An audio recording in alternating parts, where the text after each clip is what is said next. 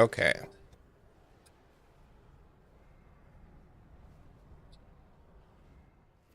Let's go to King's March.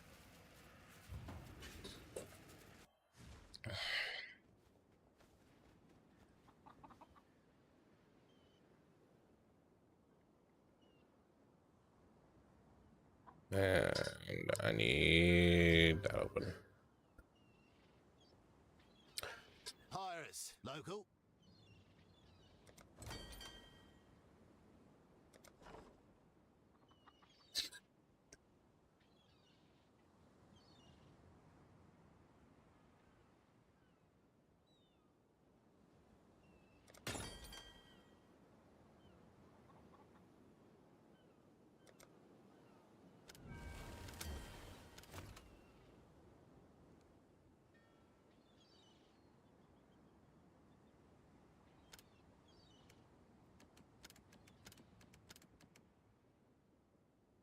Yeah. I don't know if I want to do 100 of these ones that I don't have a lot of.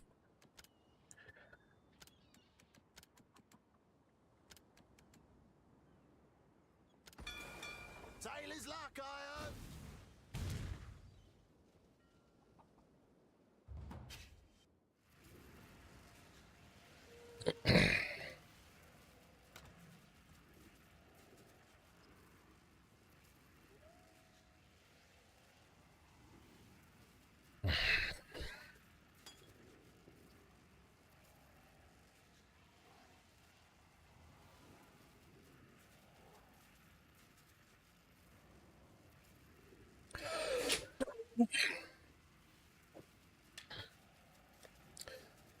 Okay.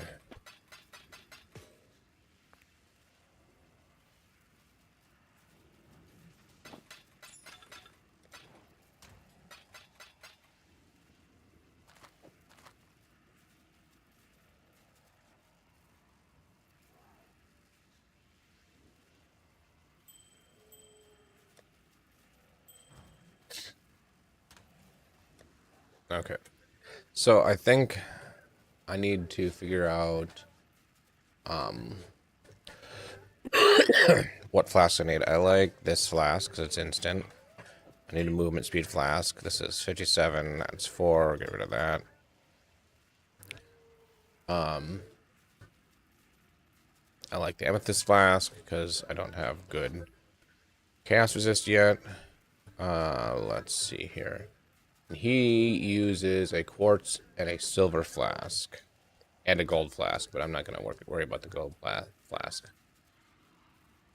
At least right now. Quartz and silver. Quartz flask. Additional 10% chance to. Okay, that works.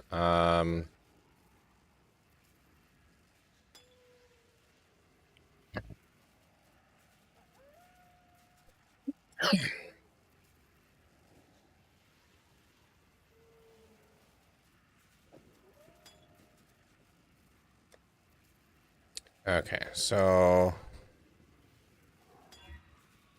And. Oh, what quick. Look at the quicksilver.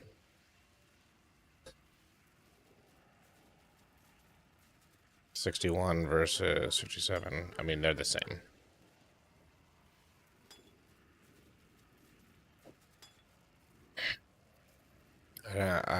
Glass blowers. What do they cost?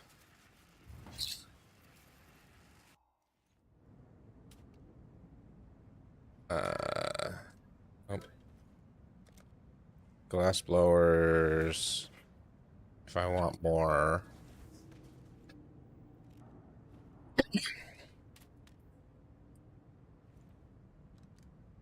For freedom. Ahoy!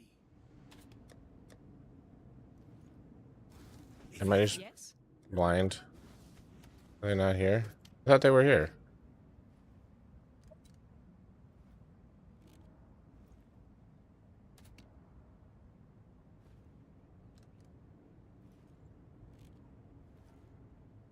For freedom. Follow me to the deck. Here are ways to fight. Hello.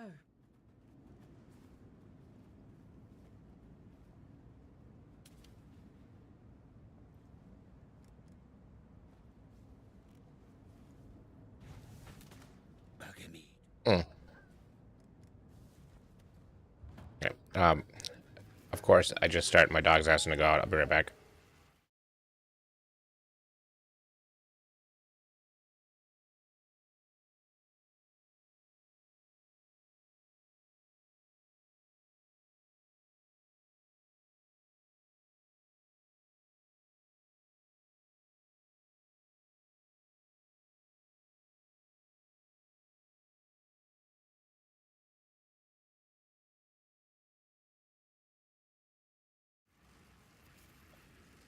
Um, let's look up where I can buy glass blowers.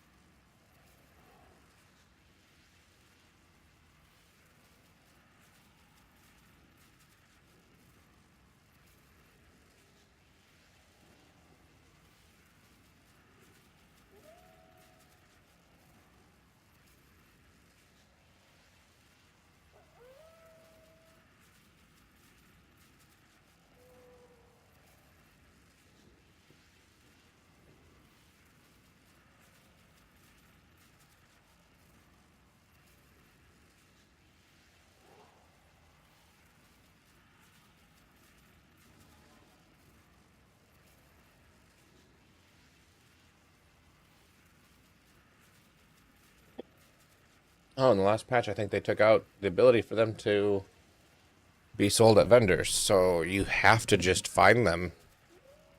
Okay.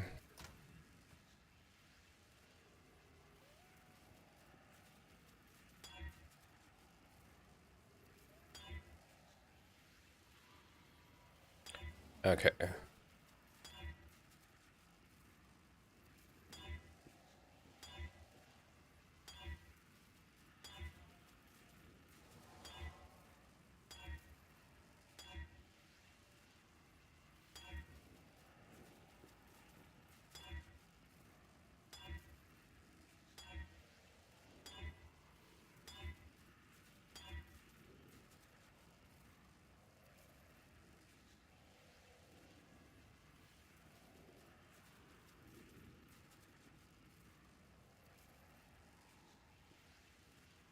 Evasion rating, curse effect.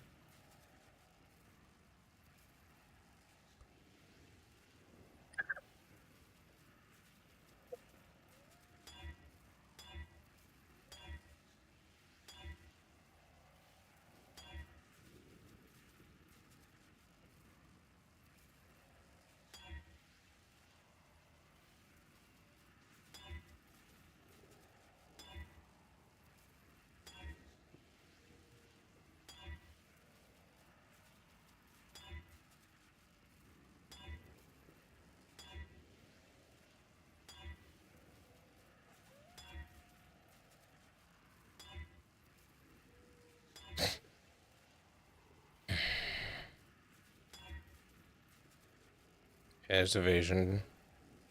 Spell H is probably a good idea. I already have evasion, but this is the other one's a better evasion, so I'm gonna reroll this one. Well, nah, that's a better evasion. Let's see what I get with the augment. Yeah, I'll do the better charge recovery. That's fine.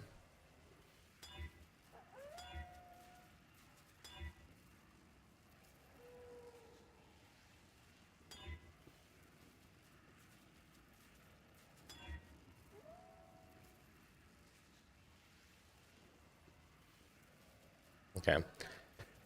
And I'm just gonna instill.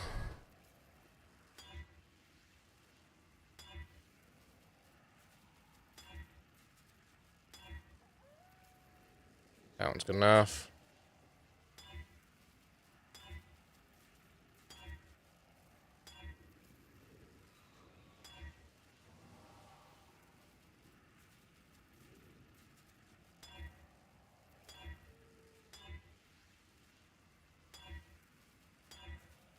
Okay, using charges, which is full.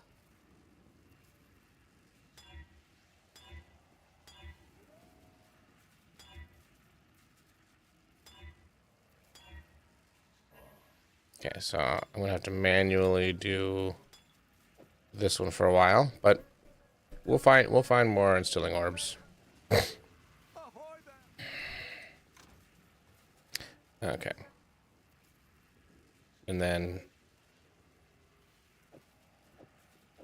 that one's automatic. These two I'm gonna have to turn on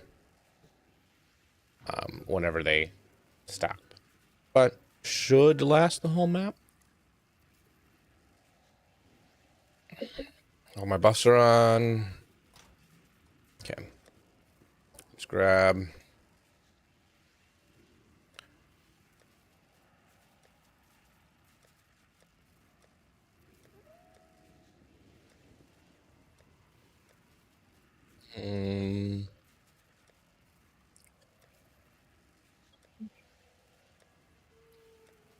I think this is the lowest one.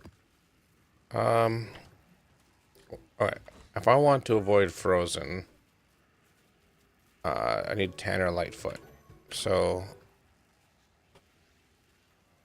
and that's up here. So I don't have that map yet. So let's just run this one. Need to run it as rare. Looks fine.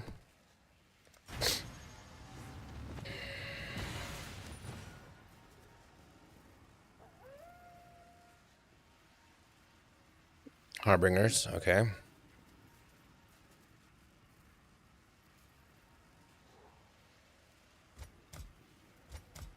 Let's do that way. No, that way.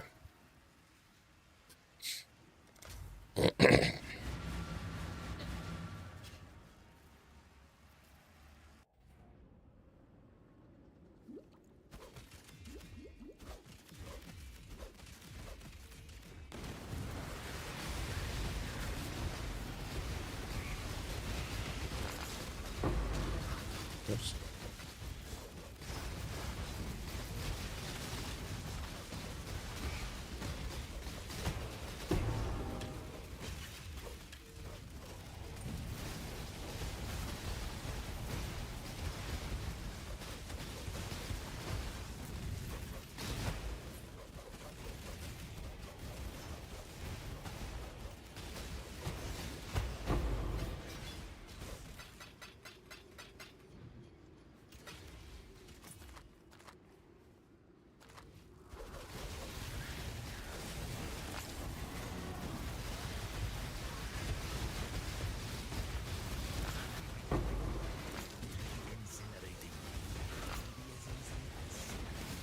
Nothing but a wild animal, Thane.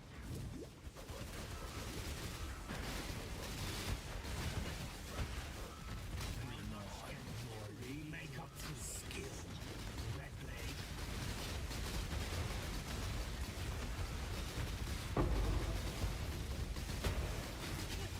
Your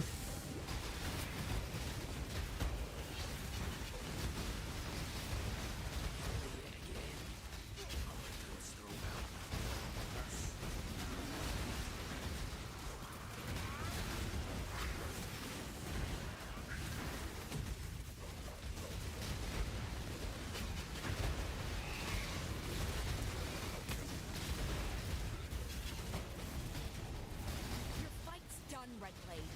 Information Yeah. now.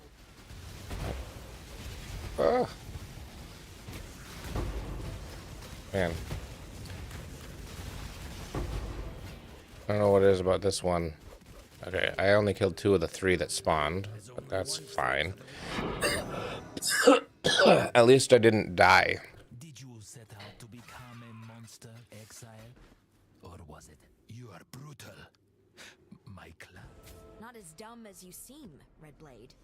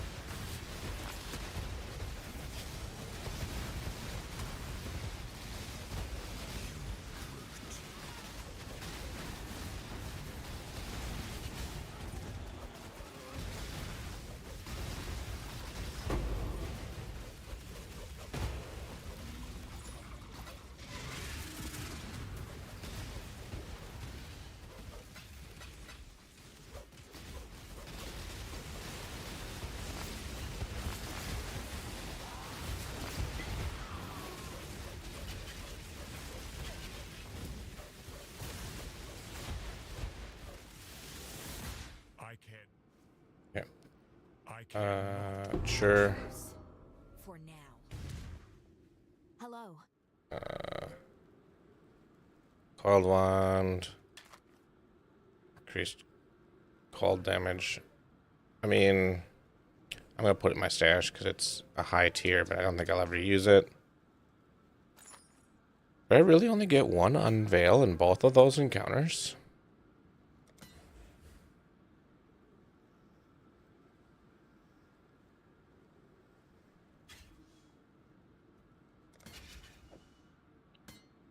Sure.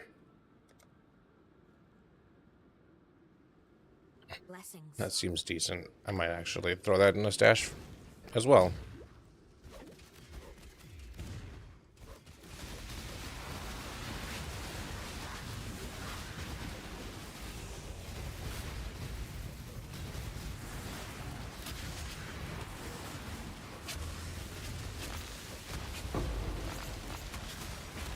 What?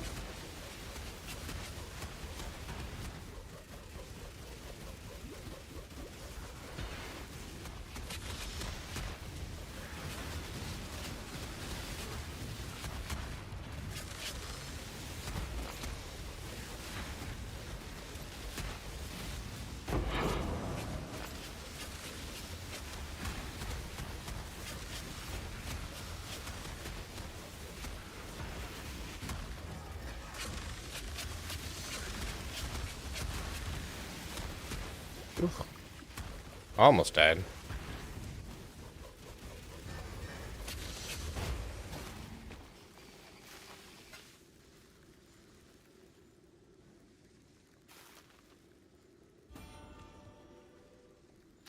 Yeah.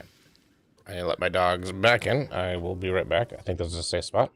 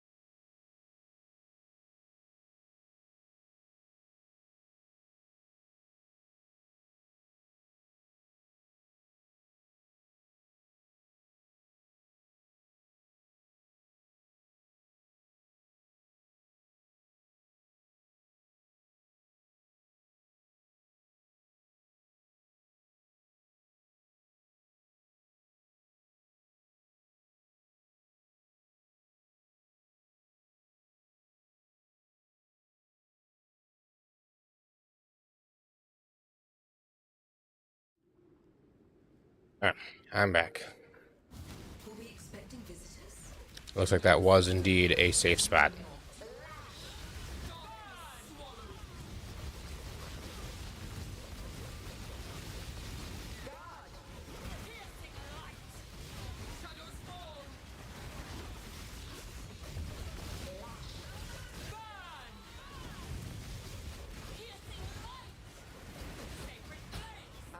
Oh. I can see that coming.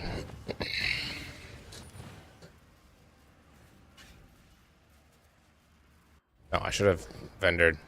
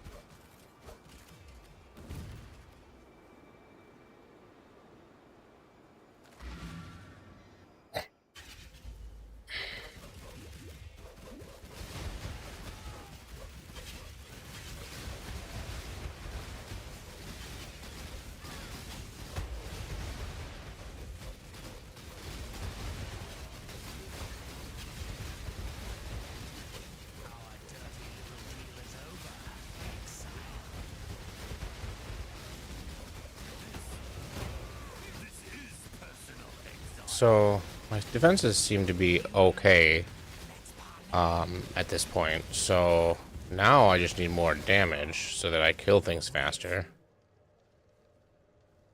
If there's one thing I simply can't. The syndicate's a social. Brilliant. Awful.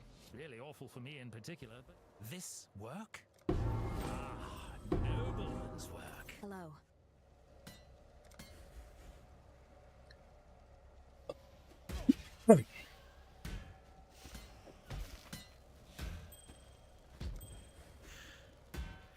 That's a good song.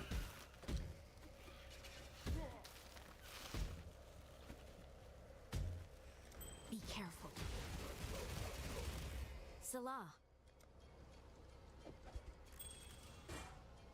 Cool winds.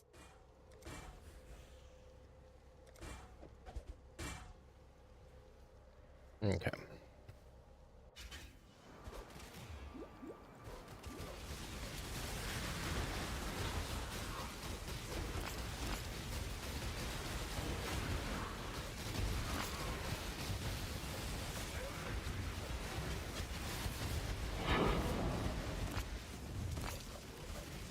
I keep accidentally throwing the mines too close to me. Morning. Well, I mean, it's morning for me. It's only 11 a.m. for me. How's it going?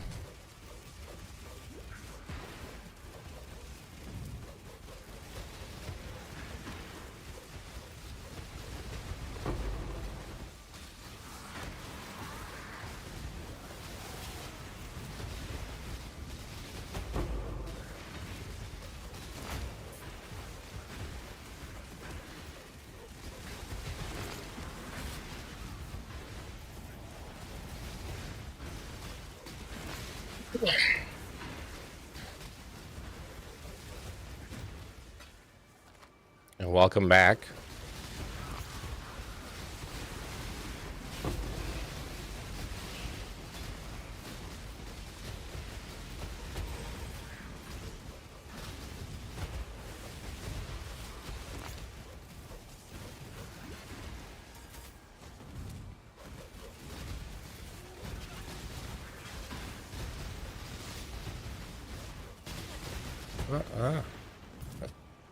Getting stuck on stuff.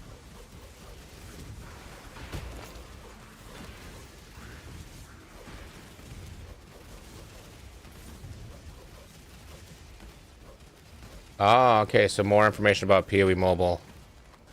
I, like, to be honest, I kind of crashed hard and I completely forgot about looking into it. I was going to. What'd you find out?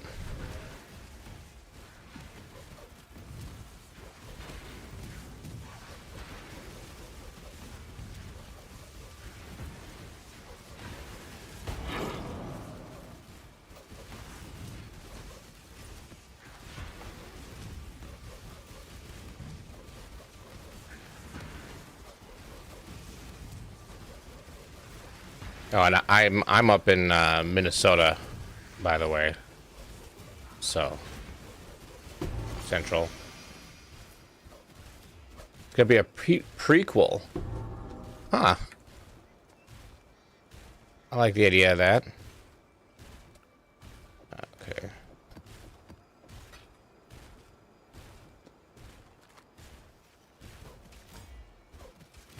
Done right, that could be cool.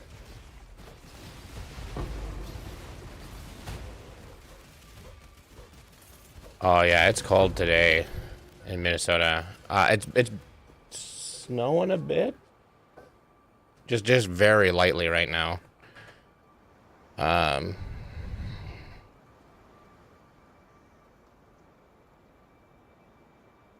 gotta figure out what I'm gonna drop to pick this up. I don't want to drop any of this stuff. I guess alteration shards would be the one to drop. No, I like alterations. Binding shards.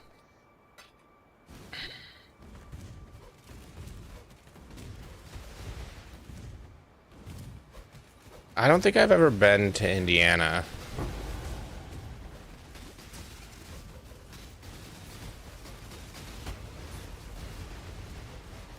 I don't do a ton of traveling.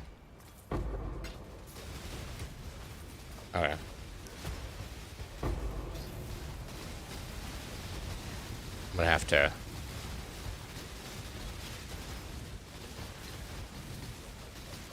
I'm gonna have to fight the boss again, hopefully not die a second time, and... You know, Minnesota, I don't know if it's that much different. So I'm in Rochester, where there's the Mayo Clinic. So we got Mayo Clinic.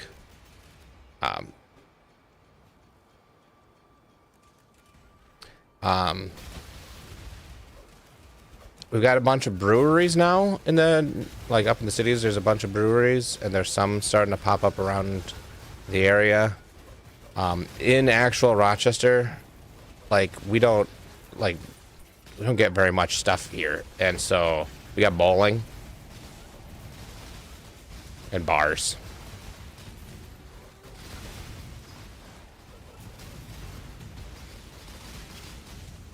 Like, with as many people that come to Rochester from all over the world, you'd think that we would have more stuff to do here, but there's just nothing.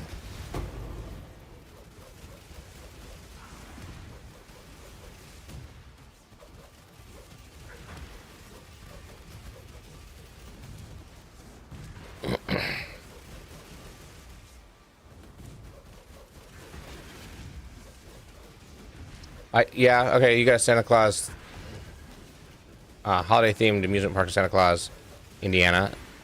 We've got Mall of America. I think that's relatively similar. It's got an amusement park in the middle of it. It used to be Snoopy-themed, and then Nickelodeon bought it.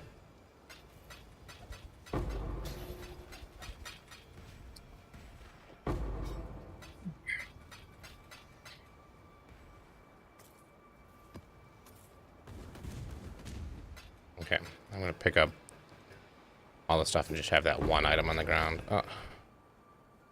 Okay, 2 items on the ground.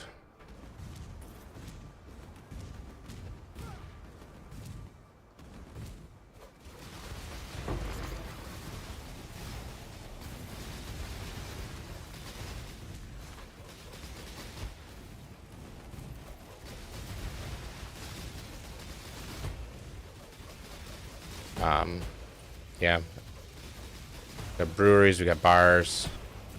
Minneapolis has like First Avenue, which is a cool concert hall. That's been in a few songs where a lot of people got their start. So I go to concerts a couple a year, and I don't know. First Avenue is really small, so not a lot of people do First Avenue anymore that are big names because they just can't fit many people in it.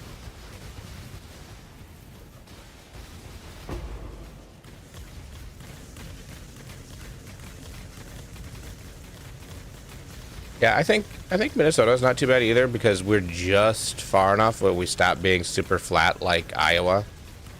I mean, it's still pretty flat. We don't got mountains by any stretch of the imagination, but you know, it's not as flat as Iowa.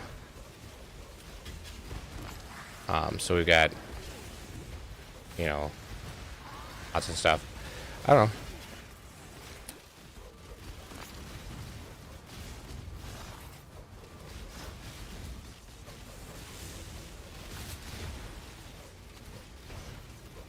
Yeah. Rochester's trying to pull more big names, and we've had like Disturbed come here and a couple of big names, but it's been very sporadic that we get a big name in Rochester. The last concert I went to in Rochester was earlier this year. We went to see Bare Naked Ladies. That was great, except for I got COVID after that, so it happens.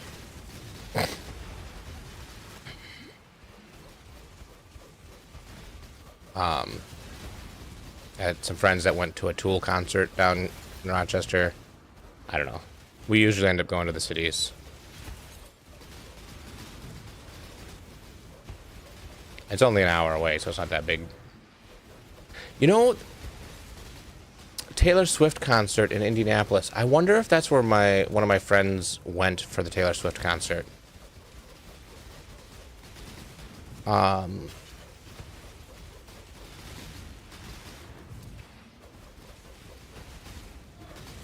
He and his wife, and then another pair of their friends went. The girls went to Taylor Swift, and the guys found something else to do. It sounds like.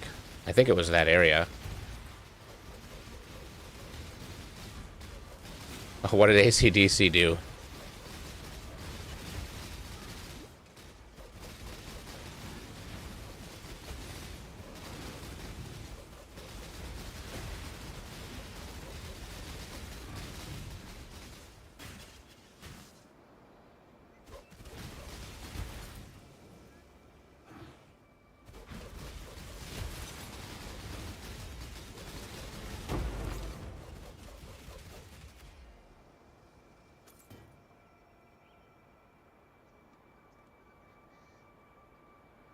Oh, I was very wrong. They went to New Orleans.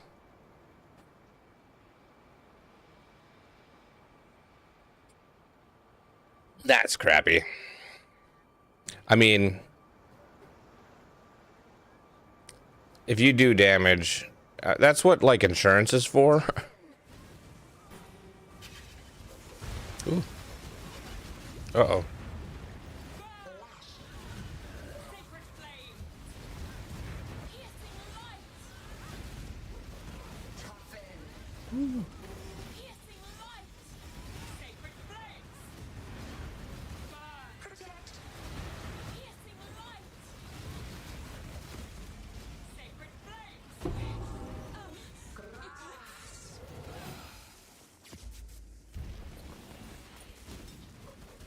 Okay. Nope.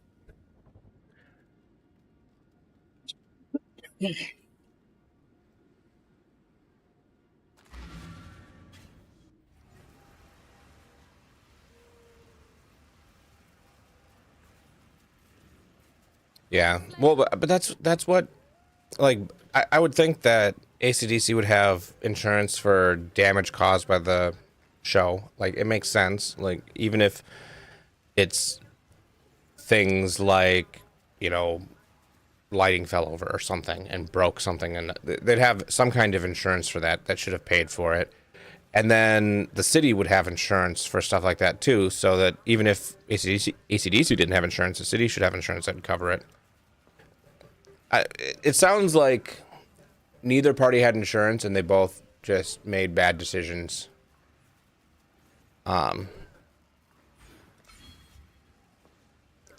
You'd think they'd have insurance for that kind of thing.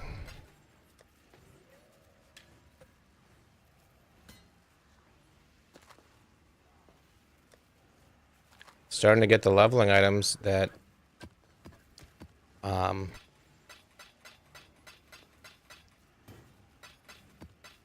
is not it, you know, stuff that's nice for leveling, so that's nice.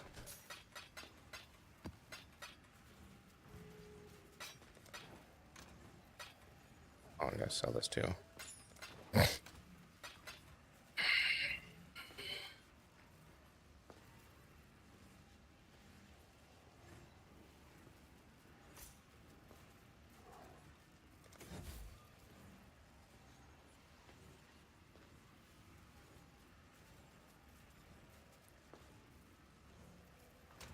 Yeah, there's lots of stories of stuff like that, but usually the like the bands pay up.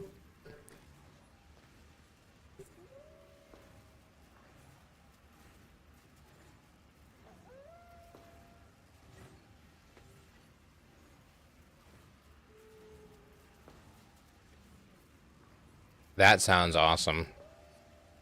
Yeah, I like Disturbed. They're not my favorite ever band. And to me, some of their songs are like very same.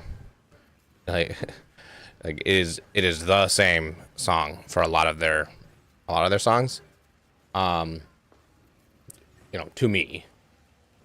And but it'd be nice to see them live at some point, especially now that they like Sound of Silence is such a good song, and their version of the song is just amazing. It'd be great to see it live. I have a very, like, if you couldn't tell by the music I'm listening to, I've got a very wide range of music that I like. And so this year I've seen 21 Pilots, AJR, and Bare Naked Ladies. Those are our concerts for this year. And that's just, they're very different. And my first ever concert was Deftones. And that was pretty good. Smashing Pumpkins was one of my early concerts. I've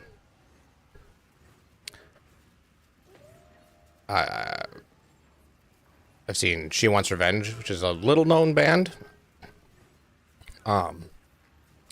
That, while I like the music, as a lot of it doesn't really stand up to today's social standards. So that's a little, you know, yeah, I wouldn't be surprised if that stops them from getting any more popular than they already are. Coit and Cambria is really good. Went and saw Silverchair. I think out of all of the bands that I've seen, 21 Pilots puts on a great show, and so does AJR, and they're neck and neck for best show that I've been to because they're very theatrical. It's not just them on the band dancing around. We went. Oh, I forgot. We went to Korn this year too. Korn was good, but they're not super theatrical. It's very much the classic band on the stage, you know, doing their thing, which is fine. I like that, and I like their music. I don't need theatrical, but when you get the theatrics, it's just so much more. 21 Pilots, the number of times they were playing their instruments while physically on the crowd was crazy. And apparently they've been doing this since like early, before they were really popular. But they get like a drum set that's tied down to or like bolted down to a sheet of plywood, and they put the sheet of plywood up on the crowd, and the crowd is like holding the plywood up while they're playing drums on the crowd. And they did that, and then the guy crowd surfed from the back. There was a secondary stage set up in the back just for the guy to play piano and guitar. And then he threw an air mattress on the crowd, and then the crowd crowd surfed the air mattress back up to the front stage. So he was literally just in the sea of people on an air mattress on the people. It was, you know, and they've got a lot of story to their songs. Yeah, it was really good. The Icy Tour concert, I think, was the better, because I've seen that one and their most recent one, which is the Clancy Tour. That's where I got my 21 Pilots hat. And then I went to Korn, got a Korn hat.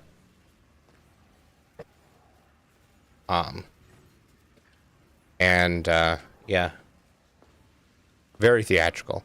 I also so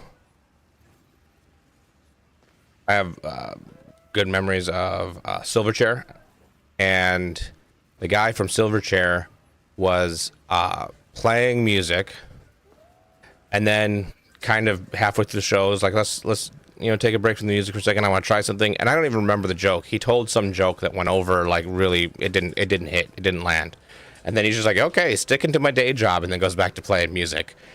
It was that was funnier than the joke. So I've not seen Chevelle.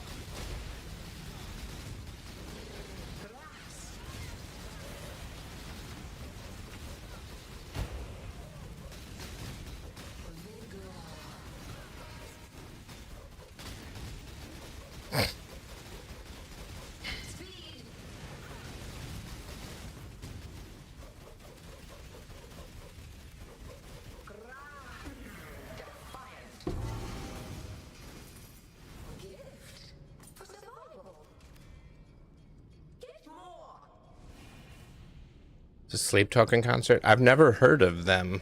What kind of music is that?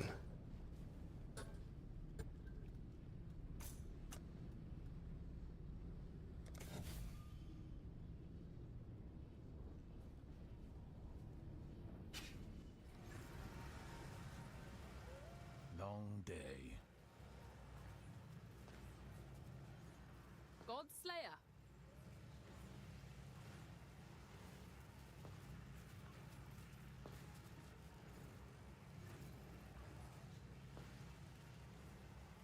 Alright, I'm gonna turn my camera off for a minute here because my wife brought me a breakfast sandwich, so I'm gonna eat that quick.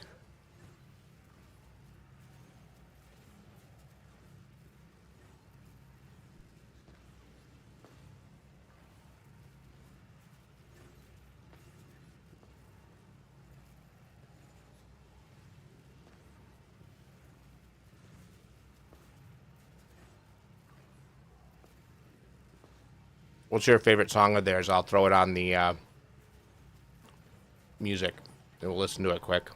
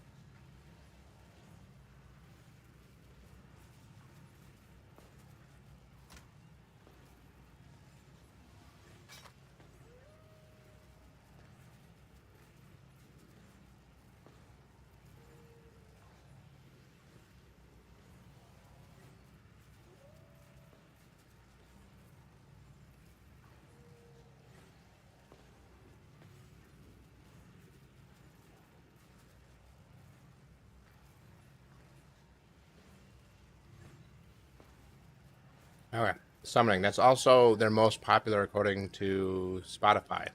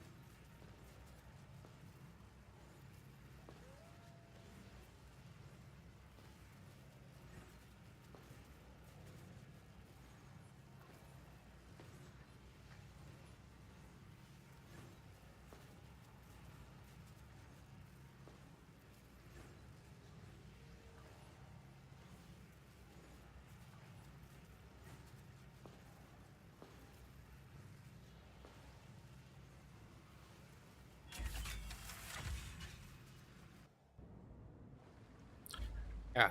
I like it so far. I'm not a huge fan of like the screaming music, but when done in moderation for impact and stuff, I like it. So far, it seems like this does that.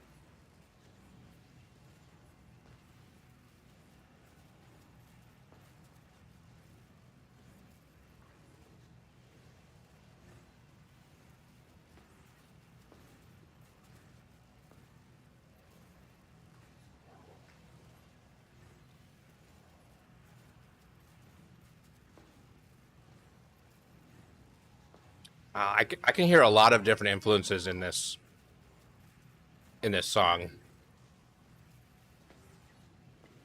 and this right here is just completely different than the first bit.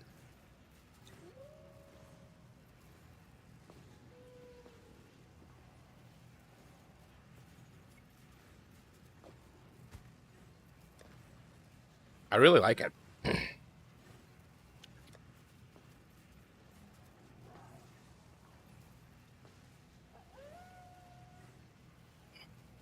Like I hear okay, so the beginning, like I could hear influences of Corn and comparing it to the song of bands I know, like Corn and Deftones,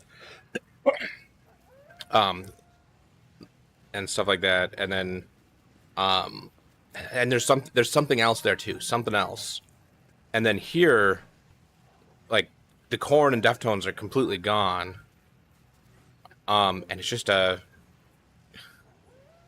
oh I would say Alice in Chains or Breaking Benjamin also in the beginning, and this is completely different.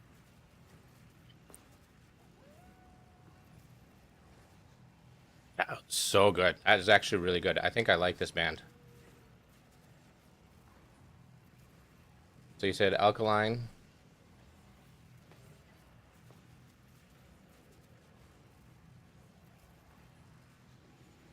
and Bloodsport. Bloodsport isn't on the top 10, so I'll have to search for that one. Alkaline is.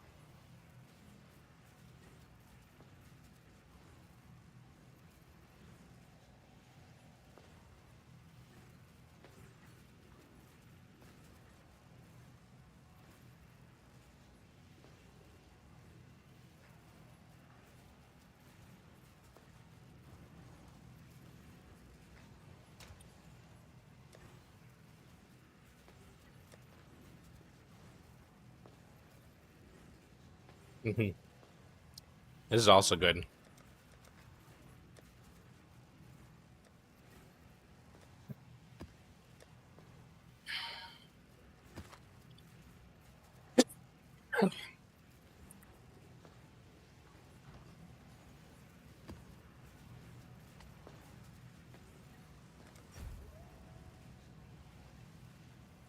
Need more glass blowers.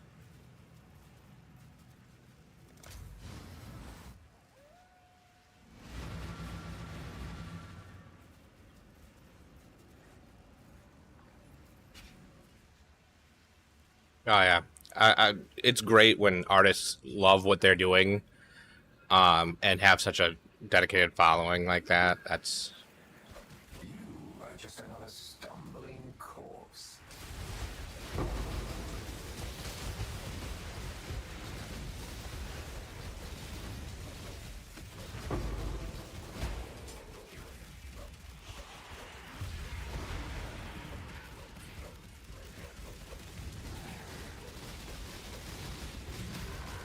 yeah, Delirium boss.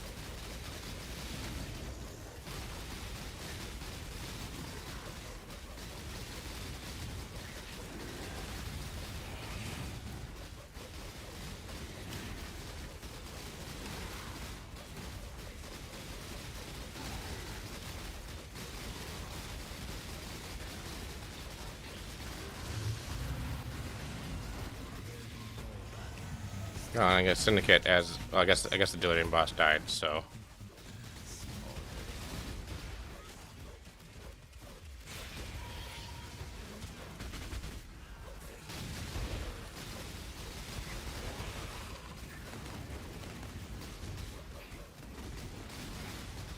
gotta keep going.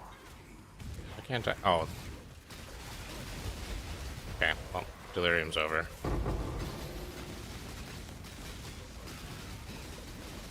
Your fight's done, Redblade. You don't want. Not as dumb as you seem, Redblade.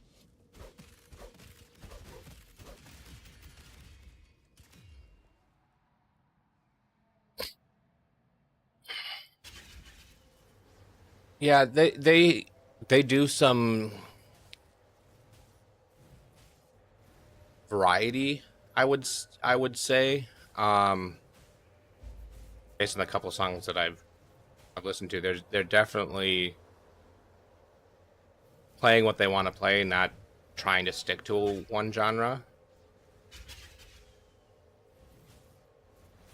But there's a lot of bands that are like that. So I don't know.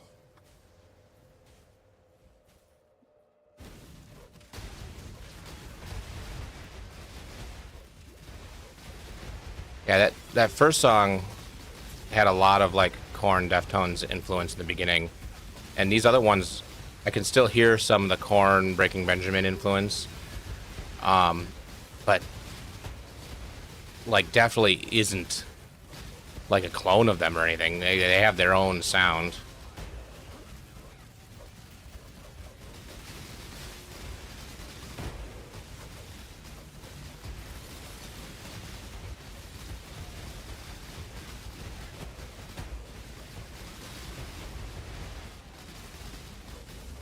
No, I was going too slow.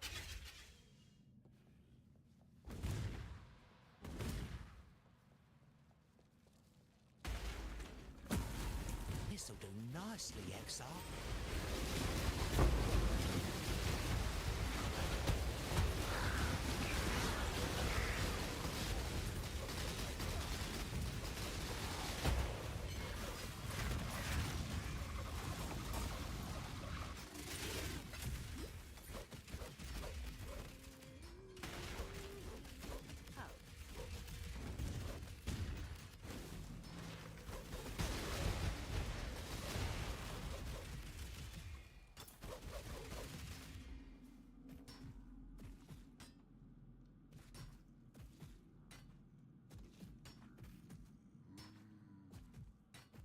I can see that, yeah.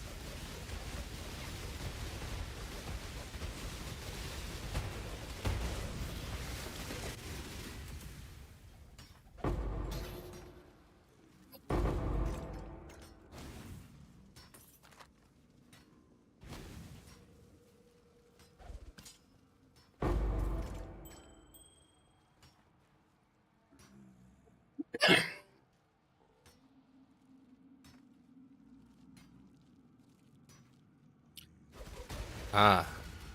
Anonymous is an interesting choice.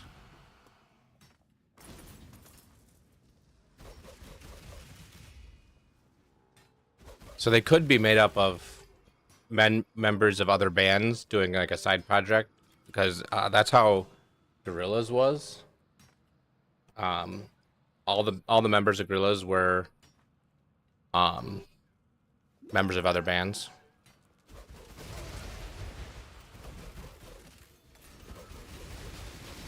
I was gonna find the other one you mentioned, but if you think this one's good too, I'll listen to this one first. Not here. Dominus exiled me. I'll let you know what I find out.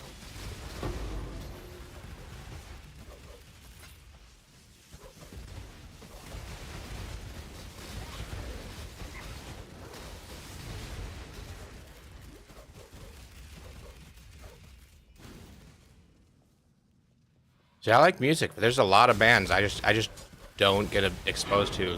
Lorna Shore is another one I don't recognize. I'm not saying I've never heard one of their songs. I just don't recognize them. This'll do nicely, exile.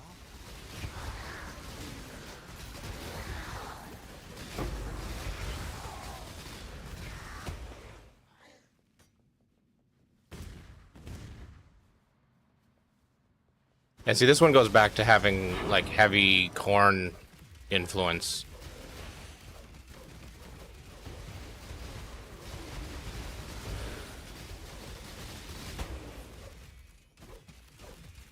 At least from my ear. Which, you know, I don't mind. I like corn.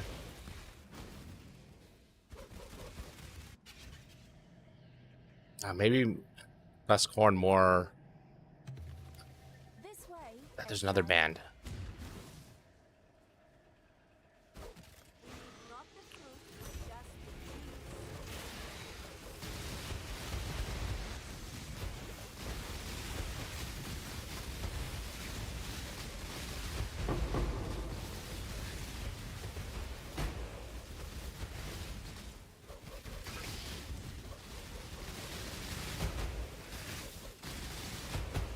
Yeah, I'm not like a little bit of screaming. Like if less than 10% of the song is screaming, then it's got a chance, you know.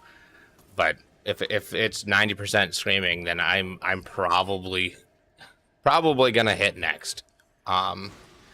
It just doesn't vibe with me personally. Like, nothing against people who like it, just is not my thing.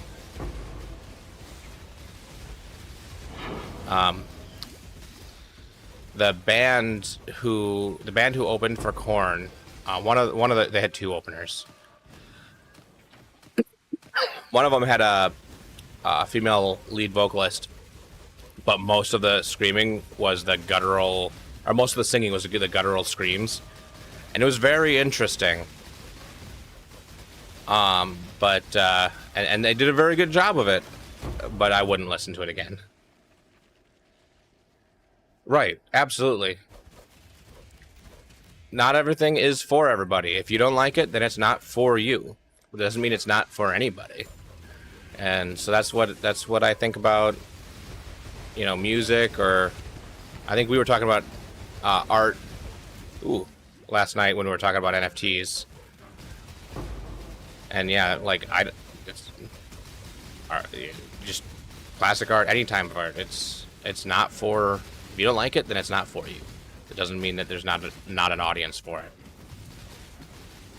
And anyone who thinks that just because they don't like it makes it bad is kind of being narrow-minded.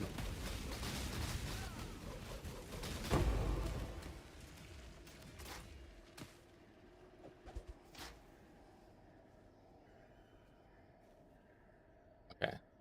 So the next song that you had mentioned, Bloodsport. Let's see if I can find it on here.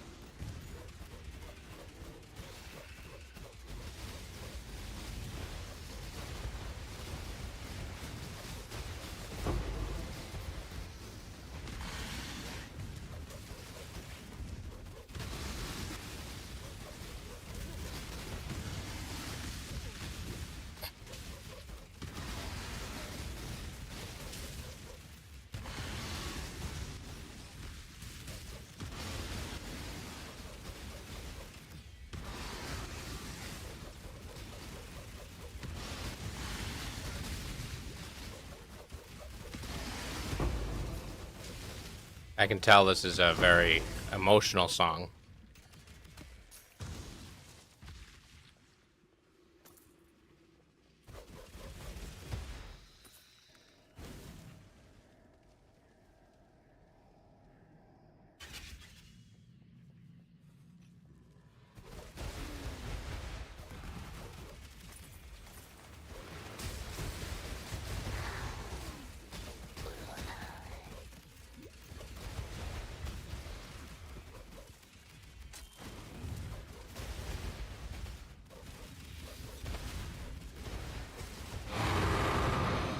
Oh, jeez.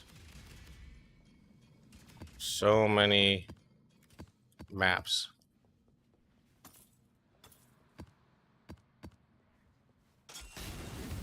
And it gets to be open a second time. So I'm gonna get a ton more maps.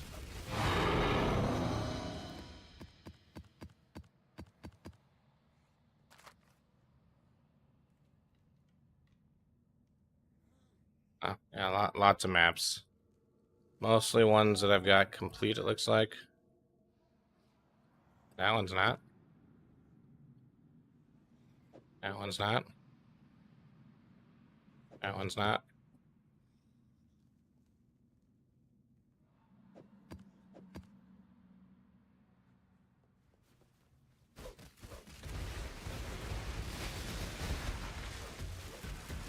Yeah, this is very up my alley.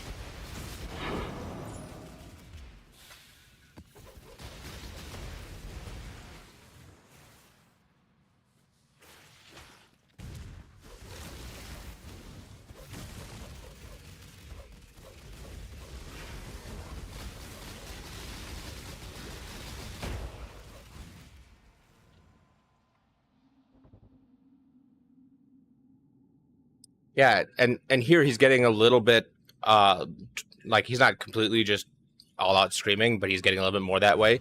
But it's for a very impactful portion of the song, and that makes sense to me. That's where as a perfect example of the kind of screaming that I don't mind in songs.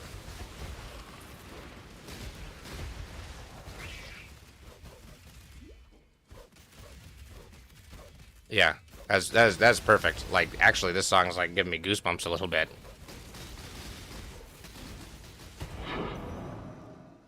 Does anybody need a sanguine raiment? I got a couple of them here.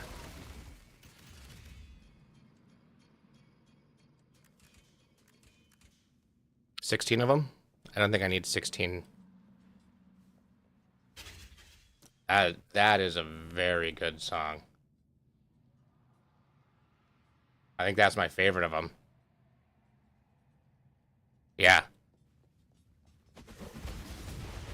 So I've added a few of these songs to my liked songs so that they'll come up again, but I think I need to add this one to my list of favorited songs. Oh.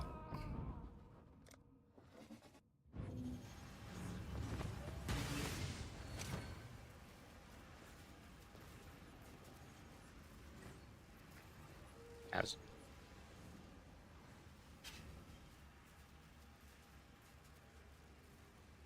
I appreciate you introducing me to this band because they're real good.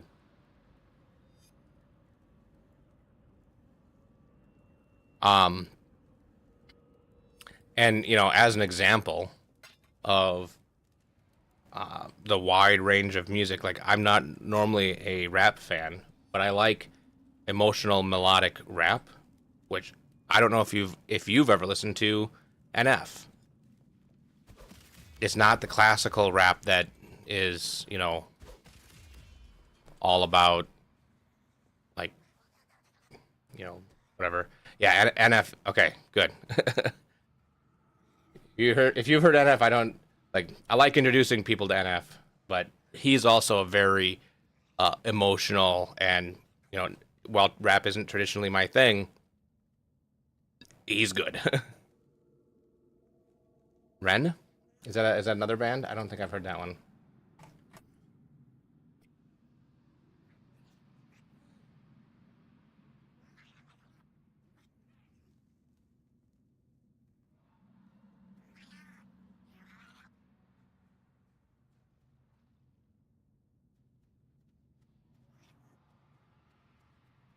Yeah, that's the first one on the list.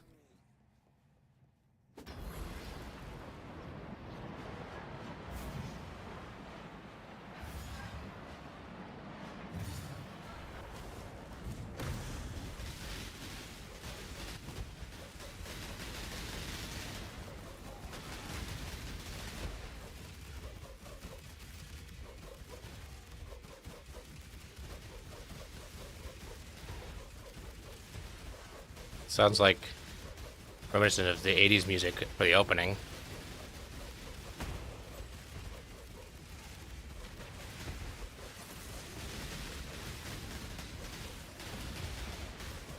Interesting.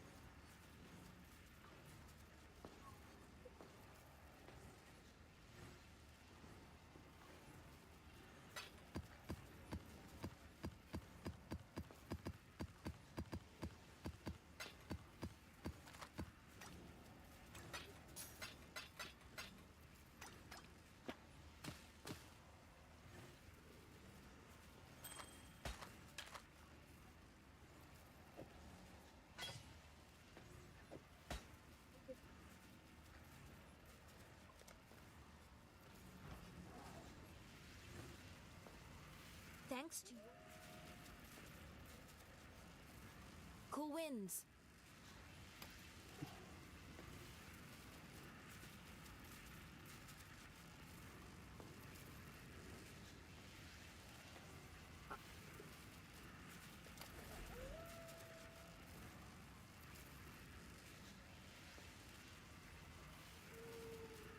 Wow, this is very interesting. Like,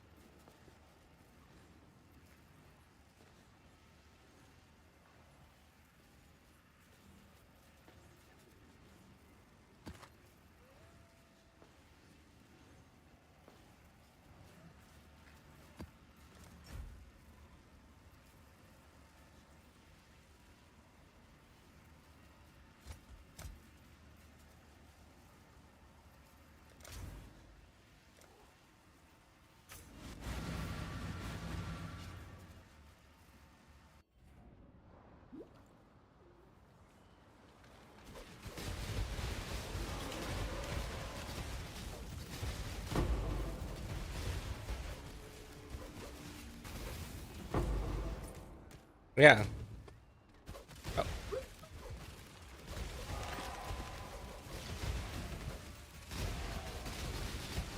He likes to change it up too. Or this is actually back to the beginning.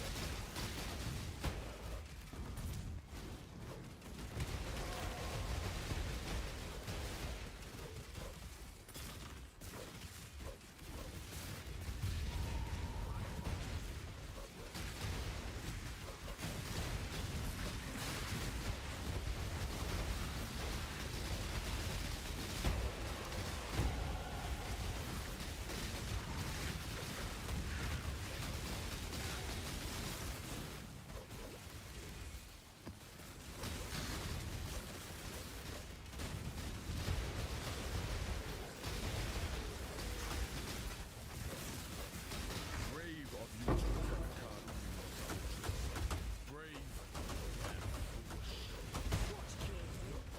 You might learn a thing or two. It's no easy, does it?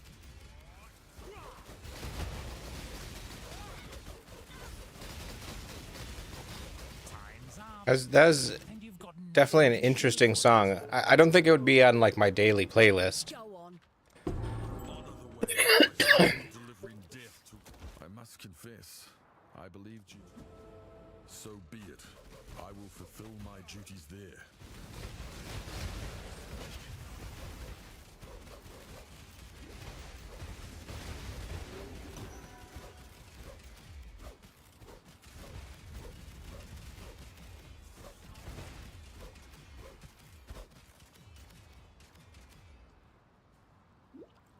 I think I've heard this song before.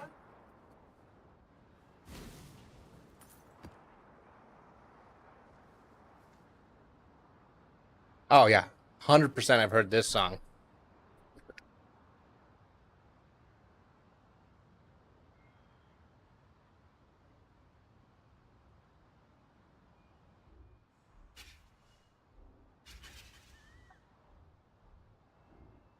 Yeah, I like I've heard it, but it was like randomly played on my playlist, and I wasn't paying attention to who was playing.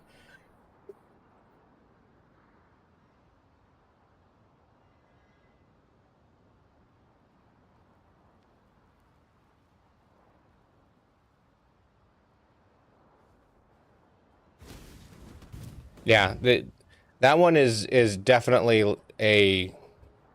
You're not just listening to a song; you're listening to a whole story. Um, which I do like songs that tell stories.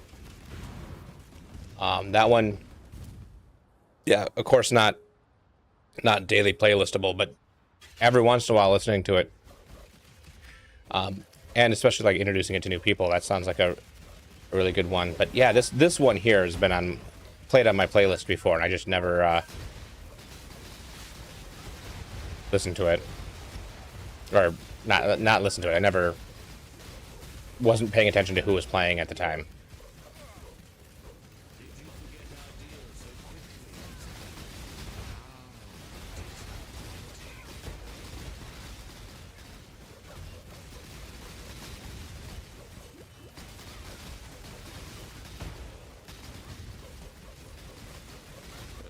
How uncivilized. The Syndicate is not just a.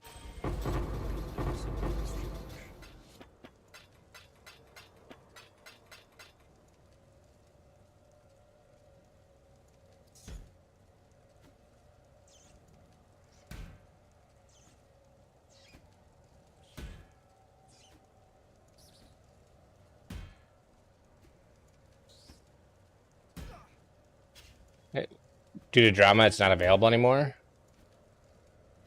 Is it? Hmm. Thanks to your...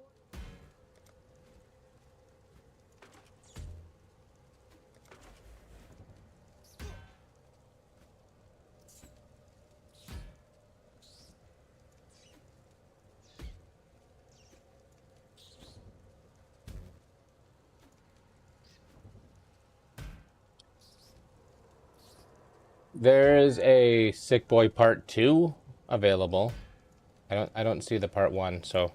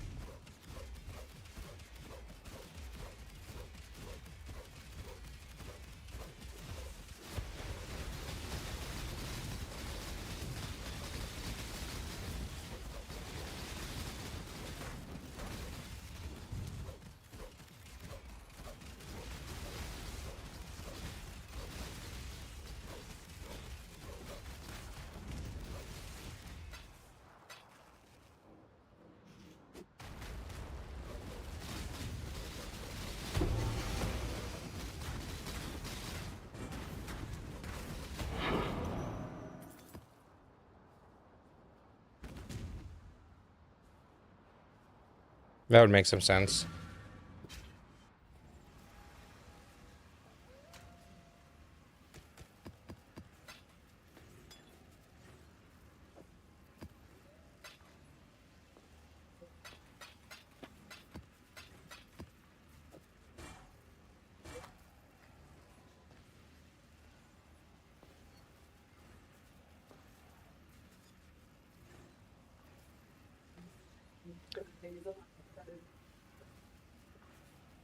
Hmm.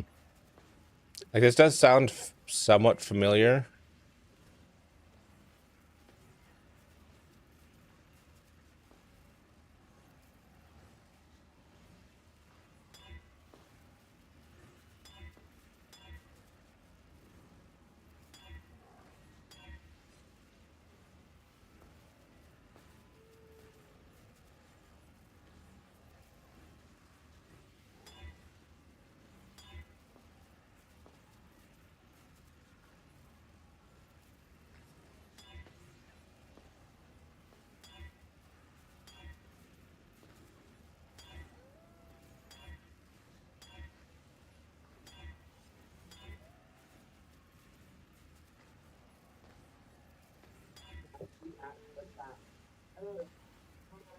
Mm,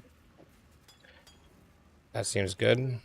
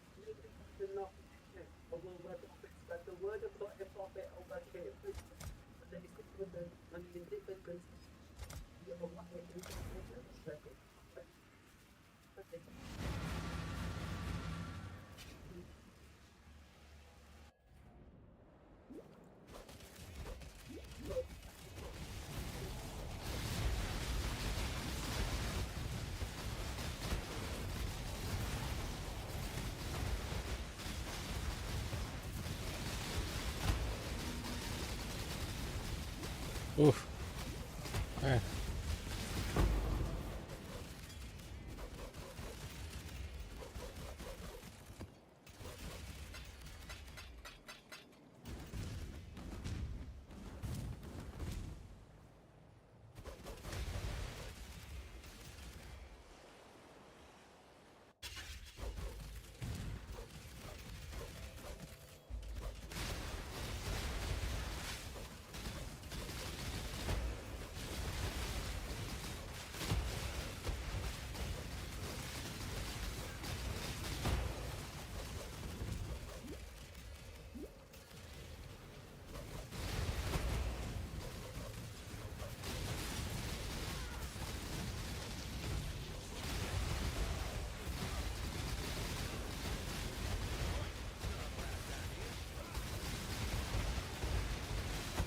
You should have stayed dead. Dennis, you were going to pay for what you did to my... This one's going to hurt, isn't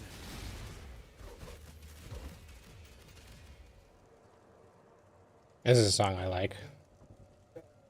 I really do. I recently stumbled across Jared Benjamin. He just randomly played. Hillock, well, the fight's never really over in his head. Hate myself? Death. You should have given them the Redmond. And the strong gets. Thanks to your... Oh, I need to go do the stronghold before it disappears.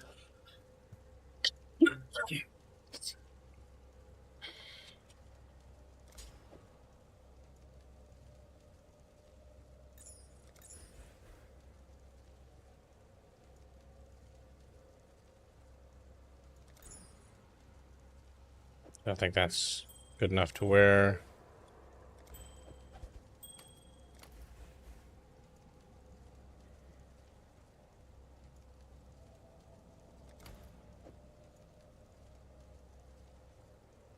It's another name I'm not familiar with.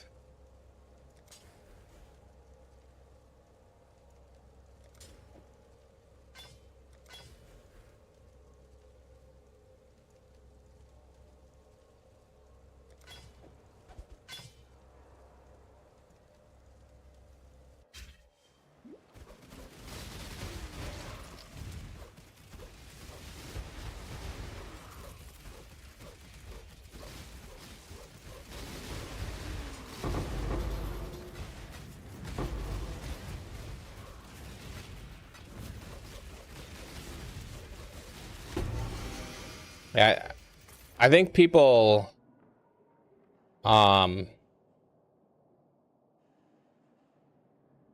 think people underestimate, like, nowadays nobody listens to the radio anymore. Everybody listens to Spotify or YouTube Music or whatever, Pandora, whatever you listen to. And what the music what doing that tends to do is you end up staying in your own little bubble. And that's why I've switched to, instead of doing like the playlist that it normally does, I use the AI DJ on Spotify. And that has slowly introduced me to new music that I normally wouldn't have stumbled across by just listening to my, you know, your list number one, your list number two. Those are very same and very, you know, keeps you in your bubble. And so I think, like, back, you know, even 10, 15 years ago, when people listened to the actual radio more, you know, there was a different collection of music, and new songs would come in and songs would fade out, and you get introduced to more music more often.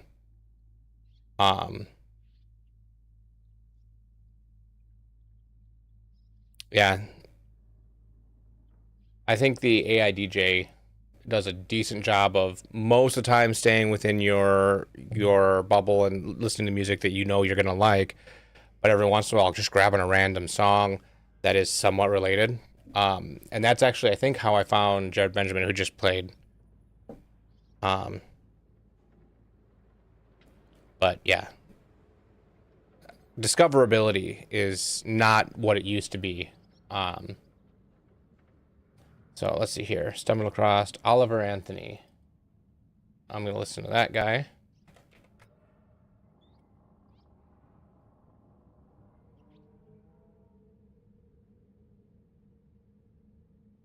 And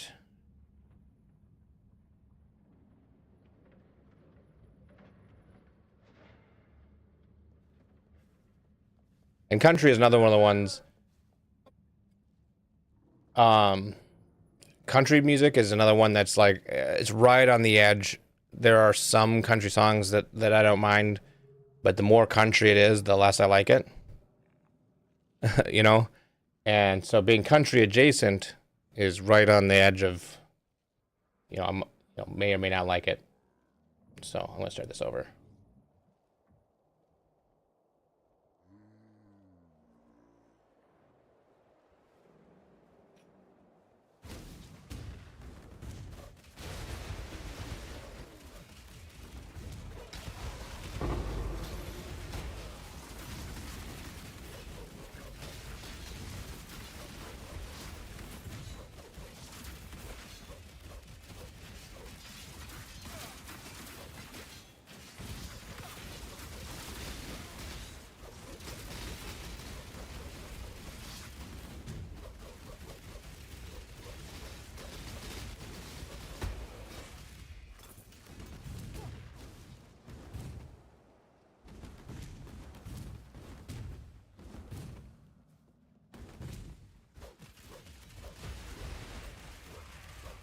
This is pretty decent. It's like right on the edge of too much country for me.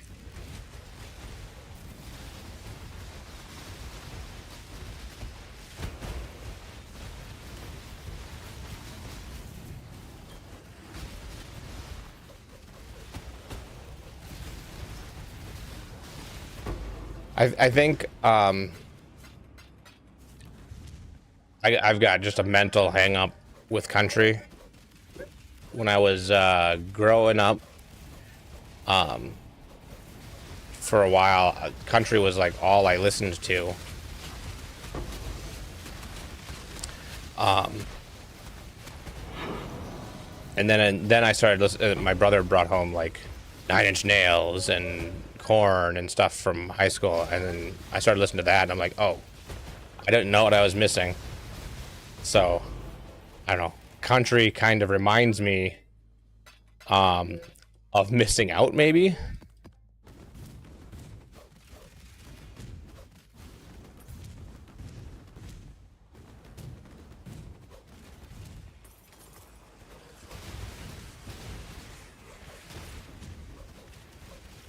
Yeah, I can see it falling into folk.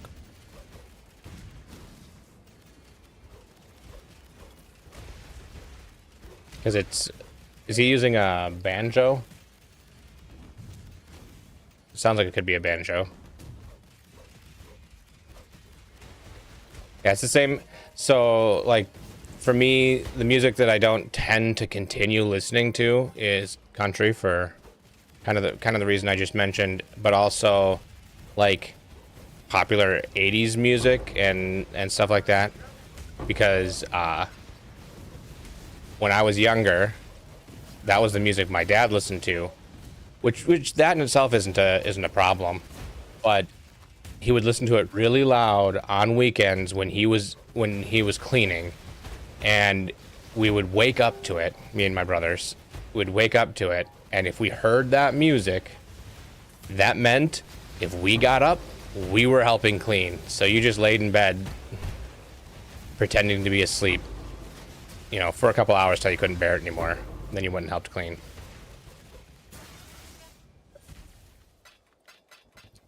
Yeah, and hair metal, it's one of those things that I don't necessarily hate it. I just it's not my thing, and I don't know. Yeah, I can't stand when like when you get too far into country or like too far into rap. It has to be very melodic rap for me to like it.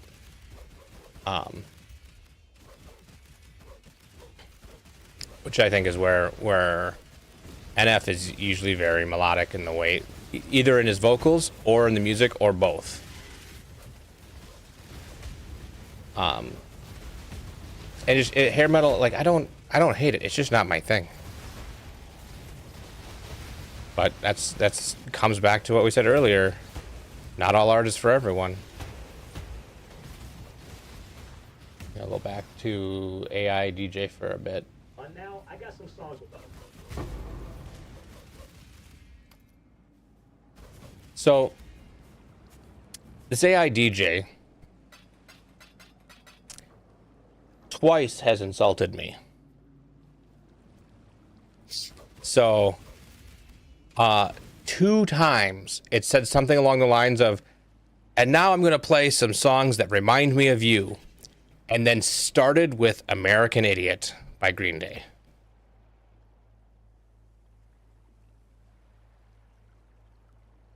Anyway.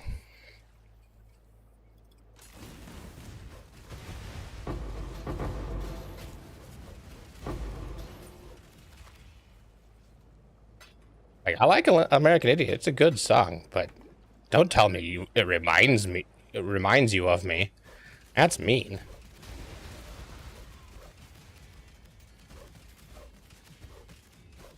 Once is a fluke, twice is...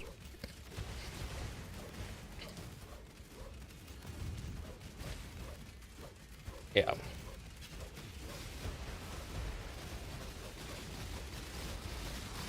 Others say you've long helped this land, Homeland. Why turn your back on it now? More demons, exile. I don't know what God's is a turncoat. Strategic knowledge. Now you know what I wish you to know.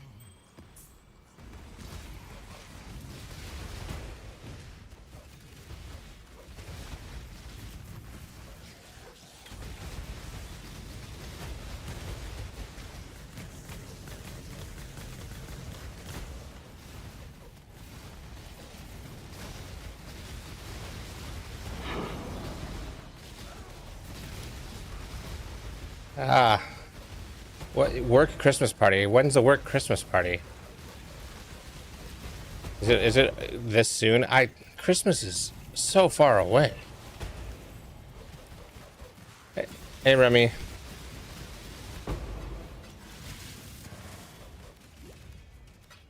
Now I've joked about that kind of thing with my wife. When we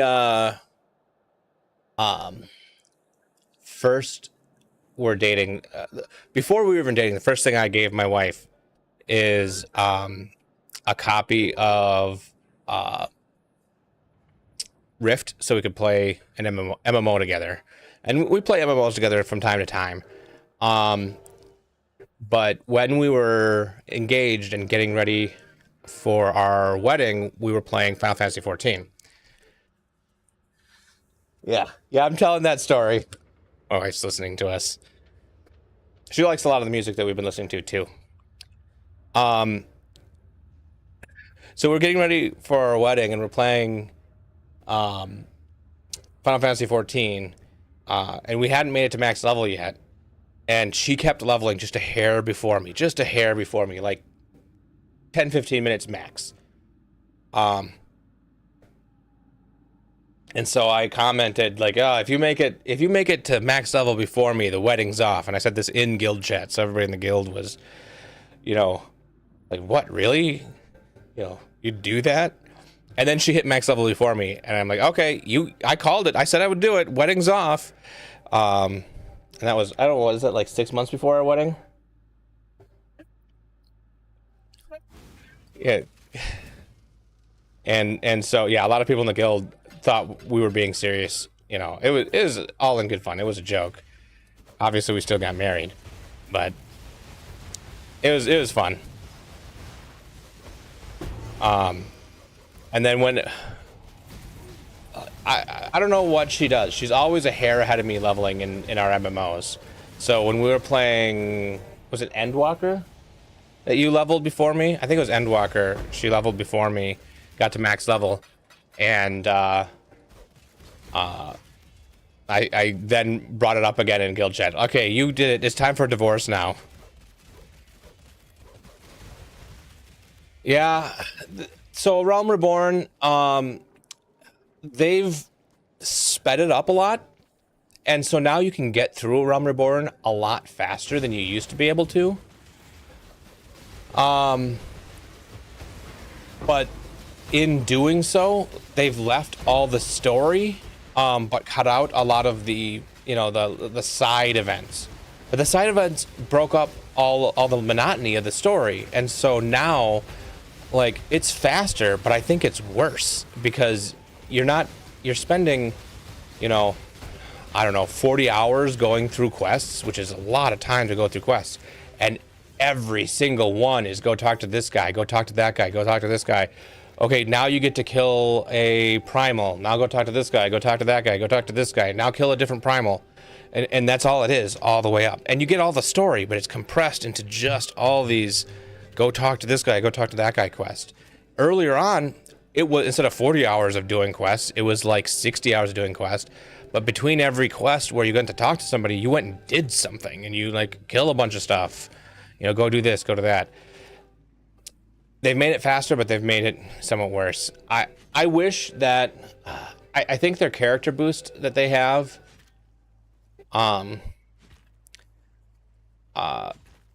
boosts you to the current expansion. I think that you can buy a story skip for a Realm Reborn. I wouldn't recommend doing it because you miss so much, but like it's almost worth it because of how much of a slog it is. I kind of wish they'd redo it again and cut it down from like 40-ish hours of questing and turn it into, you know, 5 to 10 hours of questing and a couple of cutscenes, you know? And yeah, you got to do all the primals. I think they still need to fight all the primals, but maybe they just have one big cutscene between each primal, and it's just fight a primal. Watch a 10-minute cutscene. Defeat a primal. Watch a cutscene. Oh yeah. See, Summoner was my first main too. And I played Summoner during a Realm Reborn. And then we got busy and we're doing other things during Heavensward. But I did buy back when, and I still have it right here in my drawer. Back when you could buy physical copies, I found this copy for $10 in, and I don't know why I keep it in my desk drawer. Doesn't need to be there. In the store at Walmart of all places for like $10, and I'm like, oh, I'm gonna buy this because then if I have a friend who wants to join me, I can give them a key and they can you know have the expansion already and it'd be great. So I bought it for like $10, which is a good deal. Except like 2 months later, they made it part of the free trial. So yeah, so now I just have a copy that'll just live forever in my desk.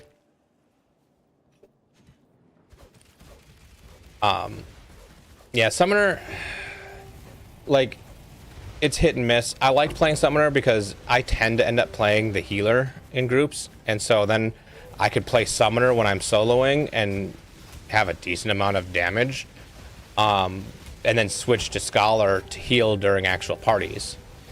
And so I liked that about Summoner. But then when I was healing, when Astrologian came out, it's like, well, I'm going to play the Astrologian. But I'm still going to play the Summoner. And then they made all kinds of changes to Summoner, and I just didn't like it anymore. I couldn't get into Black Mage. And so I ended up playing... what did I play? I played Samurai. I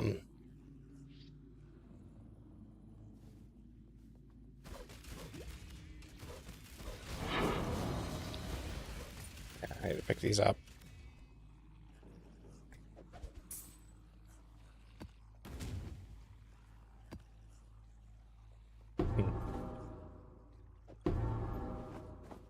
Probably bad. Yep.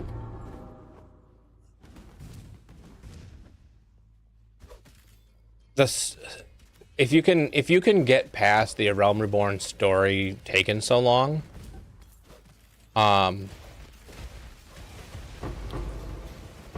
I think Final Fantasy XIV does, for MMOs, they do so much right. Yeah, I agree with you. They've oversimplified. The classes are starting to become, you know, basically the same, which is the problem that I think WoW had, and you know, lots of MMOs where it's like, oh, we want to balance things, and the way we balance things is make them the same. That's not how you balance things. Like they've done the same thing with Melee, where most of the classes are like the same, about the same complexity and rotation. Like Ninja used to be like hard to play well, but if you played well, you would do maybe the most damage. And I get why they do it, because if ninjas did the most damage because they're the most complex, then the top rating guilds would only take ninjas with them for their melee DPS. And it's like, if you can't play the ninja, then you can't play with us. And that sucks. So they want to make it so that any class is usable. But in order to do that, they can't have the... Oh, speaking of NF. This is a song I use to introduce people to NF. I don't know if it's the right song. They're falling into the same trap that so many MMOs do, where every class is starting to feel like reskinned versions of the same class. And I liked having different identities, and I don't know how they make it so that they, you know, I don't know how you fix that problem. But making everything the same is, in my opinion, not how you fix that problem.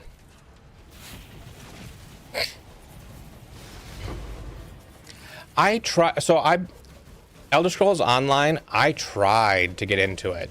And I don't know why I couldn't get into it. Me and my wife actually reinstalled it recently.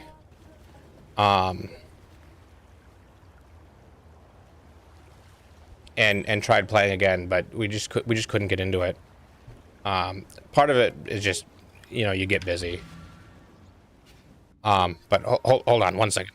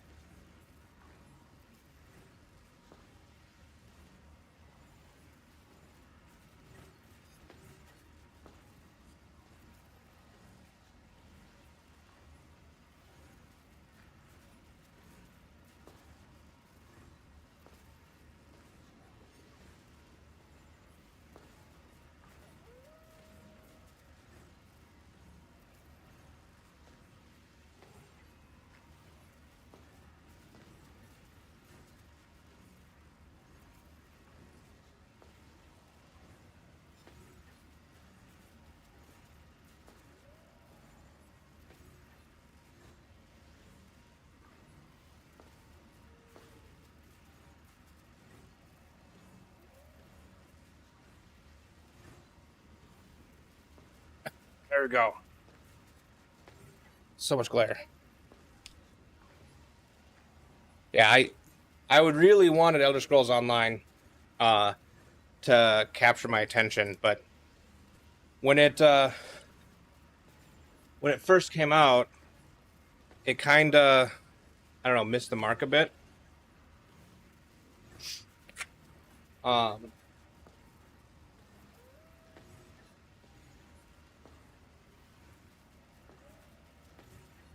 I got the,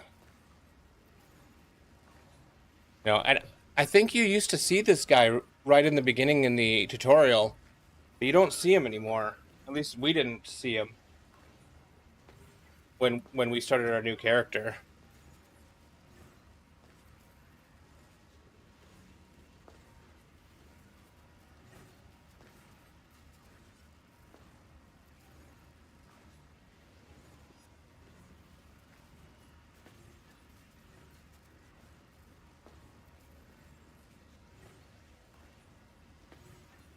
Yeah, there was some good points about it early on, but I think that the when it launched, it really was difficult to get into. And then when we tried to play it recently, it was so different that, and we've been used to playing Final Fantasy 14 that, yeah, I don't know.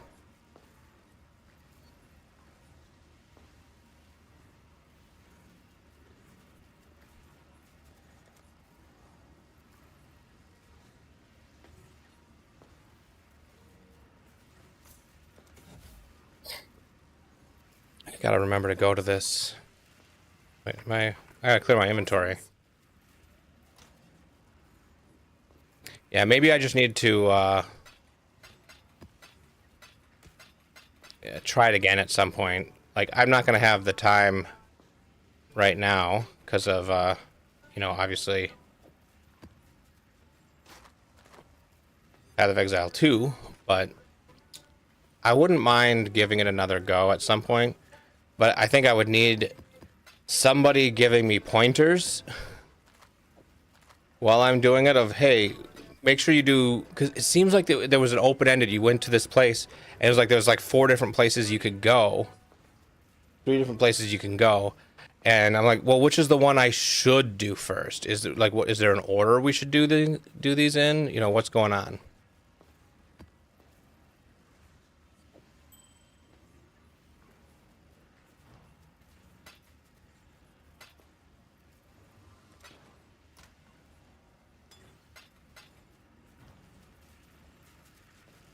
Exile. I don't mind tanking in Final Fantasy 14. That's actually what my main was in this last expansion, although we haven't played it in months now. But I was warrior tanking. I don't mind tanking. I kind of got burnt out on healing all the time, so switching to tanking was the way I went. I tend not to play DPS because everybody plays DPS, and so if I'm playing a DPS, then I can't party with all my friends. So I tend not to play DPS.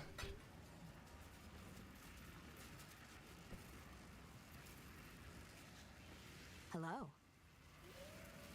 What happens in March? Oop. Keep your eyes sharp. Oh, it's back.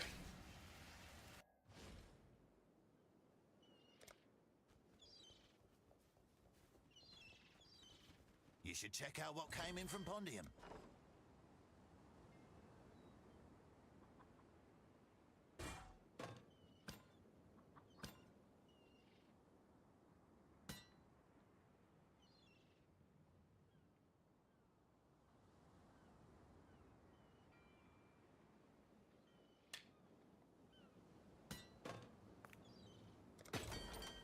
Hail.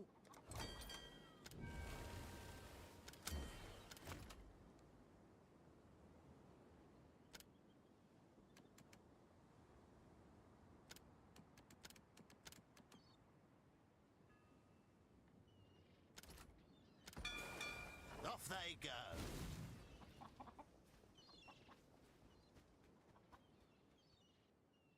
Oh, you're talking about PoE2's content? I think they're going to be drip feeding the content. So I don't think we're going to be out of content to do in March. Because I imagine that we'll have new class, or they'll have revamped something to do with the end game. Starting to look like a real forge now.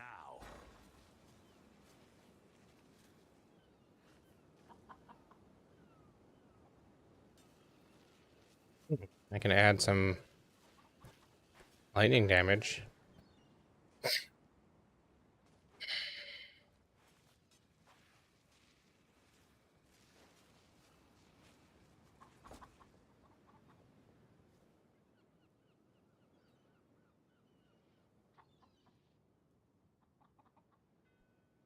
That makes sense that they take a break around Christmas. And when they say a drop every couple of months, I think those are just going to be the major changes every couple of months. So I imagine there will be, you know, tweaks and changes that we'll want to be testing out more often than that, and then every couple of months that's when they're going to be adding three new classes, or all in the third ascendancy for all existing classes, or you know, whatever. The major drops will be every few months. That's what I would think anyway.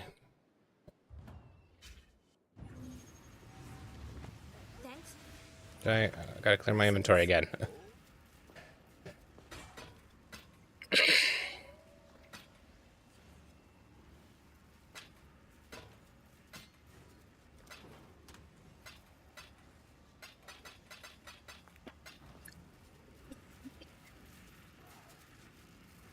Exile? Yeah, I lost one of these two was active. That's fine.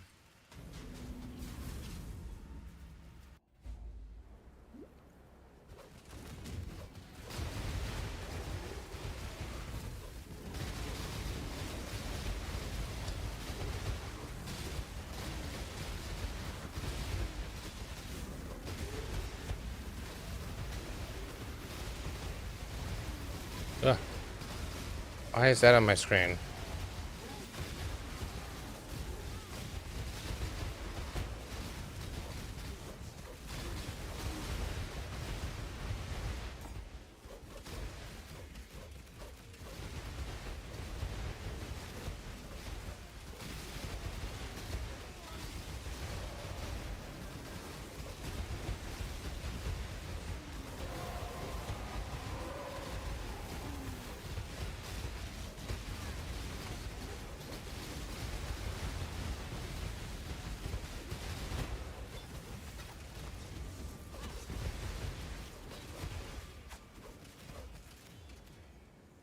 I think they usually take a break around Christmas anyway, but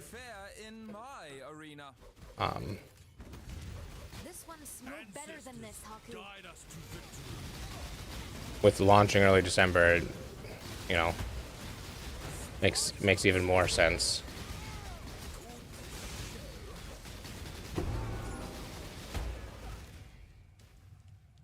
I call foul.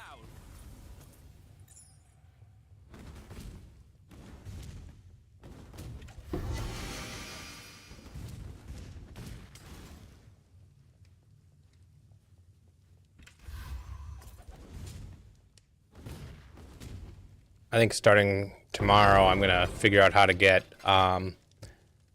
like PoE 2 launch timer up in the corner up here.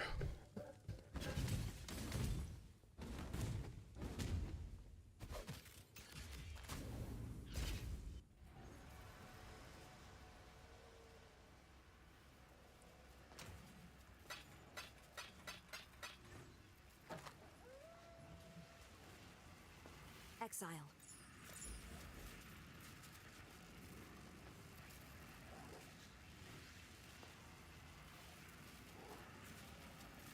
I don't think it's considered area damage. Oh, so that wouldn't do anything. So none of this really applies to me. Yeah, I plan on making you know, I'm starting with Blood Witch. But I plan on making pretty much one of each ascendancy and playing through. I'm not sure of the order, but you know, Cool win. it's going to be a completely different experience than what people are used to, because like I know people are starting to come out with pseudo build guides, but that's not really, like, there's so much more going on. Yeah, I seem to see that like Gazzy does summoning builds, and he's planning on doing the other witch. It's not Blood Witch. Pyromancer, whatever. Because it also comes with the dog. So I imagine that they're going to have more of a focus on minions. Even though, you know, they only add the one. But, you know, I like Blood Witch. Yeah, Legionnaire, I think Legionnaire is going to be the universal, it can do any build. Kind of like you can do any build with Cyan on PoE1. And Cyan gives you a lot of resources to do everything. I think Legionnaire is going to be PoE2's version of that because they just give you more skill gems, more bonus to your skill gems. Anything is going to be viable on Legionnaire, I think.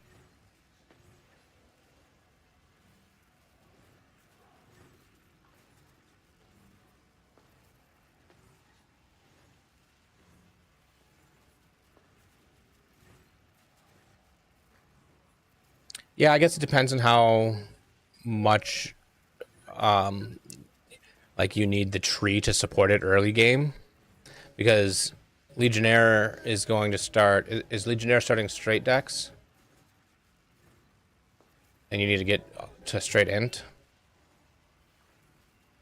For most of the minion nodes, I would think. But it seems like they've done a little bit more of spreading everything out. So that not all the minion nodes...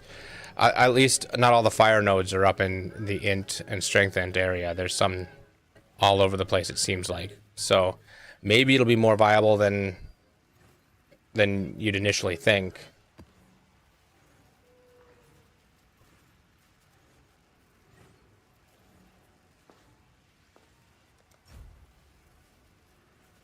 That's also true.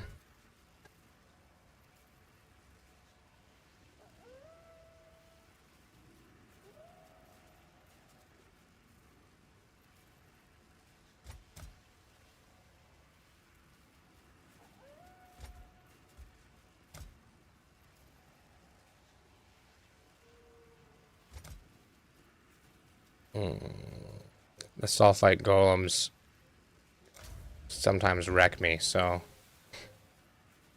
Although I've got a little bit more defenses than the last time I run into them.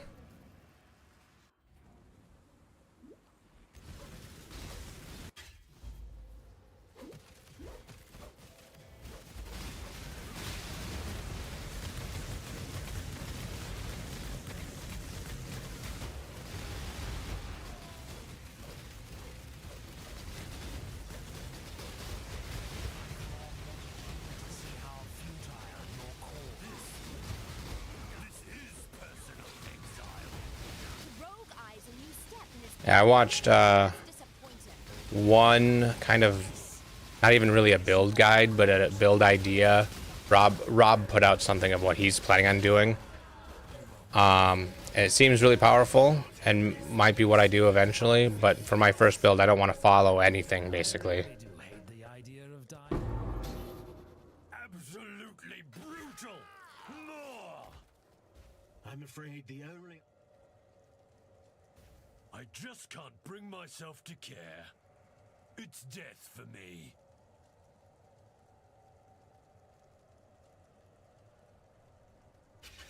The attributes are locked nodes? I'm not sure what you mean by that.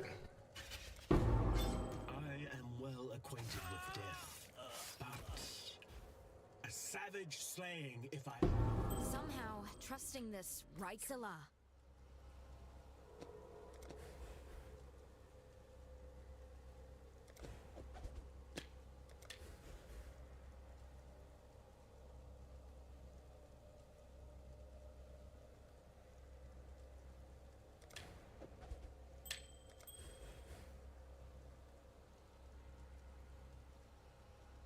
Oh, okay, yeah.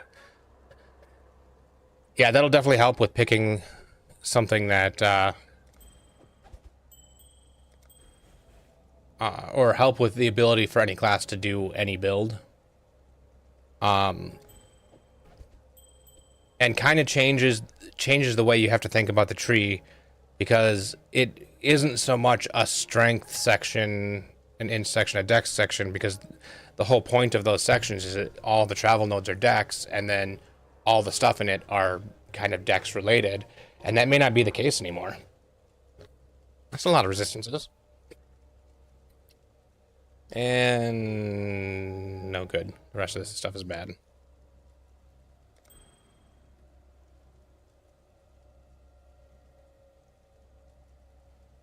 And this adds a lot of damage to attacks.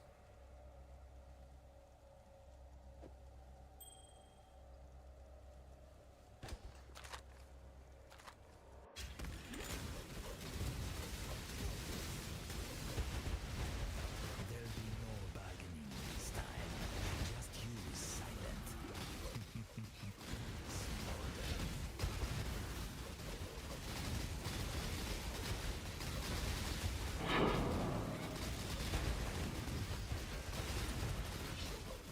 Don't try anything stupid.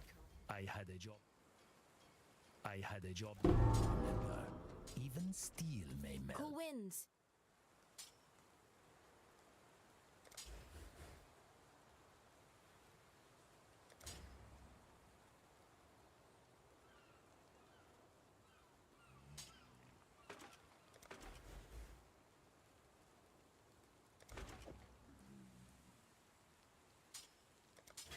Yeah, dual wield two-handers does look fun. I think that is on the skill tree, not on ascendancy, I believe. So you should be able to do that on any class.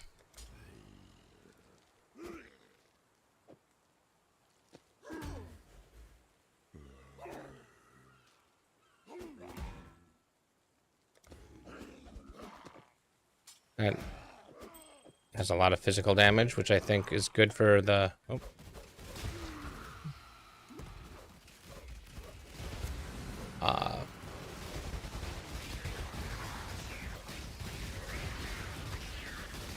Last straight build that I'm doing, so maybe that'll be better than... I don't know if it is, but...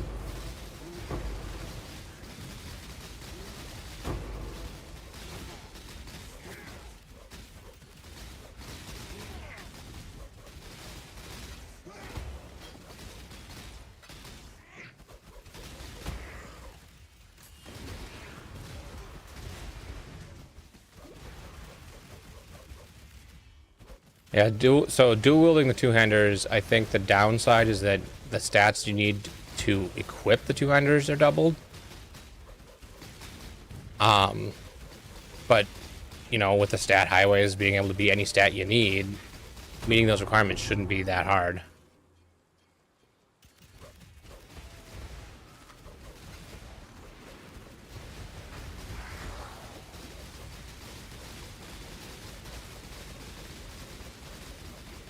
Be a friend. Don't. You know, I know a thing or two that. I expect you will come at us with a new strategy next time, Bacon. I look forward to it.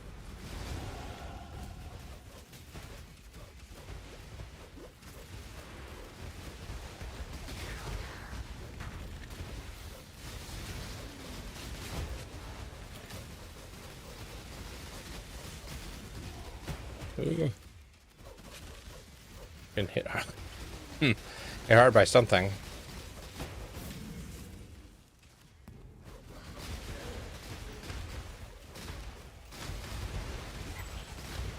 Another thing that I was thinking about, and I still haven't found, did some looking this morning, and I haven't found anything about it, is my guild has a lot of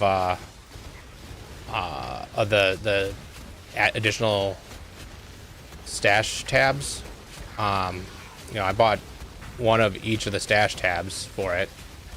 And I know your purchases are coming over, but what about your guild purchases? Is your guild somehow coming over too, and including all of its purchases?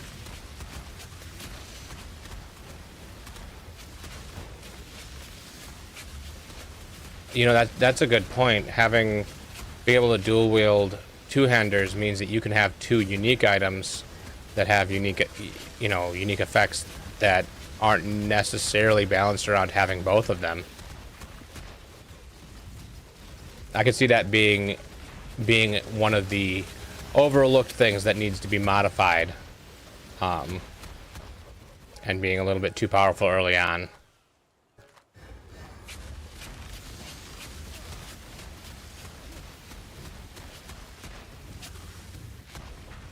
Yeah. So guilds aren't transferring to PoE2. Does PoE2 even have guilds?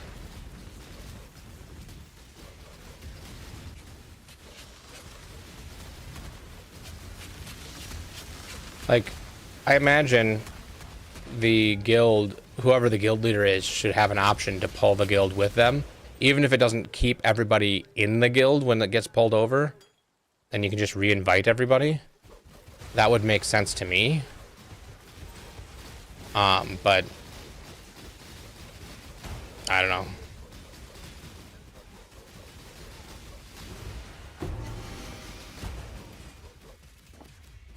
I don't know that unique.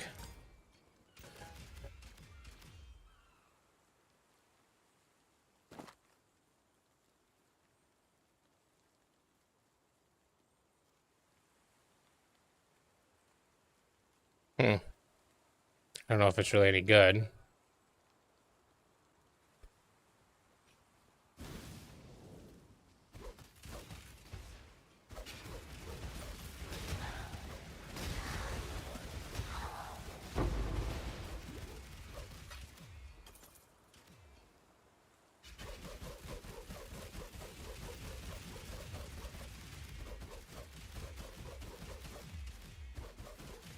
Yeah, if I have to rebuy all the stash tabs in PoE2, like, I will, you know, because, you know, it to me it's worth it. But if I don't have to, like, that would be nice too.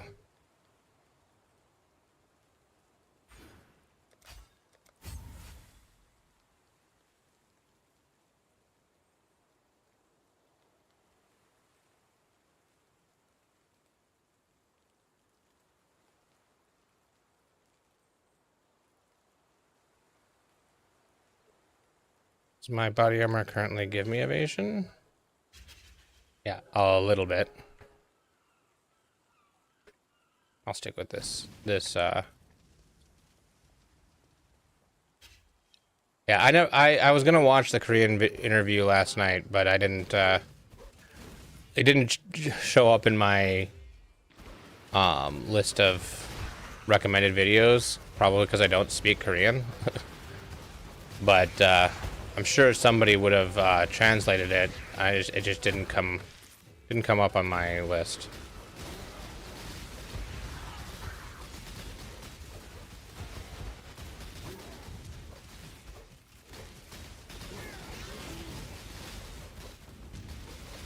Yeah, and I get that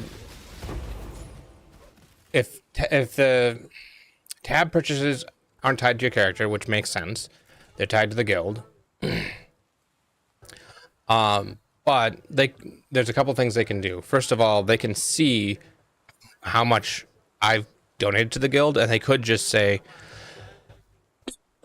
the guild comes over and you know, the currency comes back over and you can repurchase everything. That would work. Or just the guild leader can click a button, you know, on their character site, and oh,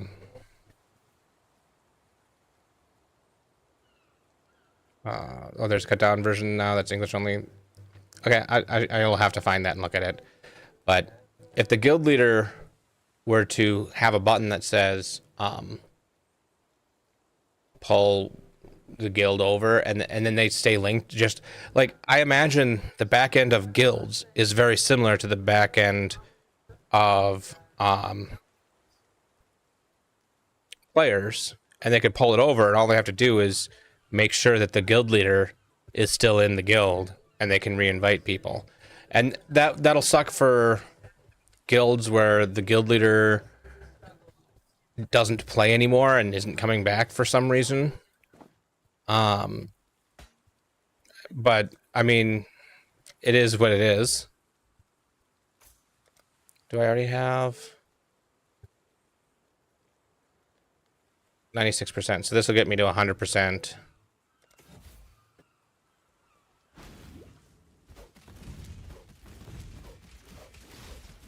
Sounds good.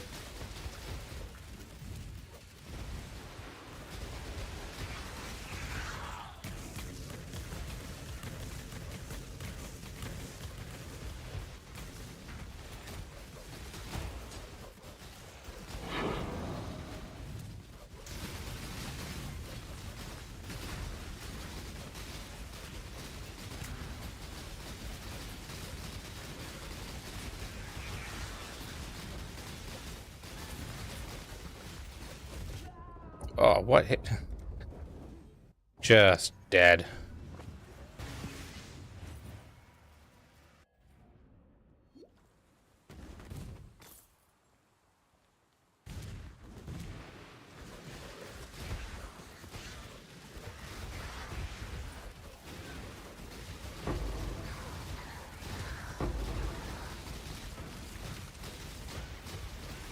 I bet I was too close to the whatever that assault. And I was getting hit by that, and I wasn't paying attention.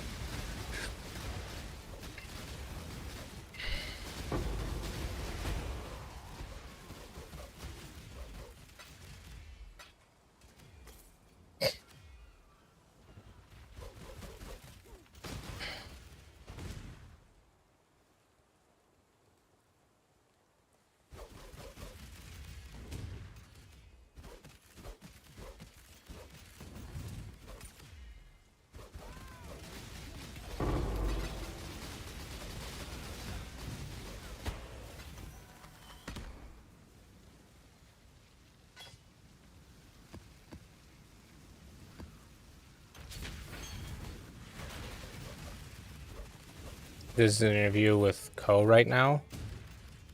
I didn't think he had an interview today.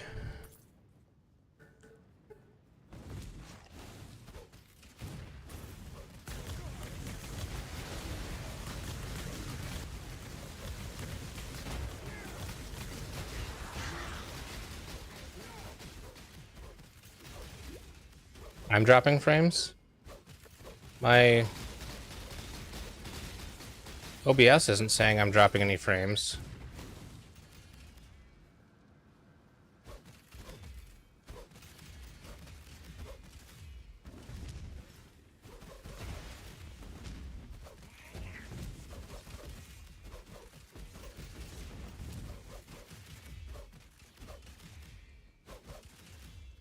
Oh, Ko's podcast is called Dropped Frames. Okay. that wasn't confusing. I'm not really watched a lot of Ko, so let me get out of here. I'm gonna turn the music off.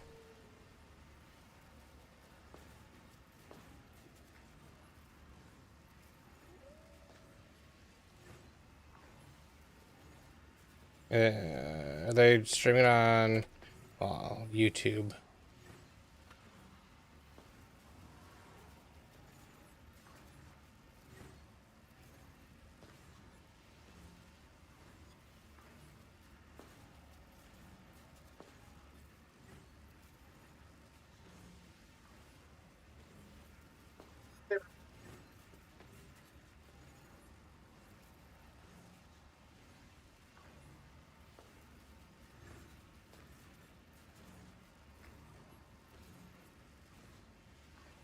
Oh, here we go.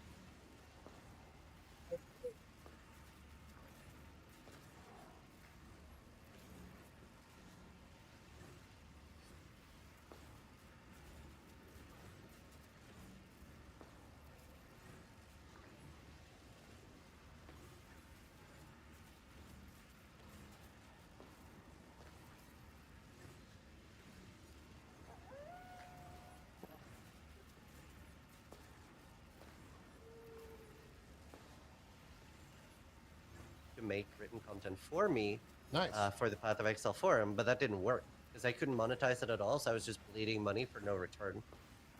Whereas through Maxroll, we can monetize through the ad revenue, right? Sure. So it actually makes sense. So yeah, that's like for me at least. So I think things like that will be a really big part of it, and I think there's still like a lot of room for just like I'm still gonna be doing my normal YouTube stuff too because people want different things, right? Some people want written guides, some people want a video guide, some people want long in-depth stuff, and some people want just like here's the skill tree. That's all you need, right?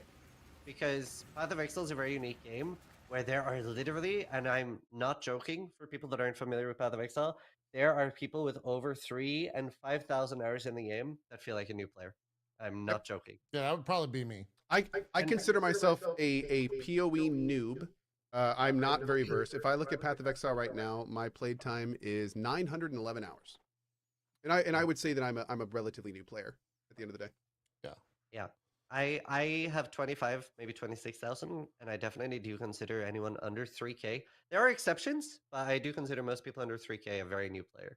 There are exceptions, like I Am Exile, when he started, he would have very like, I'm going to learn and master this game approach, and he became one of the best players in less than 3,000. Yeah, it You have it to have, depends like- on the personality. It's such an astronomical amount of time. I love how you're like True. in less than 3,000 hours, dude. That's like It's a years. big game. Like it's like he became an ancient master after only training for 55 years.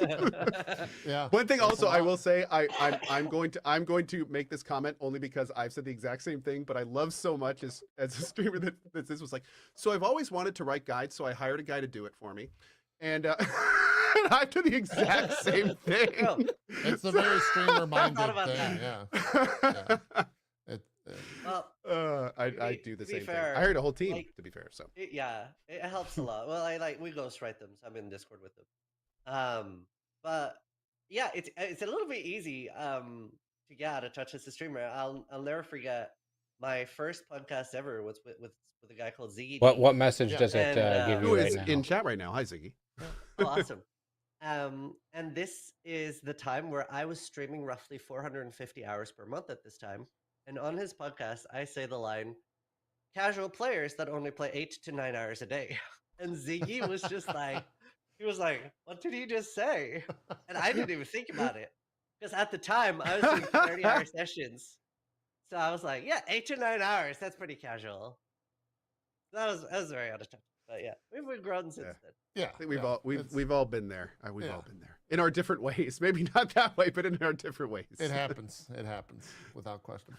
Well, cool. I know you got a ton of PoE2 stuff. I know you've got that interview with Jonathan. Oh. I told you before. I've seen multiple questions. When is the interview tomorrow? Yeah. 8 p.m. GMT, so that's 40 minutes from now tomorrow.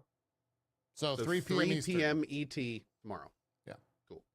And it'll be on your Twitch channel live. Is that okay? Yeah, add on YouTube. I multi-stream now. And then I'm sure VOD on YouTube and everything like that.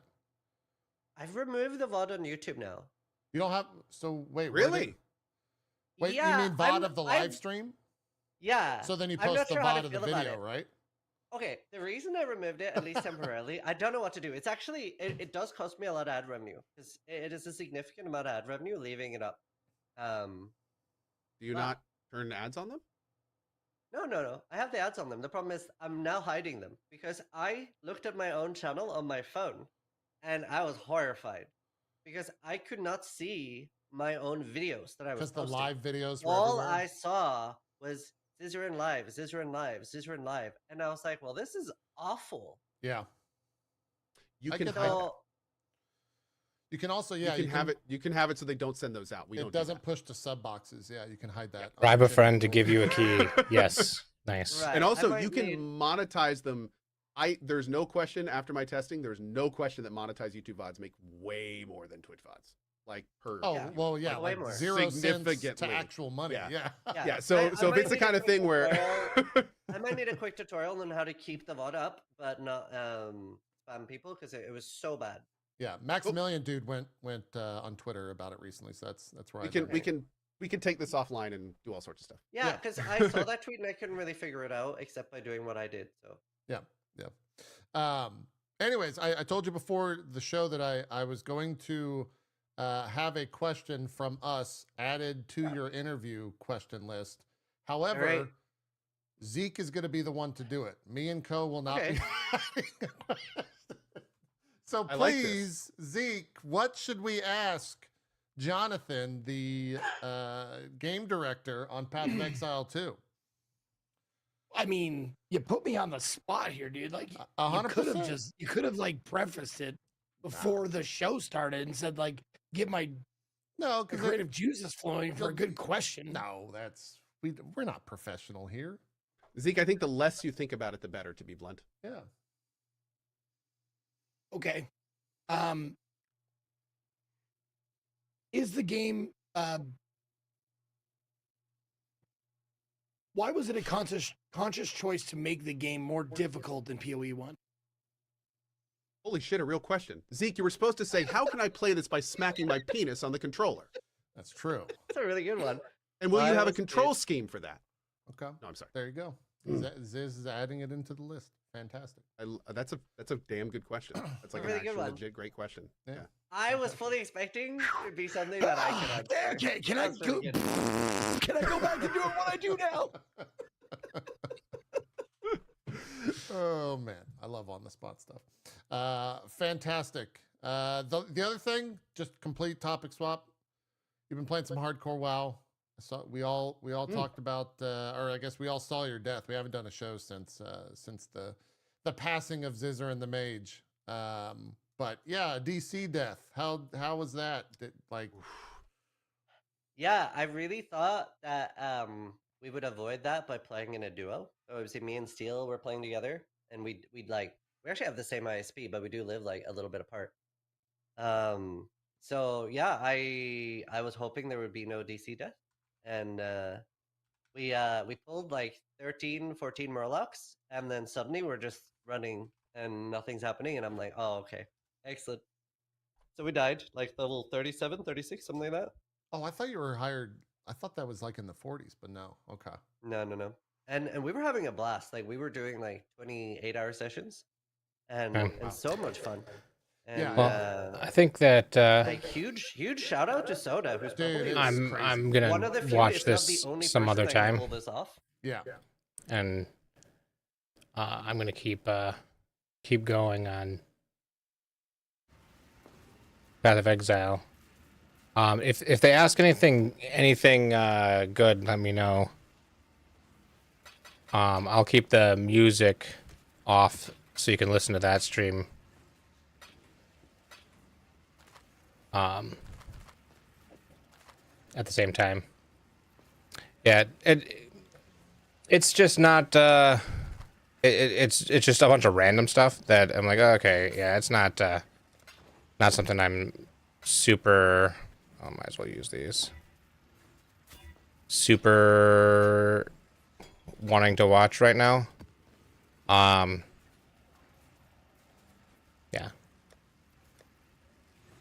If they were talking like a whole bunch of, specifically PoE to whatever more stuff, I don't know. I don't know what I'm expecting. Cool wins.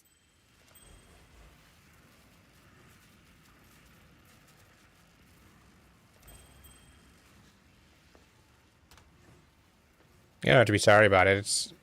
It is something that I'd probably find interesting, but I kind of feel like it's not something I want to re-stream, so I'll just watch it later. Godslayer.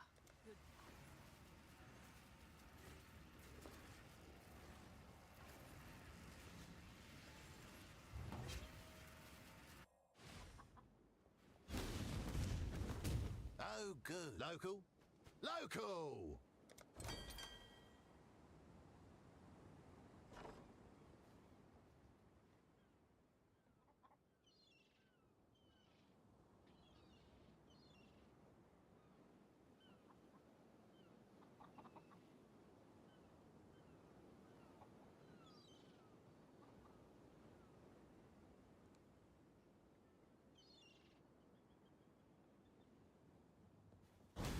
Okay. So back to maps.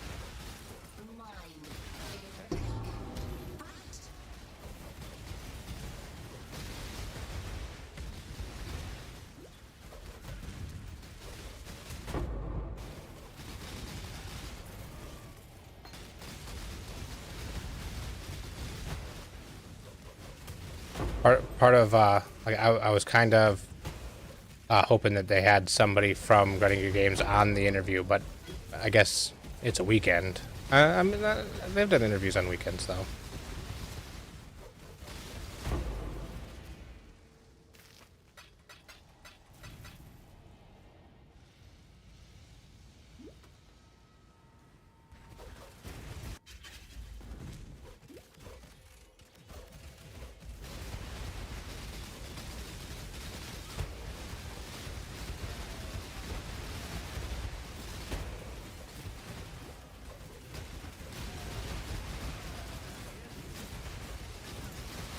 I probably will watch the replay from the beginning too.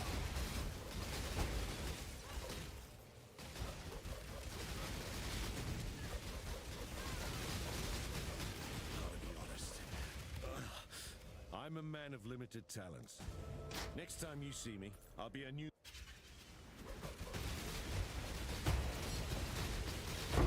Surprise test of strength, Exile! Hope you're prepared.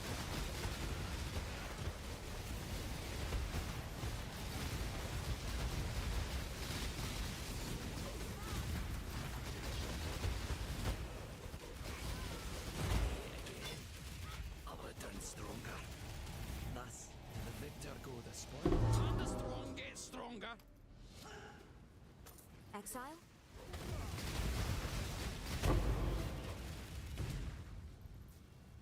Hello.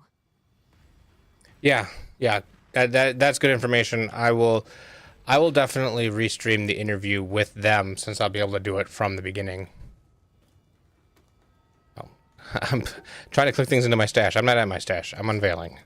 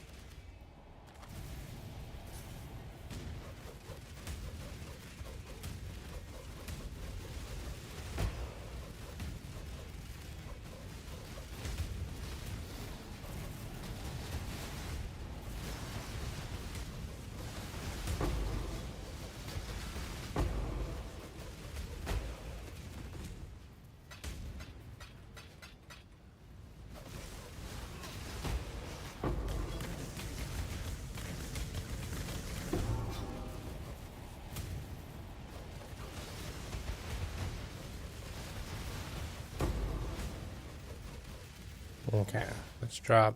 I don't know why you picked those ones up. Because I misclicked, probably like that one. Oh no, not that one. That one. Okay.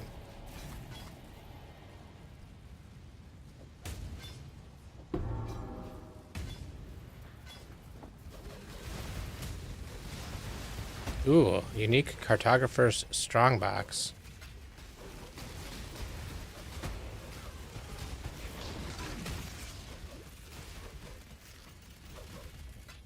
I don't think it's been confirmed that we found all vendor recipes, but the only way, like, I don't think Grinding Gear Games will ever confirm that we've done that, but unless it's not data, if it's data mineable, then we'd know for sure. But I don't think it's been confirmed that we found them all, but we probably have.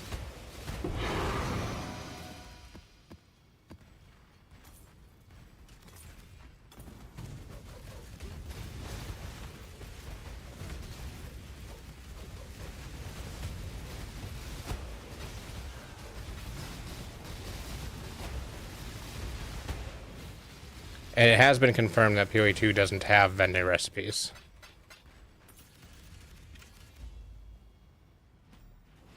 No more deals. Just good, clean violence.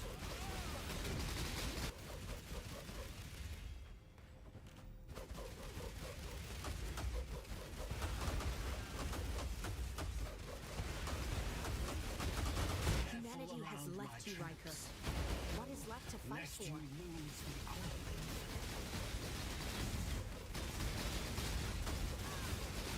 We're not beasts. We can settle this. Other ways. Like before.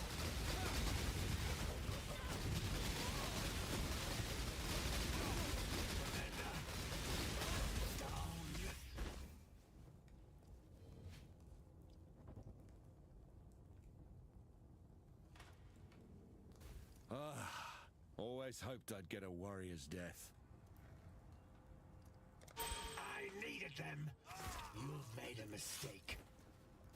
Death is a natural part of life. I am well acquainted with death, but I must admit there is still a visceral terror associated with witnessing it.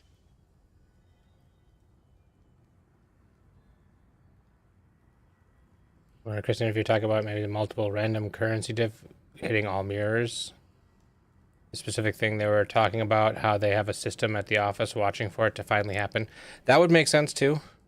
I guess if there is a vendor recipe that we don't know about, that would make sense.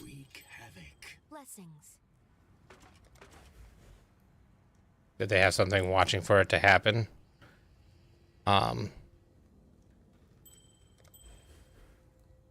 I don't remember that statement myself, so.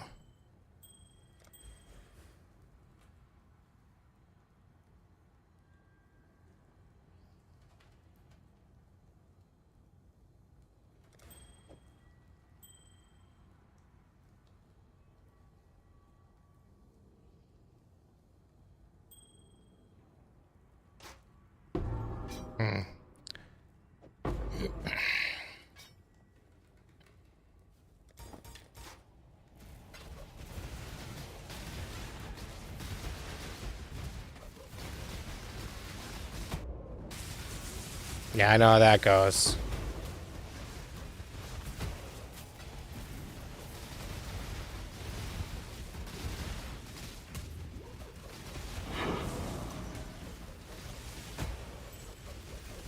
Yeah, I played PoE really early on in PoE, and then I stopped until I think Prophecy League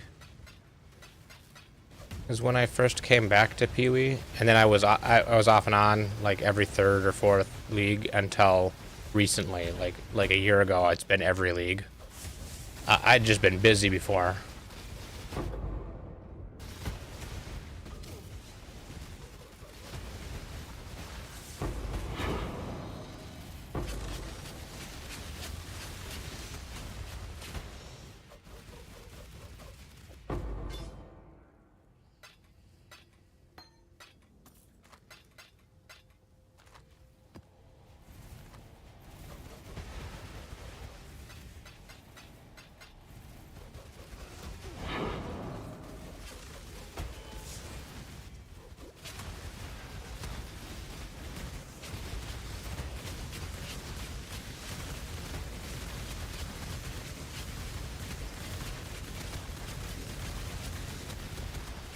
Did I forget to click on the... I think I did. I don't think I clicked on the,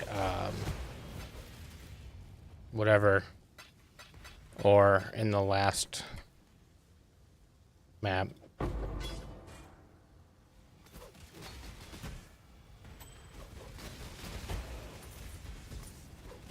The bismuth. I don't like clicking on it before I fight the boss, if I'm even a little bit scared about the map.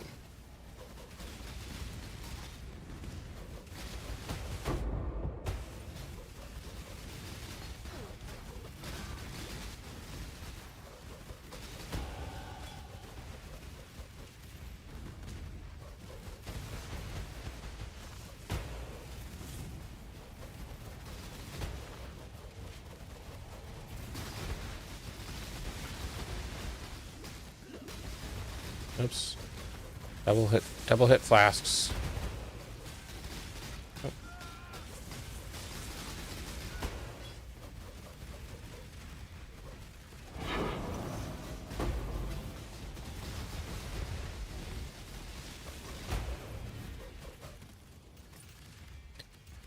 Oh, okay. I think I already have this, so drop that to try to grab stuff.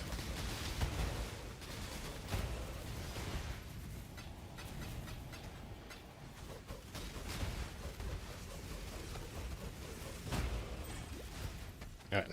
Well, I think I'm actually just gonna use a portal to get back to town, because I'm starting to have to drop too many things.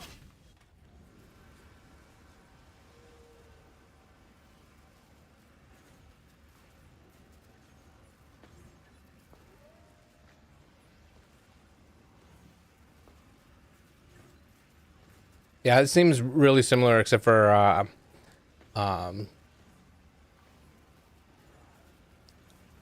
I haven't really taken a break from any of the content, but yeah, since coming back in this last time.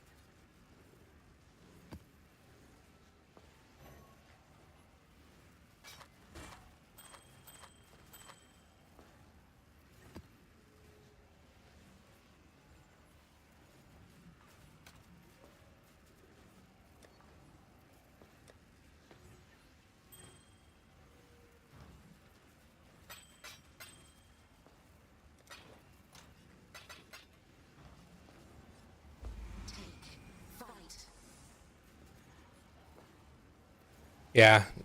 Delirium, I really loved the voice line at the beginning of every zone going through, giving you just a hint of more of the story. I think that was really good. I really enjoyed that. I wouldn't mind having like a flashback league. Like, while they're doing the PoE 2 stuff, they're probably going to be focusing on PoE 2 content. And I know that they have a team that does PoE 2 and PoE 1, but I wouldn't be surprised if the PoE 1 leagues were slightly less ambitious while PoE 2's in early access, and they're having many more people working on it. And I wouldn't mind kind of a flashback league where they redid Delirium effectively, but with today's builds and stuff. That would be a lot of fun.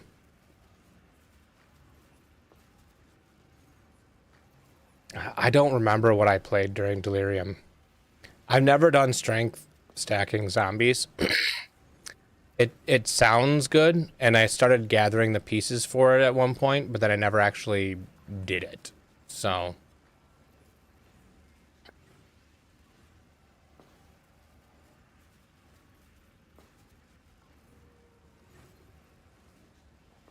Is there... Am I missing a... Auras have...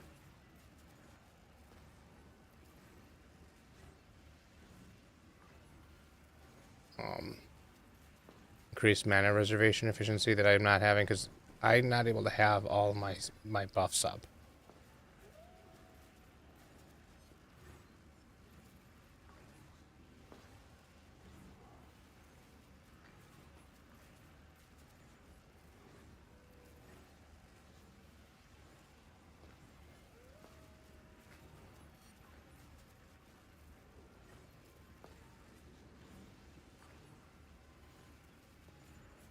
He's got Wrath enabled. Discipline and Grace enabled. What do I have? Clarity, Discipline, Grace, Precision. I think Precision, Clarity on Arrogance. Yeah, so that's the same. Flesh and Stone. I'm missing something, so I...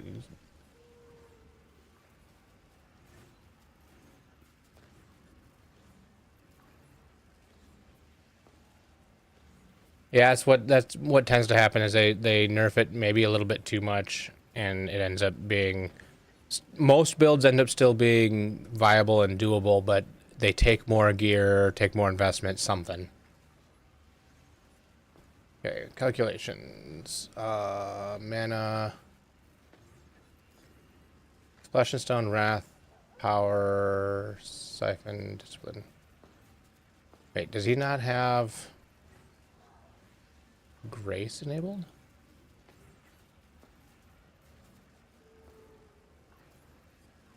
Oh, he doesn't. He just has Vol Grace, and he doesn't have Grace itself enabled. Okay, I see that now. And then that would enable Wrath. Okay.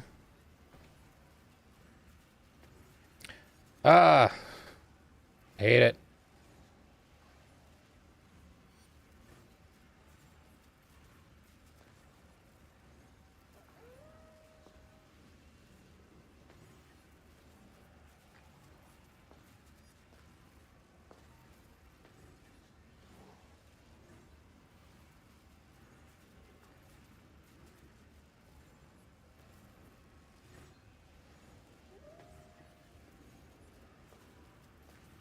Okay. Yeah, okay, so I've got a point to put in.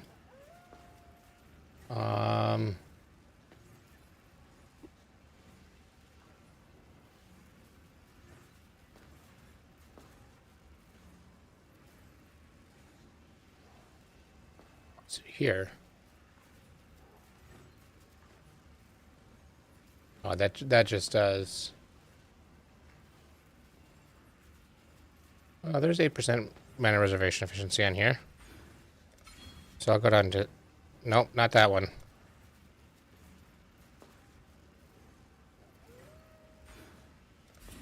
This one.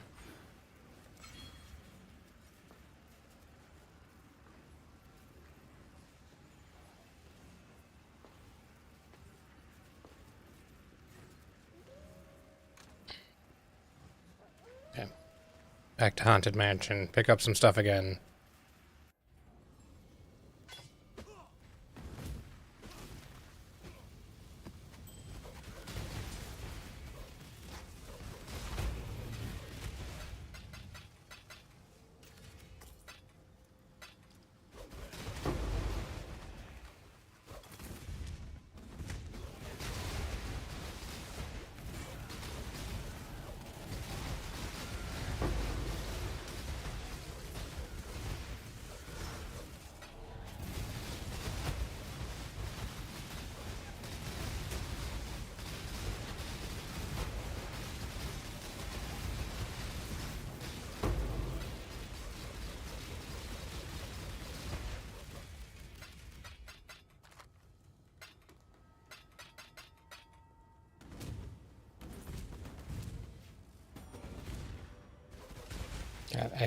I keep hitting right click on going off the edge of my screen.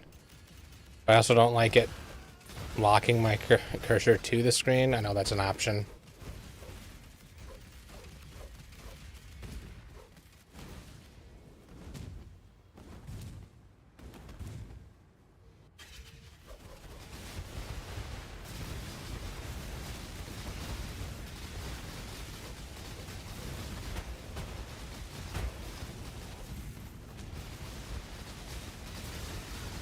Whoa.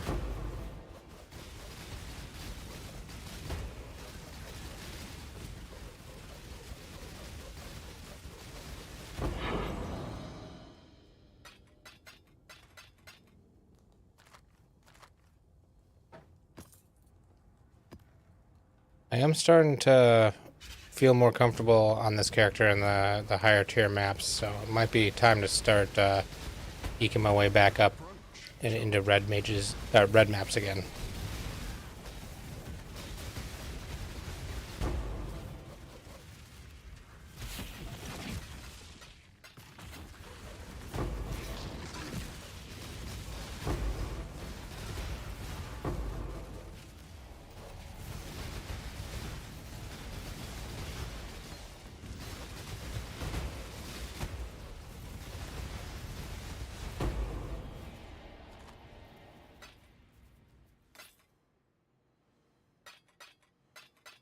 That's true. Playing on controller, I'm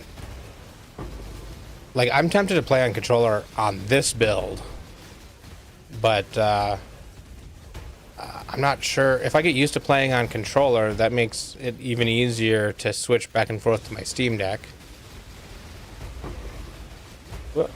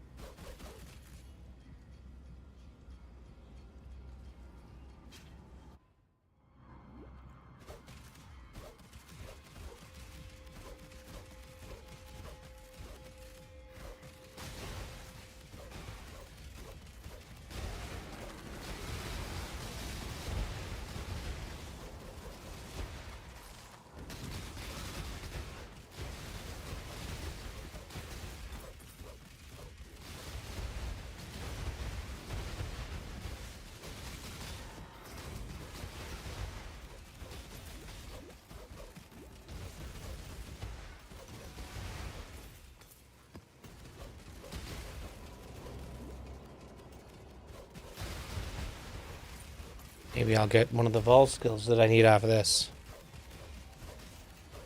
I don't know. I keep looking off the side because there's a white van that keeps driving by my house.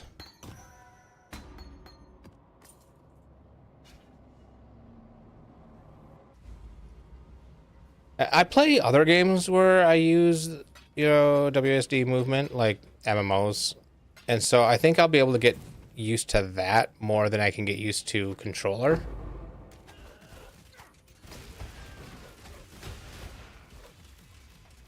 I mean, the white van, if they're not giving away free EA keys, maybe they're giving away candy. I might have to go check it out.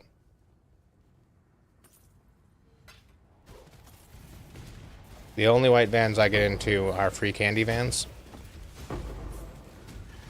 Nah, not ice cream vans. I'm lactose intolerant.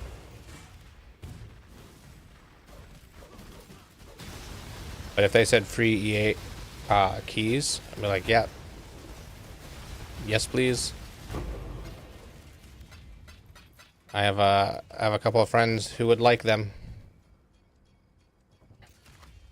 I already have mine, but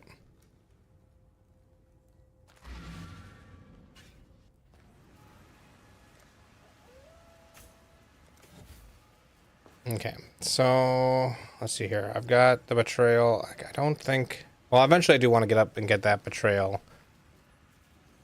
I'm using this to try to get a 6th link. Oh man.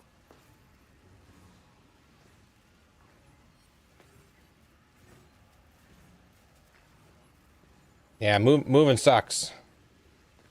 I was lucky that we happened to get a really good deal buying a house just about 10 years ago now.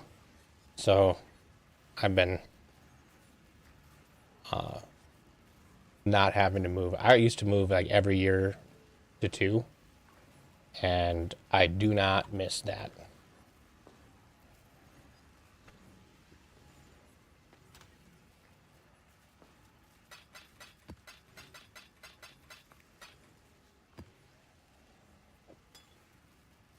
And nope.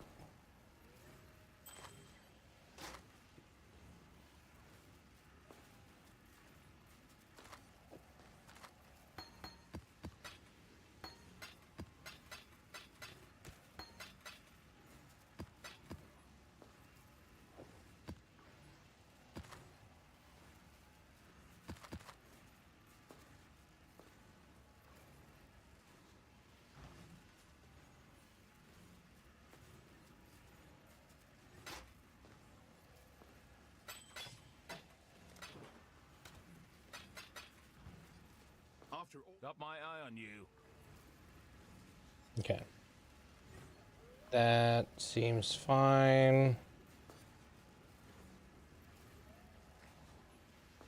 That also seems fine. Reflect. So I think that reflect is probably not one I want to run.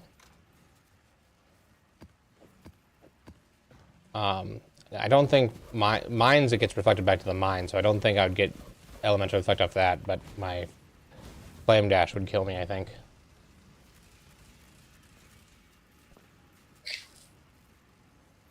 Couch co-op. I've seen it a little bit. It seems really good. And me and my wife will definitely be doing couch co-op occasionally.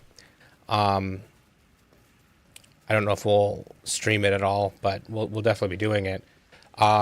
So my understanding with couch co-op is that there are two ways you can do it. You can, player one logs into their account and has their characters. Player two logs into their account and has their characters. And it kind of splits your stats on side to side. Like if we go into options here, UI, there's a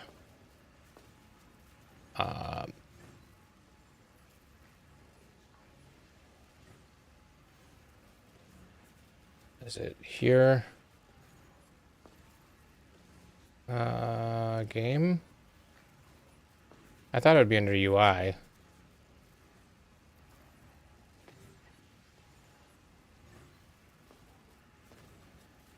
Yeah, D3 couch co-op. It's supposed to be better than the D3 couch co-op.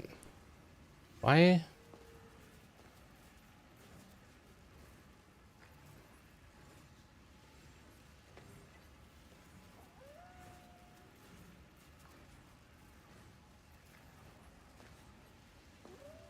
Is it not here? There's a different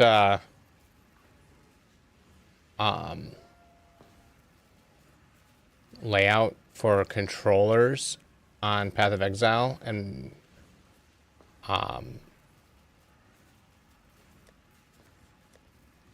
my understanding is that the UI looks more like that.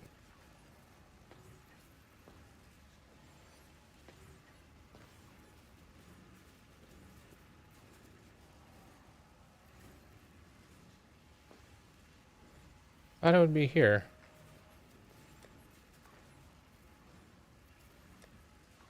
Because graphics doesn't make any sense.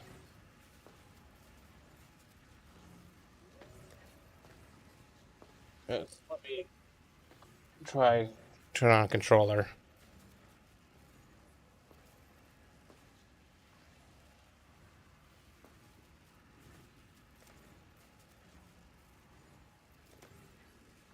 Oh, see, it won't let you change that. Anyway, it moves all of your stuff down over to one side. so that it's a little bit it's more compact.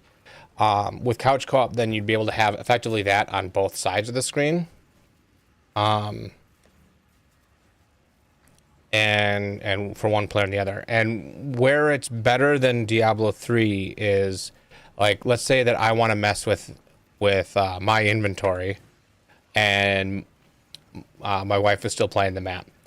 I can have my inventory open, and I can be doing whatever I'm doing, or maybe my skill tree, it'll only cover half the screen, or closer to a third of the screen. It's less than half. There's always a sliver in the middle that's always showing. And my wife can keep playing. It doesn't pause the game. It keeps going, and she'll just drag me around while I'm doing what I'm doing,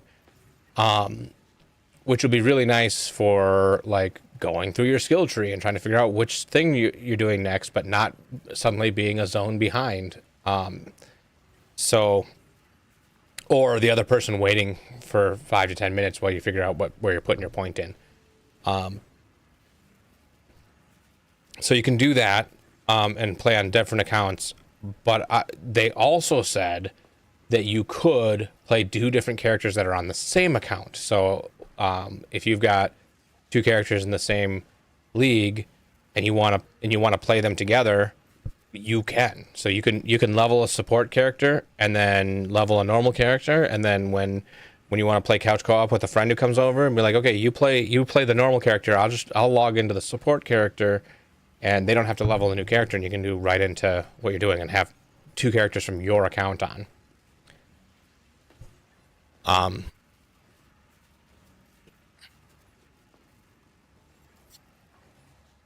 So there's options, and it doesn't try to slow down the game. So it seems like it's really good. I'm not 100%.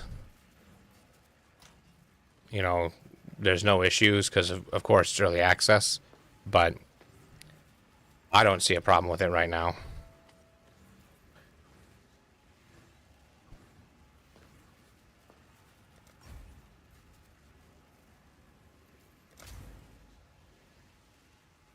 Yeah, I'm happy that my wife likes to play a lot of the same games that I like to play. Like, a lot of the time she's playing, like, RimWorld and other base builder games. And stuff like that. And I'll play those occasionally, but they're not really my thing, and she knows that. But she definitely will play, and she enjoys playing Path of Exile. She's kind of like me. Like, I prefer playing Path of Exile with other people, but most of my friends don't play nearly as much as I do, so I end up, way ahead of people, and then they end up not playing anymore, and then I end up playing alone anyway. And she's kind of the same way with it, where she likes to play with me when she's playing, and if I'm way ahead and we're doing different things, then sometimes we end up not, she drops out of the leagues earlier than me, and it mostly is because I end up outpacing her, I believe.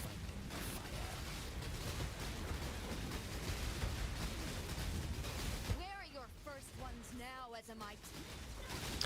Yeah, sometimes it's hard to get away from the stereotype that video games are for boys and girls don't do that kind of thing.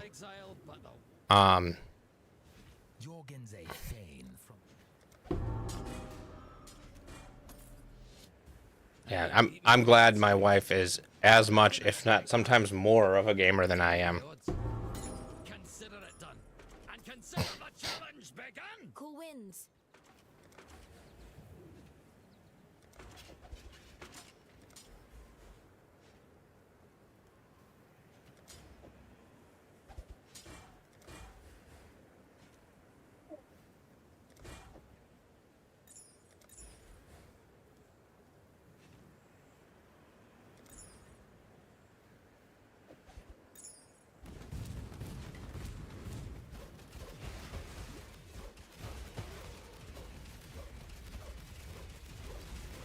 See, what you got to do is watch girl gamers that are, you know, good at the games that they're playing,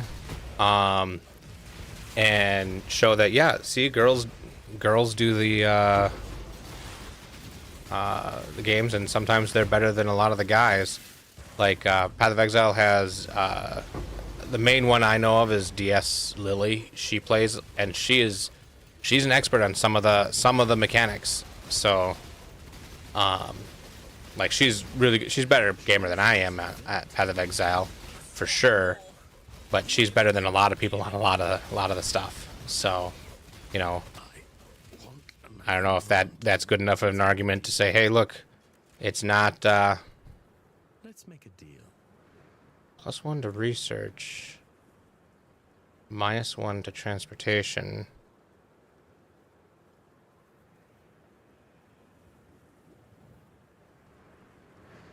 Let's make a deal. Sure. Deeply unkind. Victory must be rewarded, I always say. Until next time. Yeah, she's fun to watch sometimes, so, you know, that's just, you know, girl gamers exist, and they tend to be shy about it because of that stereotype, but they don't need to be, and that's not been a stereotype. I think that shy is not necessarily the right word, but I don't think it's the wrong word either. They don't like telling people about it because some people judge them still. You know, and they shouldn't. And it's a stereotype that we need to get away from.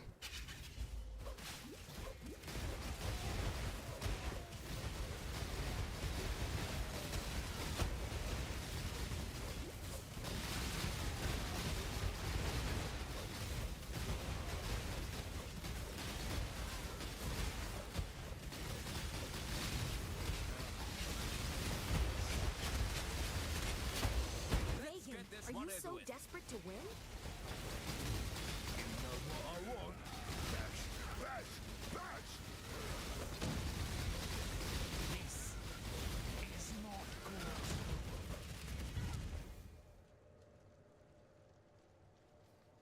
Death's the only option. That was really. I love a bit of gossip. You kill so good, X. You surprised me, Hillock. Thanks to your...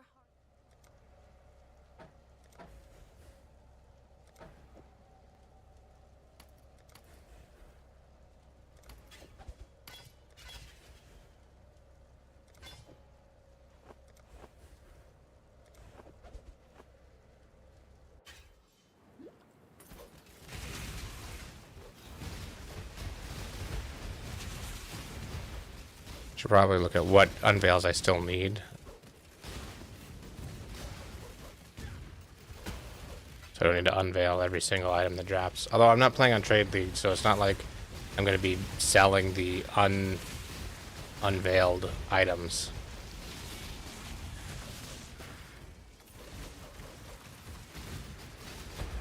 Yeah, exactly. You know, if you like doing it, don't care what other people think, because if they think that you shouldn't be doing it, they're probably wrong. Enjoy what you enjoy, and, you know, don't let other people stop you from doing the things you enjoy.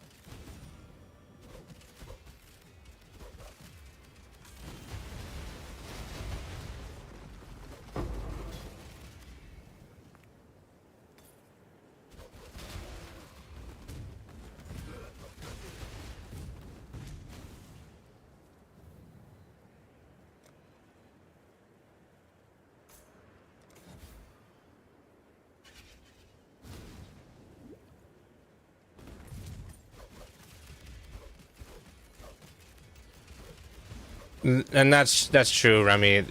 Unless what you enjoy is imposing on other people's rights, you know, then yeah, don't do that. Or League of Legends, yes. Yeah, I can be on board with that. If you enjoy League of Legends, you haven't found the right game yet. No, I played League of Legends a couple of times. I don't like that kind of game. That's just, you know, just like the conversation earlier. Not everything has to be for me. Be for other people.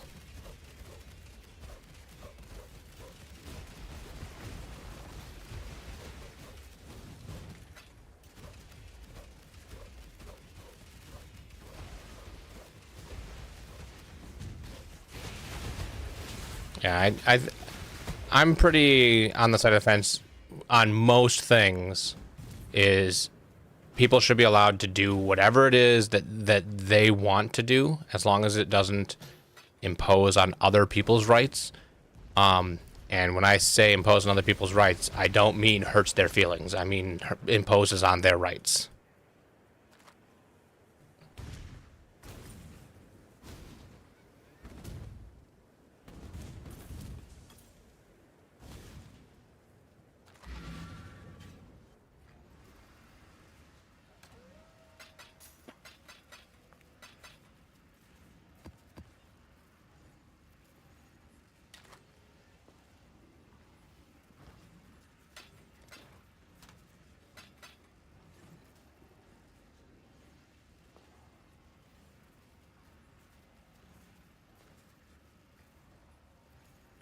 Yeah, I get that. The community does a lot to a game. If the community is good, the game can be mediocre and you can still have a lot of fun.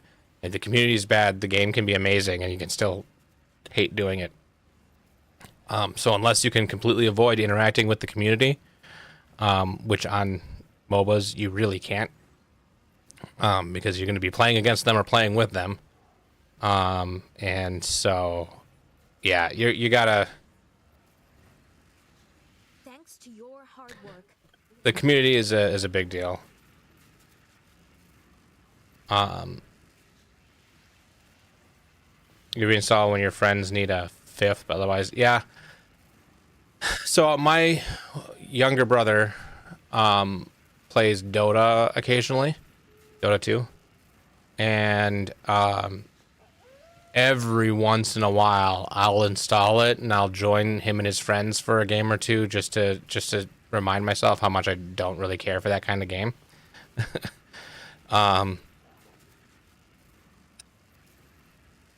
It's hard to look back at a game that you used to love, and it not be what you loved about it anymore. Blessings.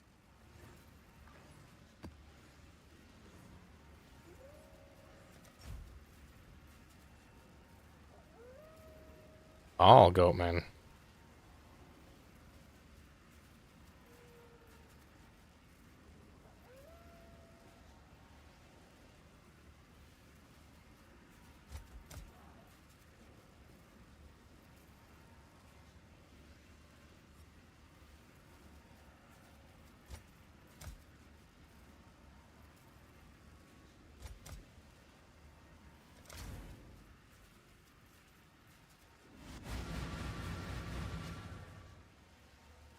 Yeah, I'm not usually a fan of even watching it personally, but it's probably because I don't really. It's hard for me to get invested. Oh, jeez, just what is this? Have something on it? Oh, cursed with vulnerability. Oof.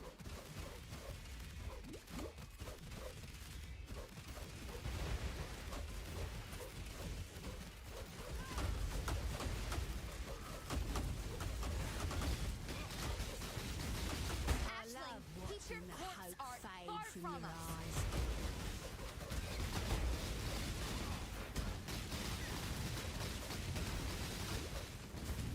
Match. Leo. Ugh. Man, I'm gonna use a lot of portals on this one.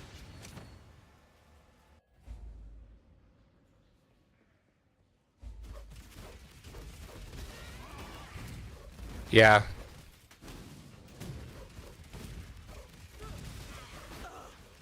Gets no easier, does it? Sometimes those are conversations you definitely need to have. Do it. You're Separates the wolves from the pups. You should have given them the red mane treatment. Make it. Oh, I got the. I keep forgetting to go into the strongholds.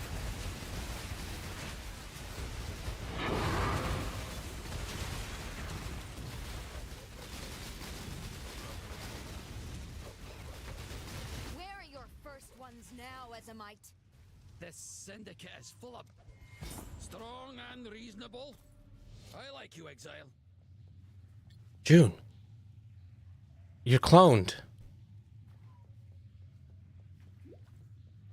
I never got into CSGO. I played Counter-Strike way back in the day.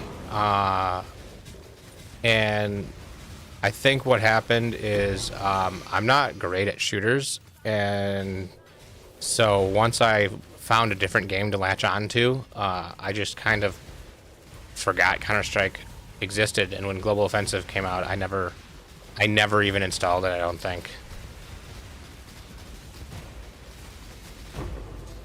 Like I used to, me and my brother and a couple of our friends, we had a private server where we would do lots of Counter-Strike stuff.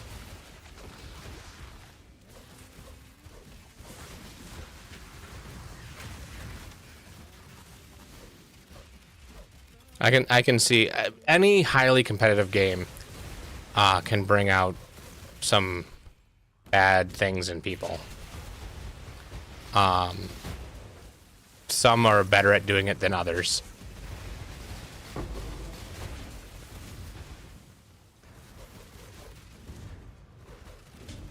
I've not heard of WoW Ascension. Is that so? You're saying it's is it a private server then?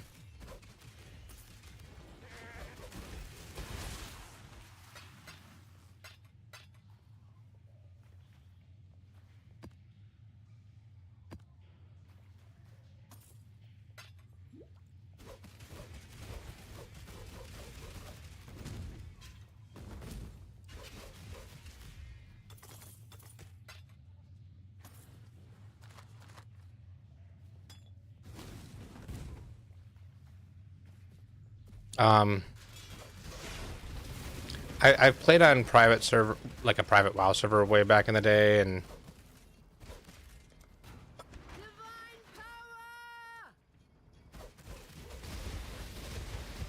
oh, weird.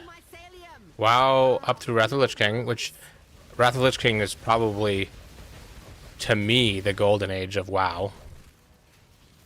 That's the part that I like. I played base WoW, skipped Burning Crusade, and came back for Wrath of the Lich King, and that was probably the most fun I had was in Wrath of the Lich King. But PoE skilling and Diablo gearing, that sounds really interesting.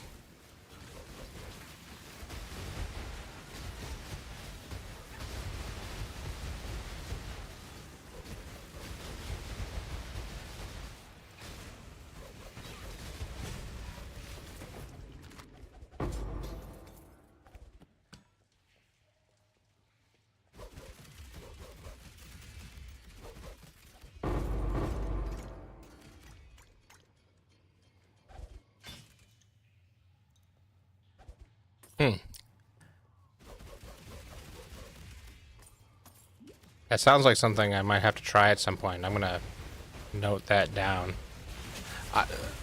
I wish there was some like actually good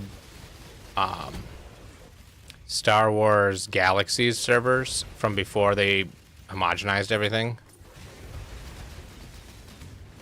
Star Wars Galaxies, when I first played it, that was probably my favorite MMO. I really liked a lot of things about it.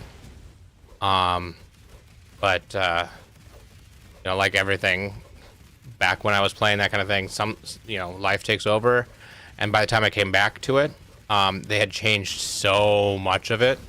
It just wasn't the same game anymore, and I didn't like it very much anymore. But there was so many things you can do in not Path of Exile, Star Wars Galaxies, that were still can't do in MMOs now.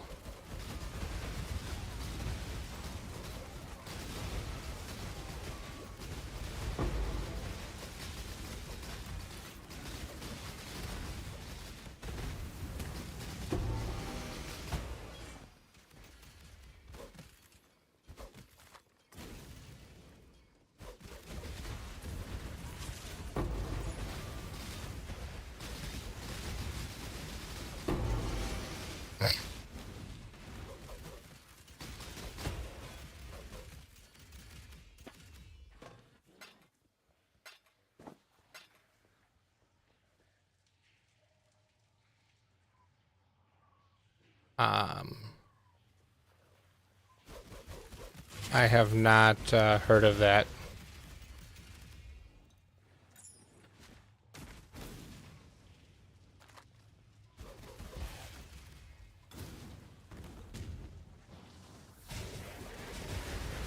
Ah! Almost died.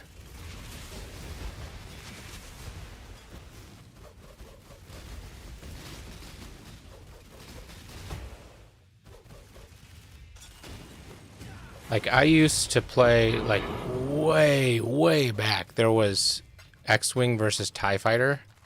That was a space Star Wars game. Like, that's, like, DOS-based. Like, way back in the day.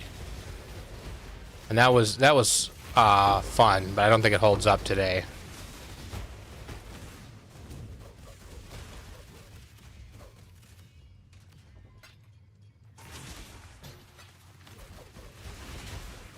Okay, what do I have in my inventory? It's taking all the space. Oh, I needed to... I think I already have this gray helmet. These guys need to be unveiled.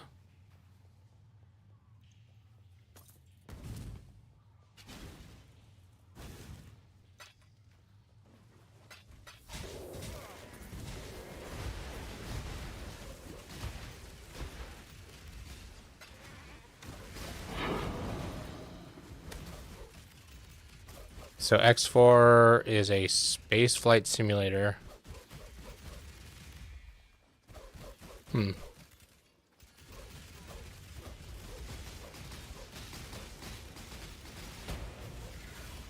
Sounds interesting. I've played a few space games with some of my friends, and when done right, they can be a lot of fun.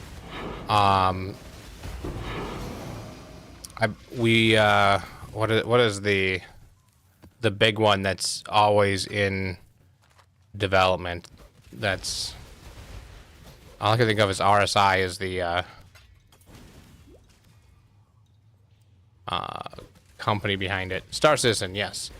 So I have a couple of Star Citizen ships, and every once in a while I go back and try it out again, but it just feels like it's every other time I go out there, it feels like a step backwards from the last time. So I kind of feel like I shouldn't have put any money into it.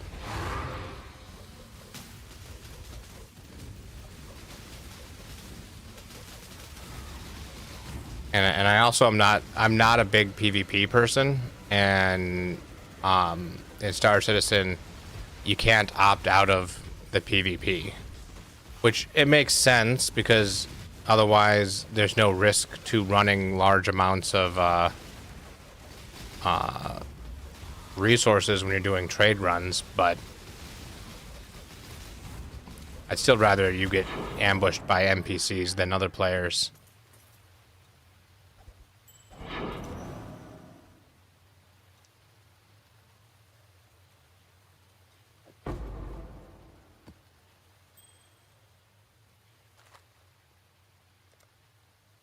I leveled again. Keep going here.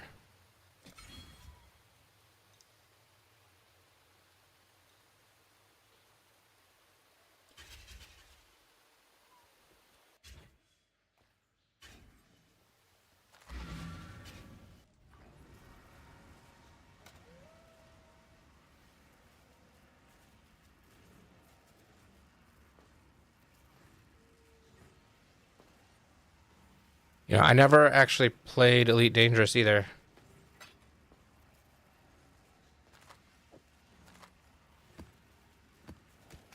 I've heard of that one at least. But I have not played it.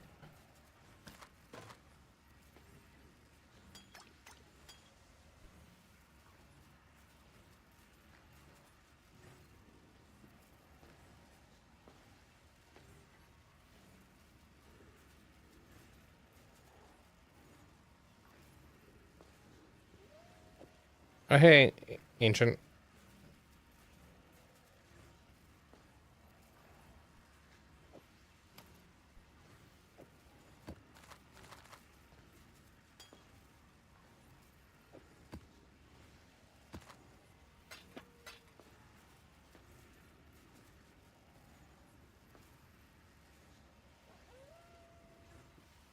Yeah, I've not done it at all, so I've heard of it, and it's probably something I should look into and play at some point. But at this point, it is not good timing to be trying new games.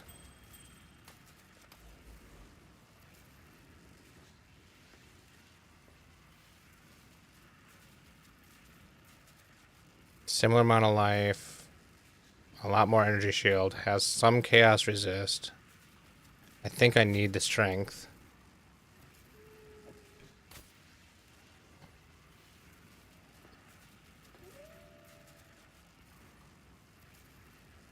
There's no room for anything to be put on here. Well, I could put the strength intelligence, but I don't think that.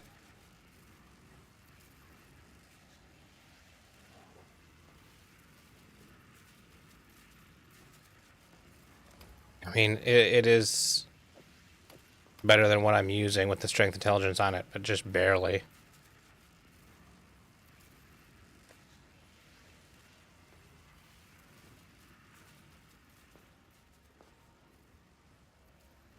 Nope, gotta unveil one more. Blessings.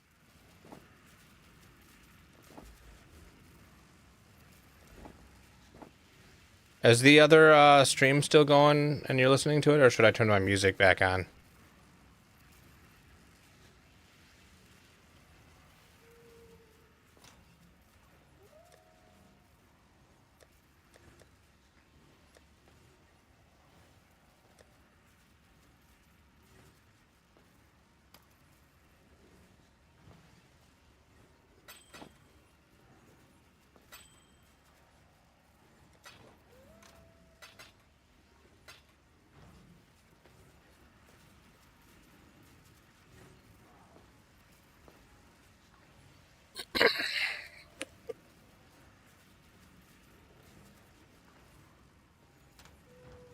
You done with Underground Sea?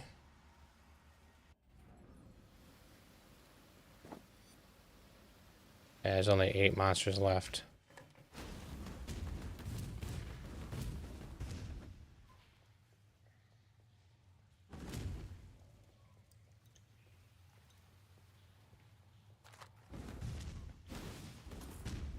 Thought I'd drop some stuff over here. Yeah, there we go.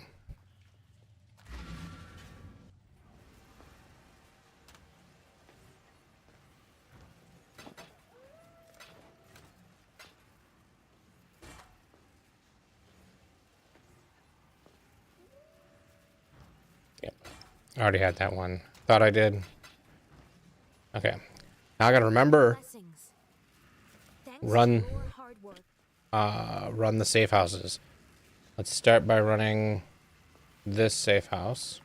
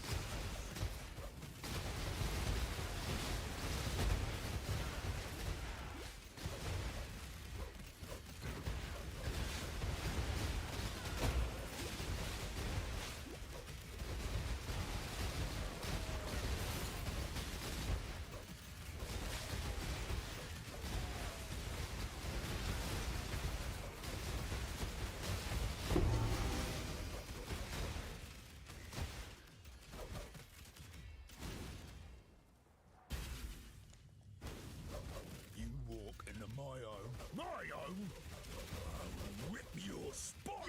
Let's kill this son. Yeah? Well, you're gonna be dead. Dead. I don't understand. I was the boss.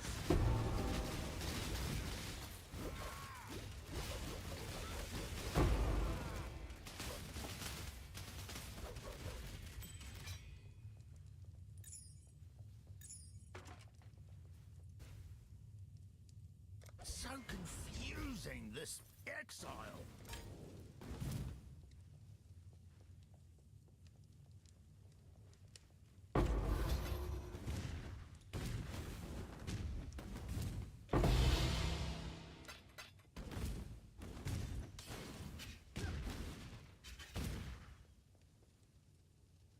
Swap a divination card. Okay, well, I'm sure I've got some of those somewhere. I'll have to run and grab one.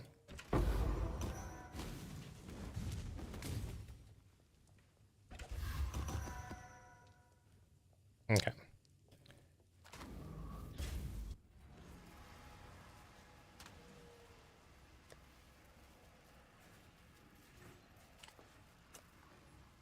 I find the one that gives... I usually have a bunch of the ones that give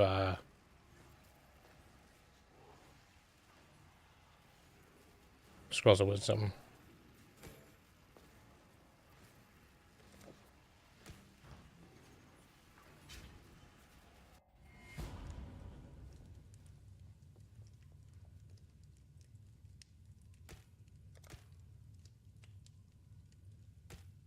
Tiebreaker, I don't know if that's...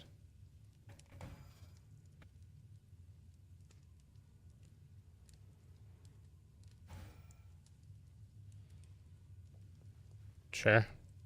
Ah, why does it do this?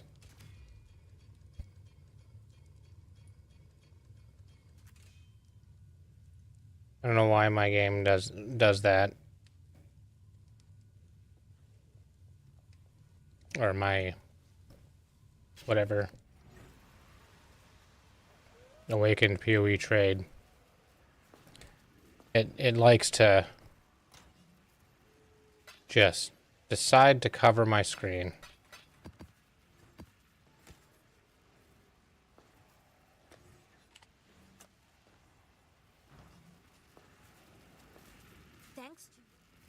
Thanks to your...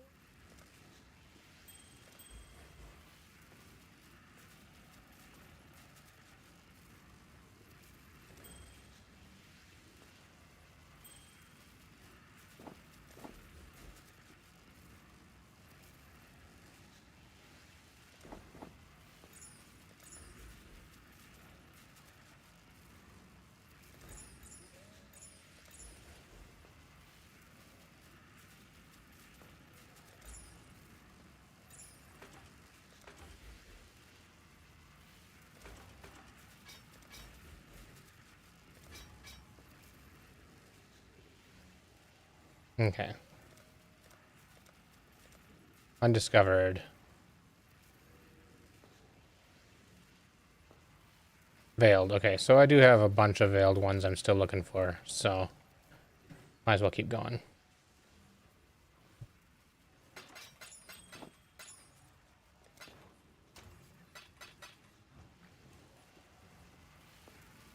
Blessings.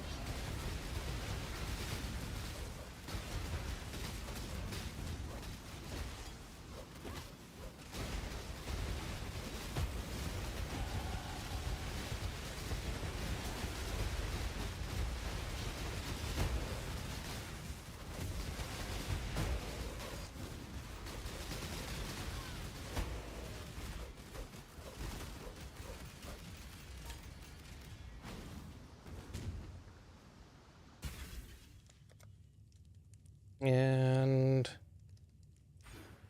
that's nice. Increased effect.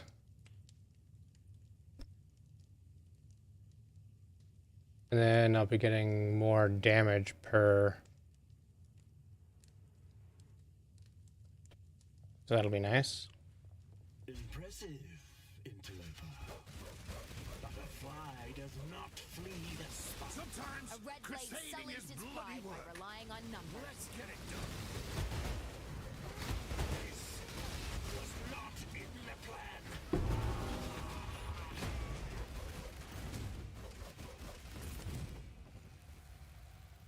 Bargaining and interrogation are all the same in the end.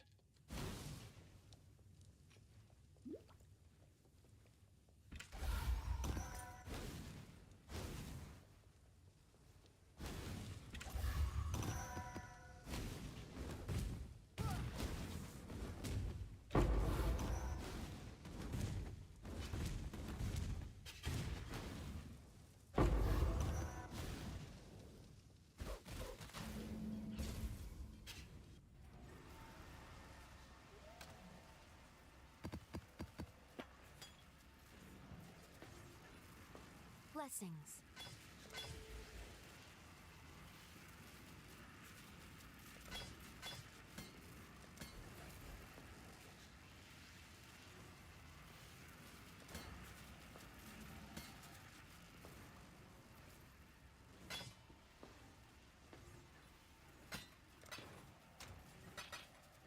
Okay.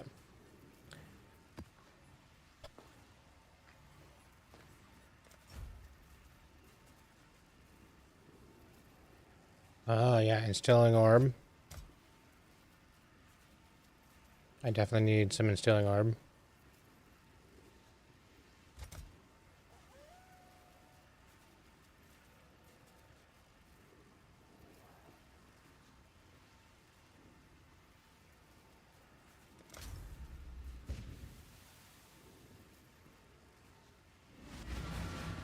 So, Ancient, or if you're still there, what, have you looked at any of the stuff for PoE 2? Do you have an idea of what, class you want to play?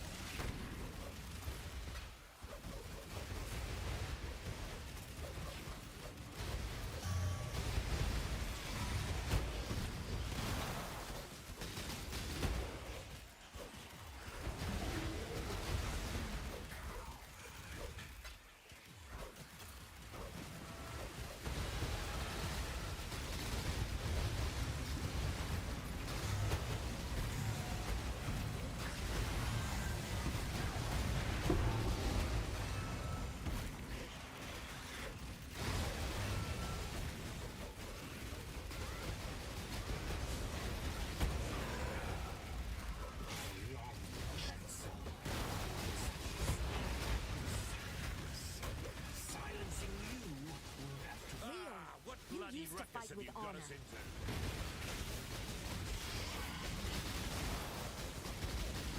Oof. Silence. I take it.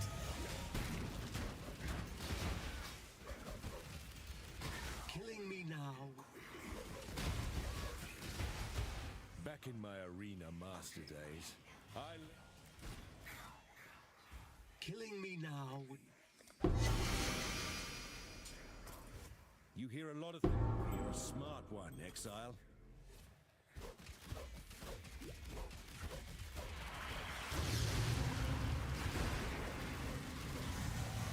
Is who doing what? I was wondering if Ancient was, if he knows what class he's going to play in PoE 2 on Friday when it comes out.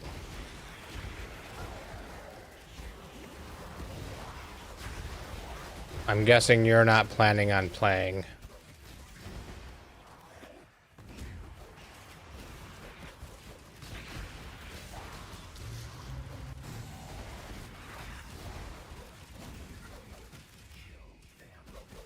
Don't let it make a mess.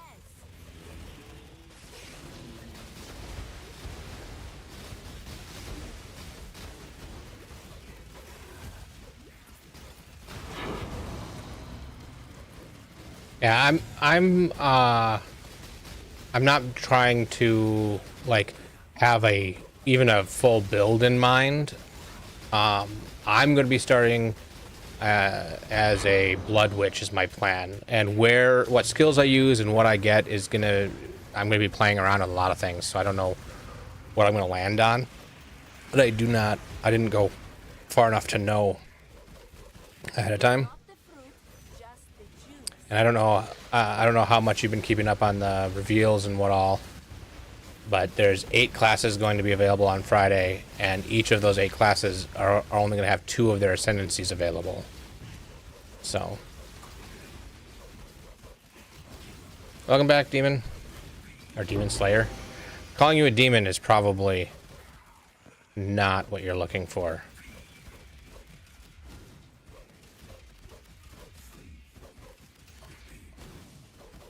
Yeah, I can see if there's a way to get an extra key.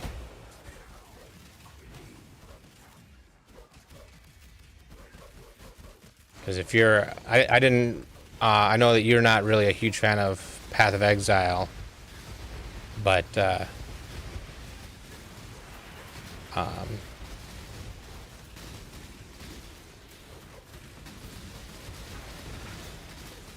I think they said 8 classes. Maybe now you've got me second guessing what I've seen. I thought it was 8 classes are going to be available, and 2 ascendancies for each.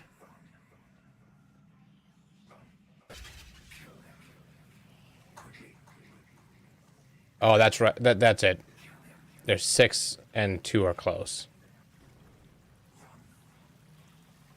Oh yeah, I remember we were talking about that before. Click to move is something you're not a huge fan of.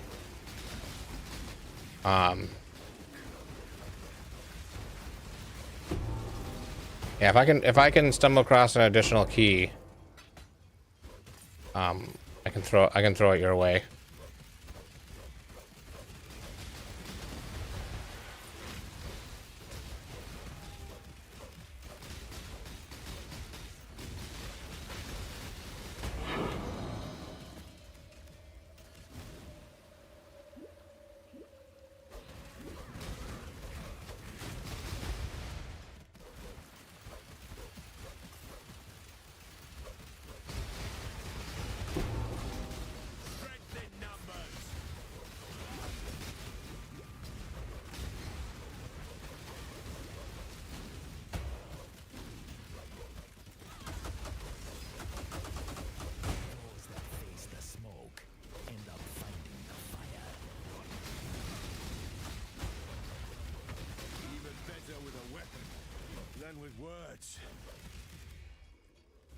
There's only one.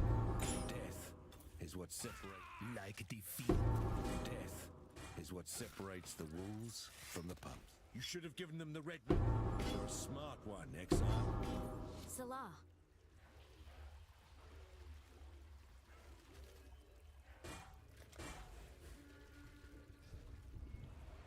Yeah, I'm gonna start with WASD movement. But eventually I'm probably gonna be, or I'm definitely gonna be trying controller, so I can try to get used to it for playing on the Steam Deck.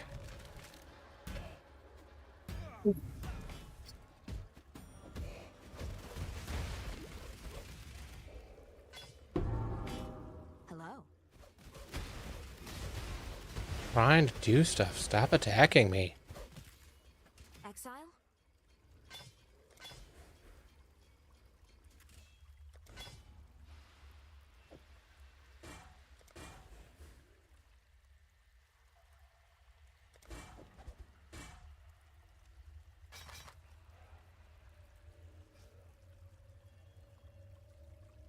It's interesting. A nearly max attack speed fracture. I wonder if this base item. Yeah, that's a divine if I was in Trade League. So I'll hold on to that one. Not that one.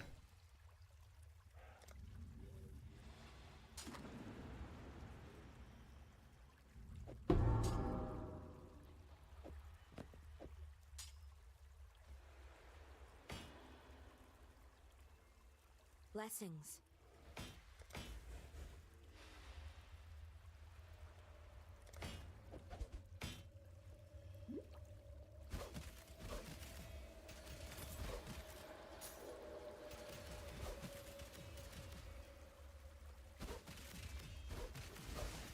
Yeah, that's a good point. Controller is much better for, I think I just picked one of these up.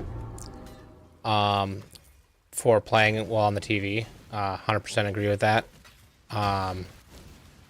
And so playing on the TV will be much easier. So I think definitely when I'm giving local co-op a try, I'll be playing on controller. You know, most likely. I do have like a wireless keyboard and mouse and could do something like that, but I think controller is going to be the way to go for that. So I'm hoping controller is really good. I know a lot of people have said they like the WASD movement. So, yeah, same boat, same page. I do have, so my computer is in the family room. And so I do have a TV just like 5 feet over there, and I have a long HDMI cable. And what I have done in the past is mirror my screen on the TV, and that's okay. But when you're playing with people who are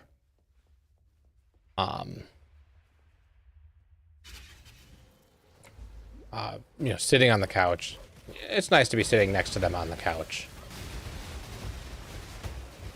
So, while I've done that, that's not usually my go-to method for couch co-op.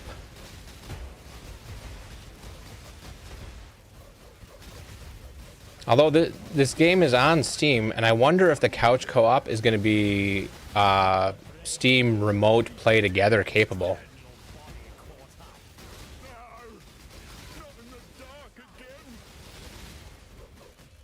Because that would be interesting. Hate myself. Hate the syndicate. I really do. Very messy. You kill so good, Exile. Quick and splatty. You surprised me, Hillock. Blessings. Okay, are these any good? T2 Life is interesting. That would probably be good for my other character. Pass on that.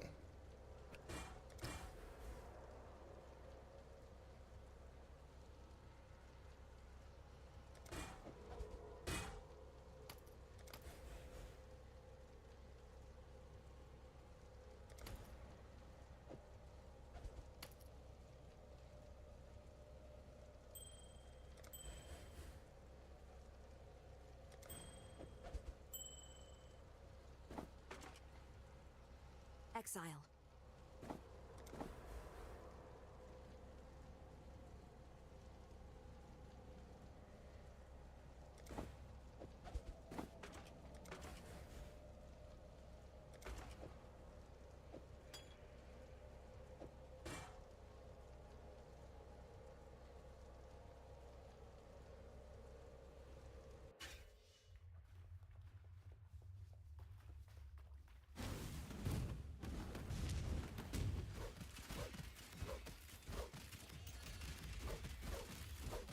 Yeah, that was my understanding. I didn't know it was the Act 4, but when they were talking about PoE 2, and they when they were talking about the announcement for the Settlers of Calgar League, they basically called that out right then, is that this is one of the cities in PoE 2, and so, yeah. That meant they were able to reuse a lot of assets. So I believe it's going to be like basically identical layout and everything. So I didn't know it was Act 4 is when it came in, but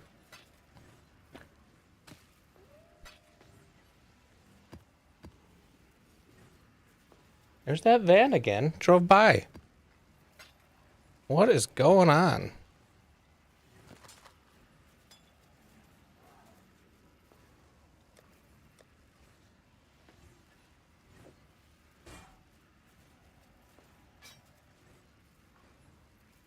Stormweaver seems like it'll be a lot of fun. Stormweaver, I believe, is the sorcerer, one of the sorcerer ones. Yeah, Kelly might be doing Stormweaver as well, but my wife. Some of the people in the chat know Kelly's my wife.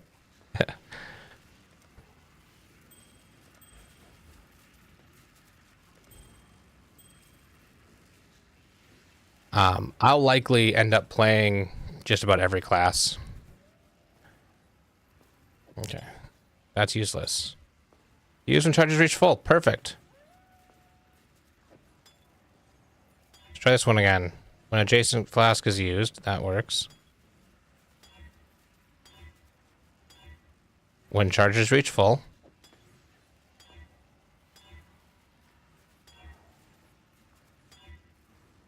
Back to when adjacent flask is used. Okay, that's fine.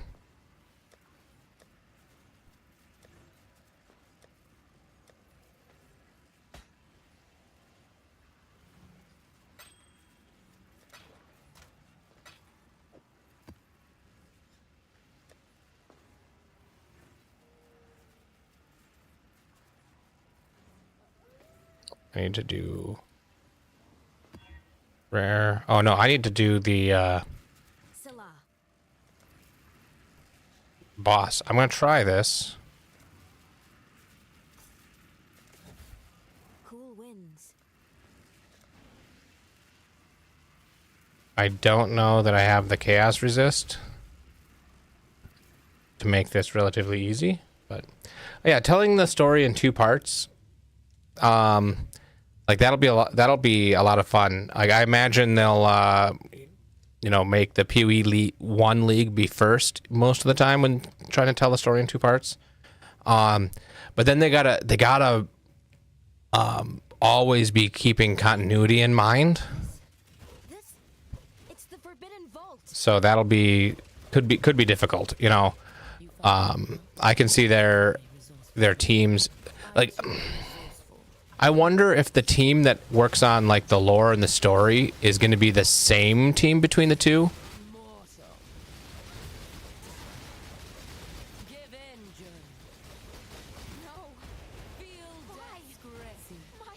My family, please, no. There's nothing that makes you put up feel more of so a fight alive the second second time around, is there? Now No come to more me, games, Katarina. Let us I'm see going to what your kill you. soul is made of. Yeah, it's what makes the most sense to me.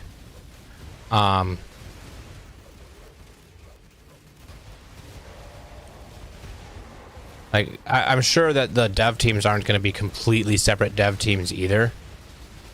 They'll have people that kind of float between them as necessary. Because the way PoE does the leagues, they always do like a every other league is a small league and every other league is a bigger league. And if they line things up appropriately, they can have like some float developers kind of going back and forth. But then that could also get confusing because mechanics are different, you know, between the games. So I don't know 100% if that even makes a lot of sense. Now that I'm thinking about it, it would probably make more sense to keep them relatively separate.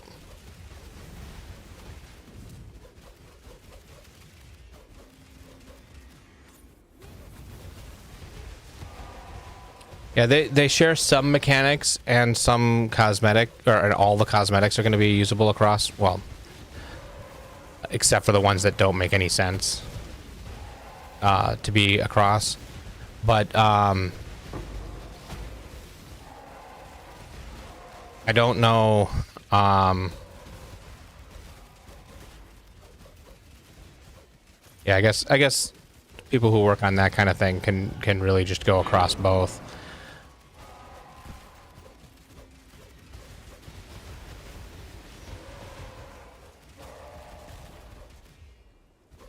Yeah, I'm gonna drop a portal here just in case. I'm glad I just leveled because I don't expect to do this deathless. 8 damage for each aura or herald. Because now I've got 1, 2, 3, 4, 5 auras. So that's like 40% increased damage. Hundreds of dead rotting soulless in the earth. What a meaningless race. But your souls, yours will serve. Darkness walls, immortal. You try and try and try to break us, and yet the Syndicate is immortal. Do you think this will end any differently? I wouldn't be here if I You were a didn't. potent soldier, Camario. But our cause was never your cause. For your service. I give you that you never gave your victims. Oh, I should have dodged that.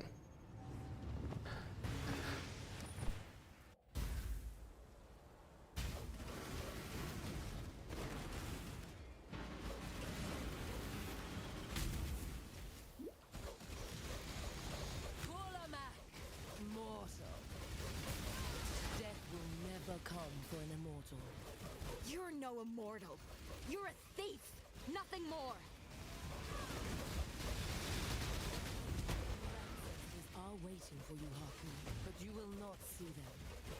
For this, I am sorry, old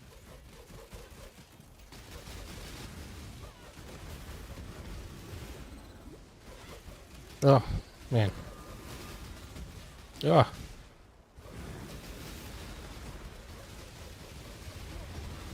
Well. Your soul burns for me. Man, I'm out of flash charges. Arise, my children. Submit. Let our souls be feed. We must persevere. Too much hinges on this.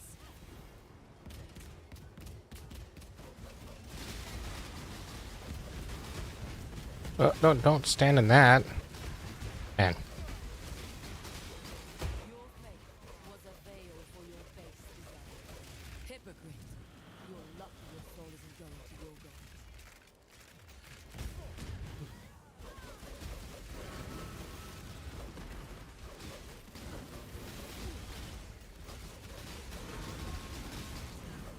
Your soul burns for me.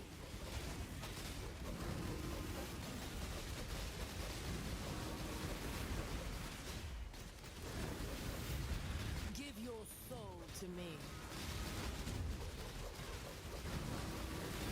No, no, don't go. Jesus. I keep doing that.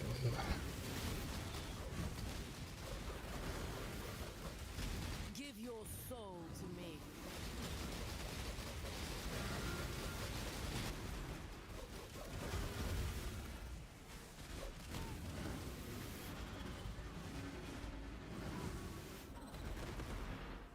Come on.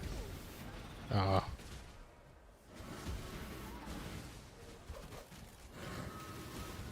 Your soul burns for me. Give your soul to me.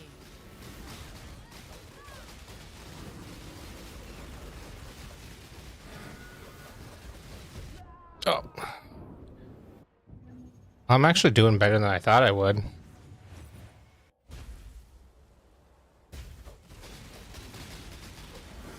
Give your soul to me. Oh, I didn't see that happening.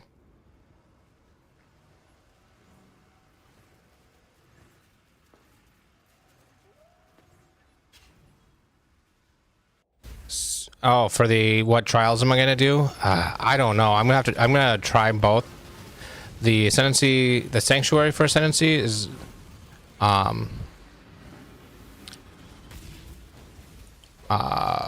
coming first, and so I'll probably end up doing that one. But I don't.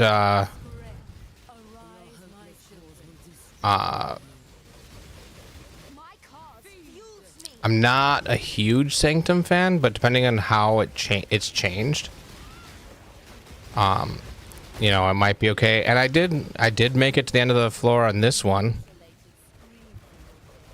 At last their wish is granted. I was trying to get them to blow up, but not on me.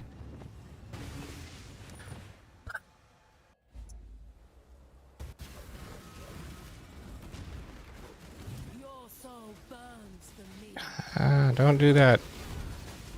God, I am so bad at dodging all of a sudden.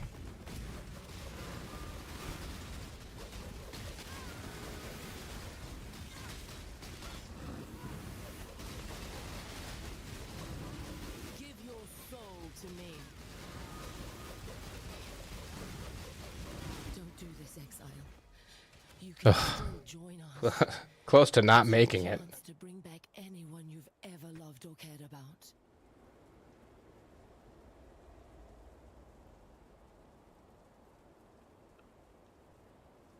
Yeah, I can see Legion, because you do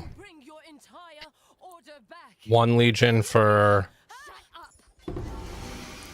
so there's the two-way, the three-way, the four-way, and the five-way Legion battles. So that would be pretty cool. Then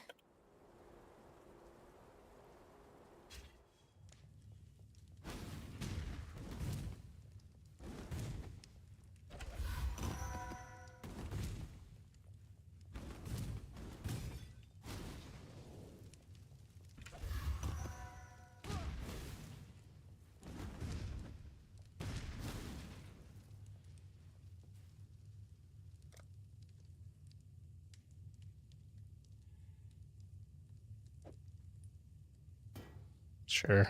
It's probably not the right choice, but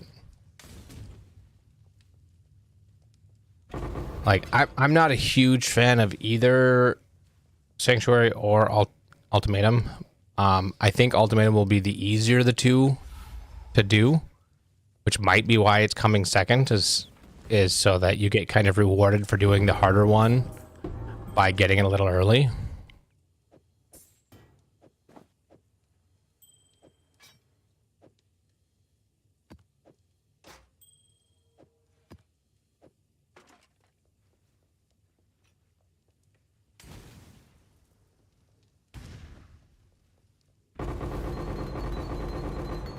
Okay.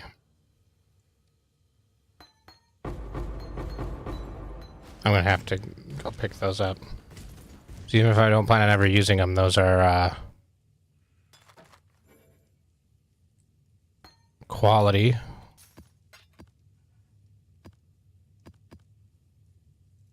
Okay, I'm gonna do 8 for, no, that can just be put in there. Unveils that I need to do.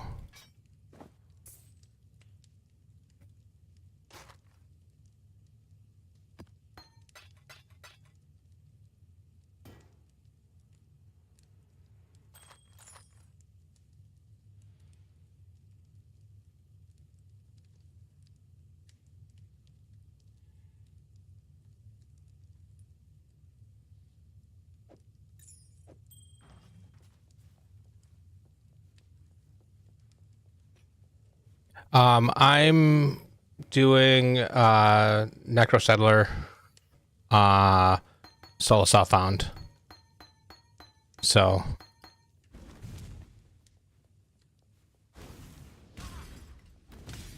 and yeah, gem cutters is what I was thinking of.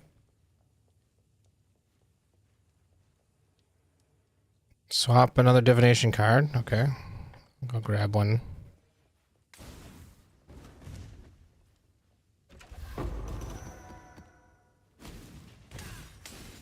This is my second Solo Southbound character, both of them in this league. The first one I wasn't doing great with, so.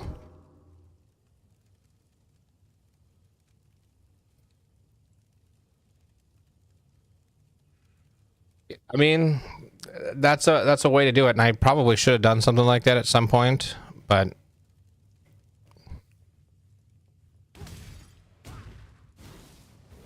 did I grab that one over there? No.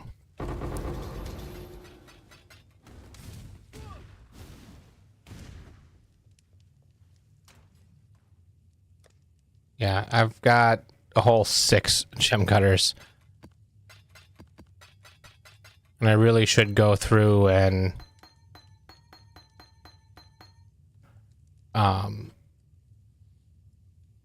you know, at least for my active gems, just go through the trials a bit.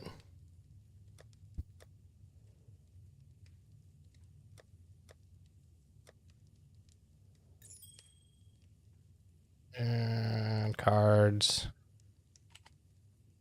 Owned. Wisdom? Yep.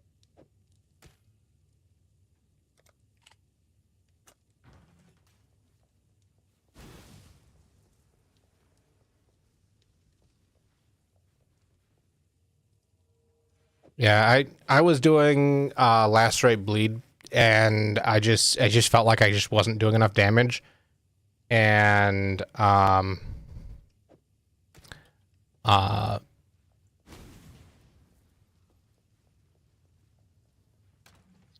struggling to get it to do more damage. But I've picked up a new weapon here, which I think is significantly better.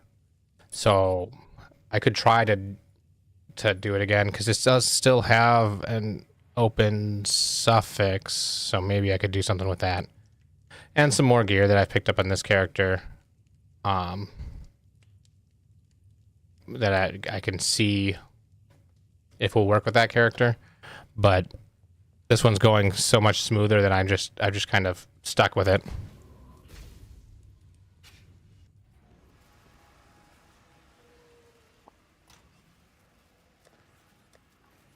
And I've never really done solo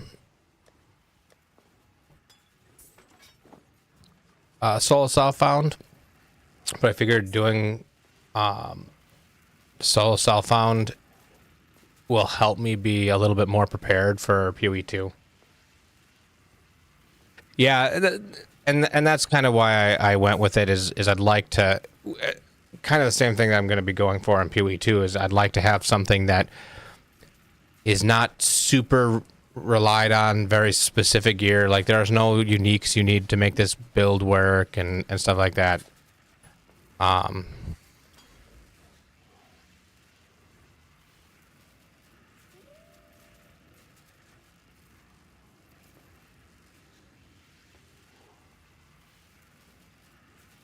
Well, I want the health regen one. Oh well.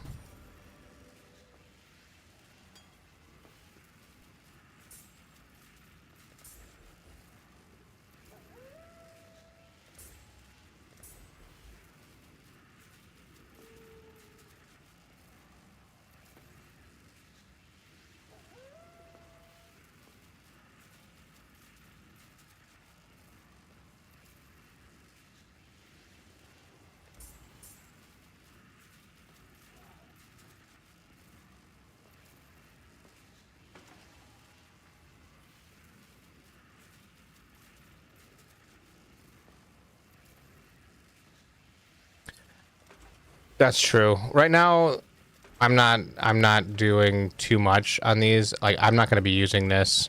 I'm just trying to get the unveils. This one's got Katarina's of the Veil unveiled. I'm not like super knowledgeable on what I need to do for crafting and stuff, because normally I'm playing Trade League and I just look at what I need and I buy what I need. So, like, I'm not going to be using any of these.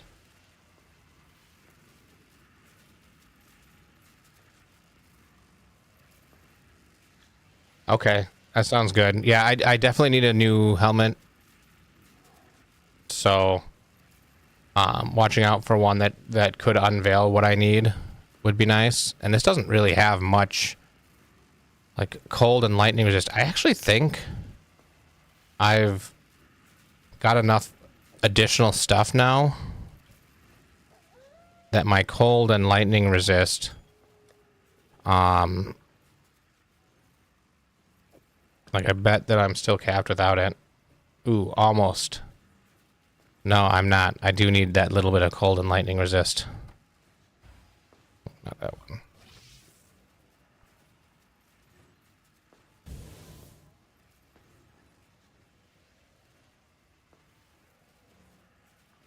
Is that?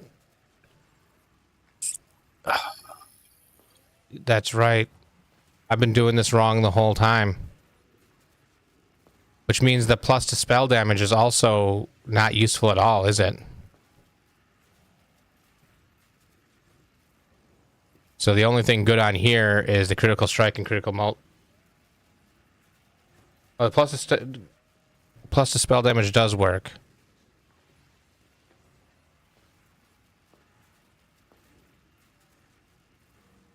Oh, okay, okay. Yeah, I see that. In my brain, that meant it was a spell, and plus to spells worked. Yeah, I'm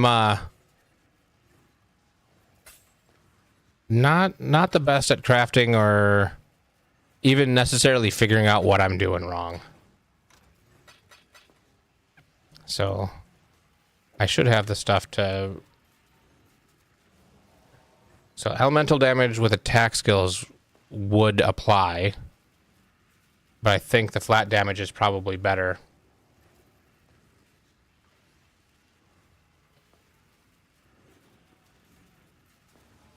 Does a spell critical strike chance not work either then?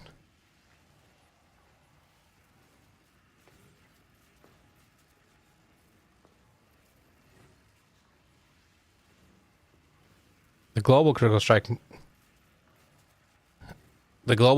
multiplier would apply. Okay, so my wand is just okay at best.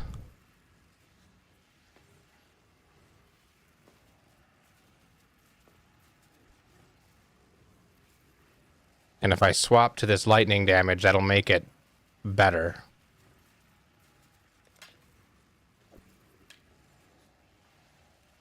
Oh, that was a big upgrade.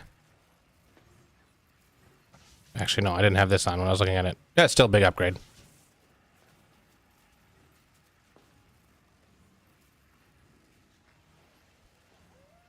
Alright, well, I'm back to looking for wands again. I was focusing on looking for chaos resist gear on, like, rings and stuff.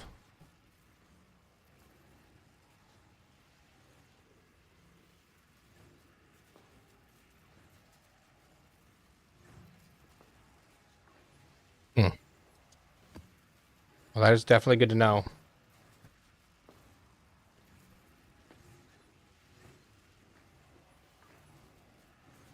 Well, I appreciate the advice. All prophecy and omen wands. Yeah, I'm still using, I'm not really done my own filters. So I'm still using Never Synced, although I should probably be on strict now. I should probably do my own, but it's fine. I can always just go here and black market a wand. Nope, garbage.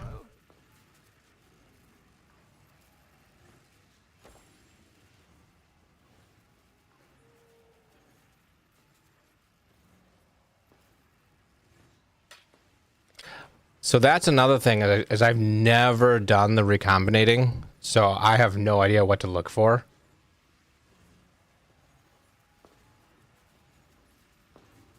So what you're saying is even if they're bad wands, like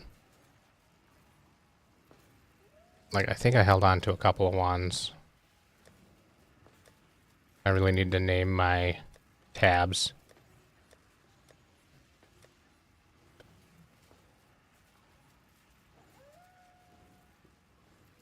So you take two wands that are that have, you know, a few decent rolls on them, and you smash them together, and it randomly picks between, you know, the prefixes and suffixes of each wand, is my understanding.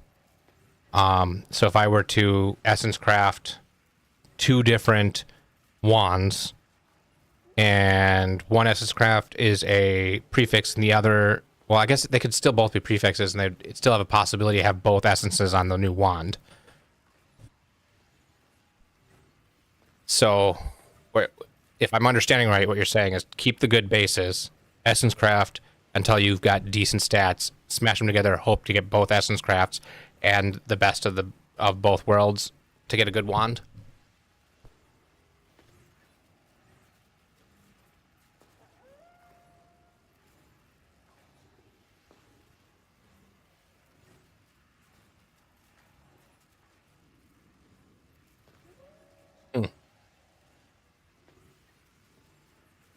Yeah, I've never done the recombinators, so I'm not.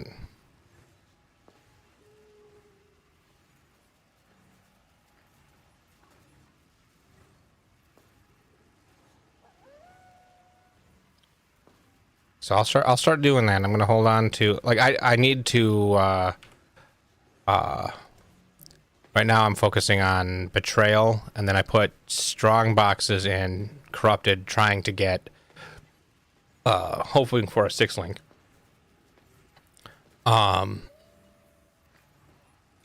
Should probably start grabbing some essence stuff so I can start filling my stash with essences. I don't have a second tree yet because I'm still figuring it out.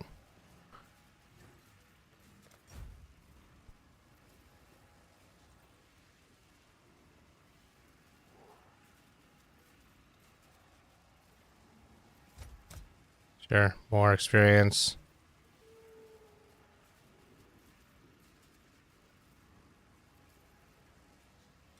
I probably always do these mods wrong as well.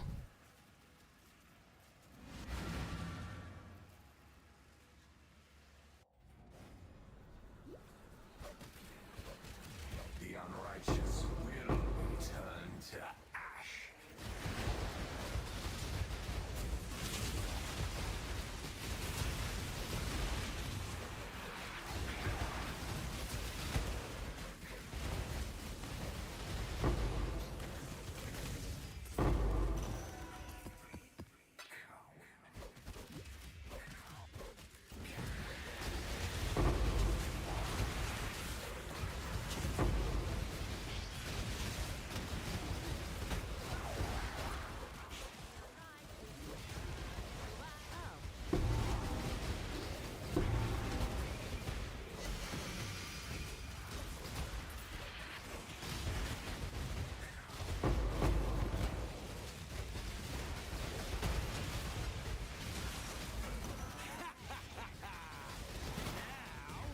The Syndicate, helping that creature. So in Solo Southbound, is Legion worth specking into and running? 'Cause I feel like this build is really good at Legion.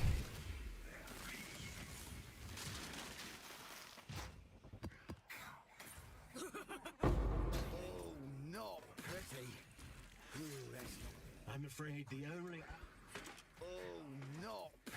Yeah, I like Legion. Keep your word or lose your head. So being able to run Legion, that's another reason why I switched off the last right build, is because it doesn't do good at like proliferating through big mobs, and so I was like struggling whenever like Legion or anything came up, and this clears so much better.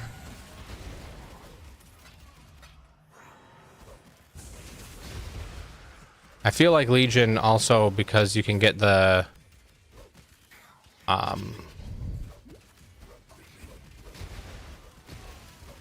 mods that or the incubators, and like get 6-link incubators. That seems like a solid SSF strategy. Again, this is only my second character, and my previous character was in this league and just didn't pan out as well as I had hoped. Second Solo Southbound anyway.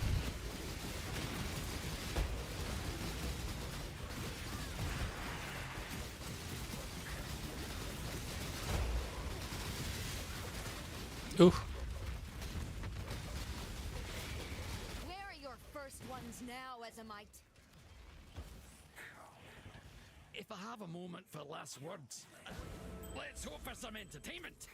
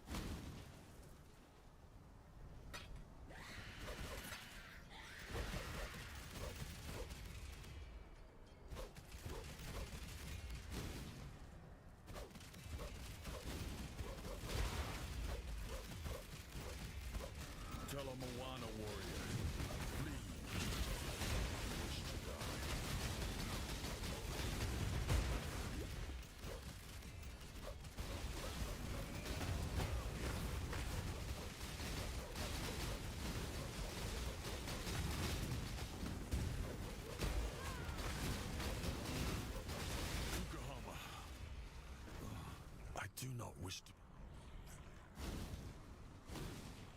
I do not wish. It will be good to see my family again. Blessings.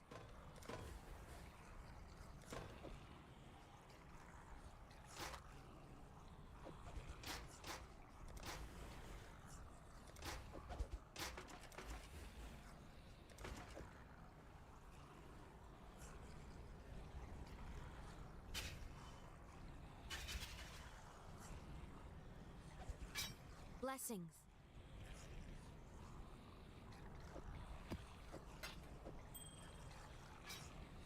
Exile.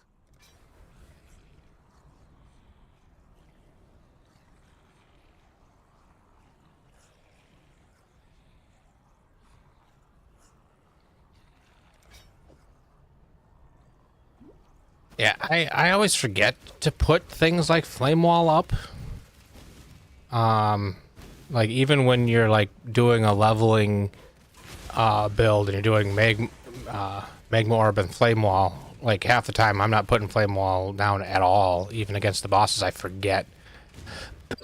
Like I keep forgetting to sniper's mark things.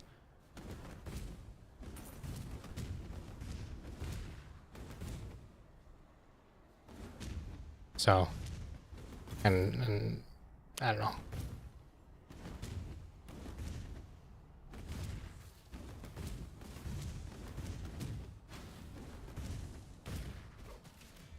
Yeah, I'm not even sure.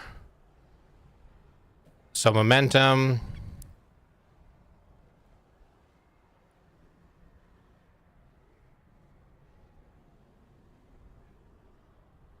I don't know.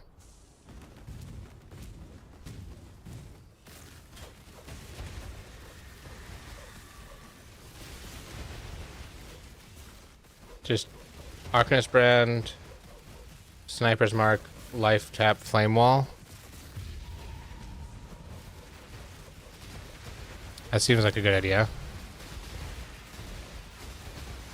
Because then you just cast on whatever, like I'd throw an Arcanist brand down here.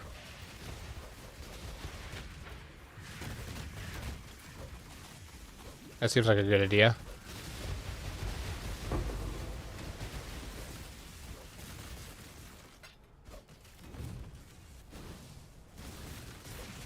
If I only have one additional button to hit, I'll probably hit it more often.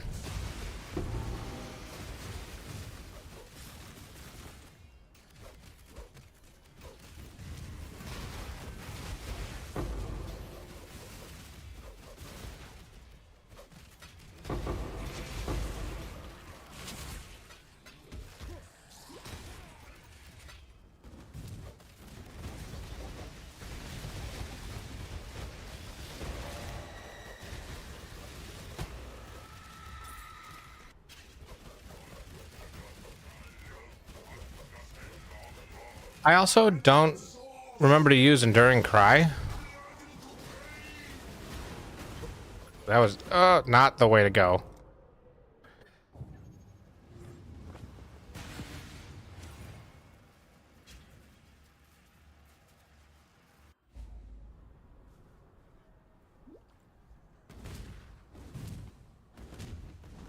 I was kind of looking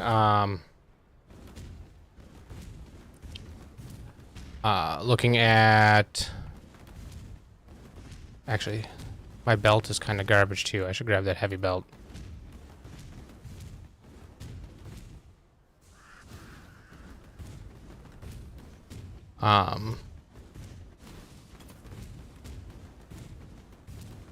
My rings need to be replaced. I'm hoping for some more chaos resist on my rings, and I was also hoping to unveil endurance charge on kill, but endurance charges on chest plate sound like they'd be even better. Jeez, what is bleeding me down?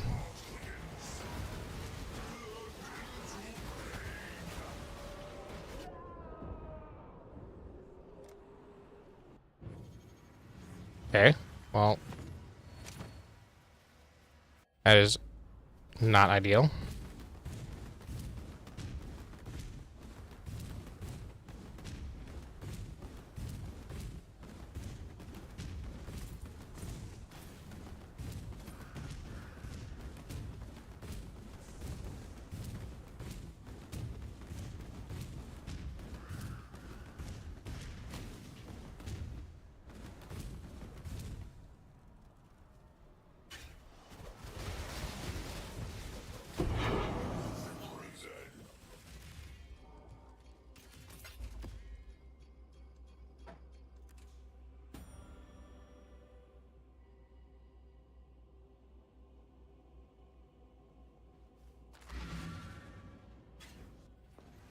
Is it so endurance charge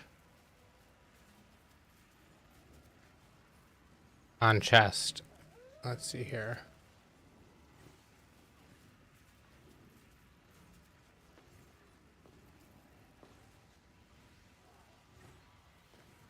I don't have that on the guide that I'm following. Is that a special mod from from like the trailer? One of the maybe one of the acres.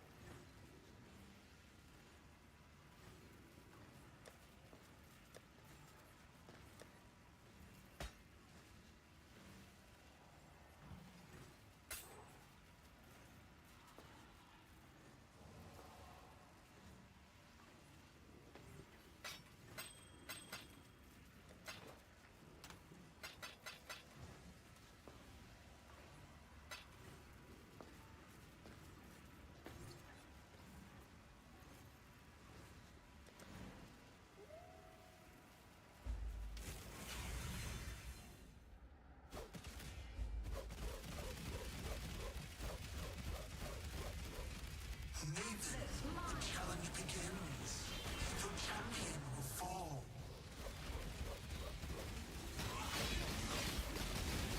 Simulacrum.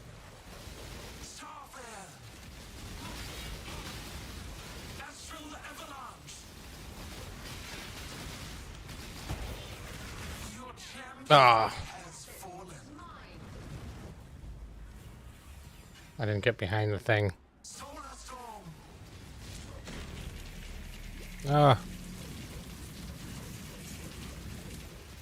Simulacrum. Deep space. Starfare. Astral avalanche.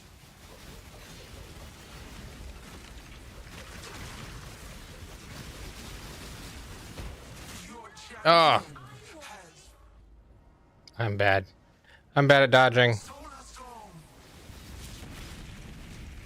Ah. Simulacrum. Deep space. Starfare. Astral avalanche.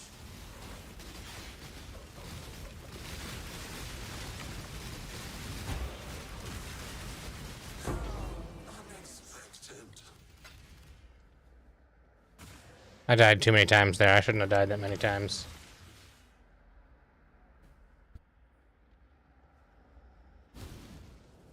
Do not disappoint her.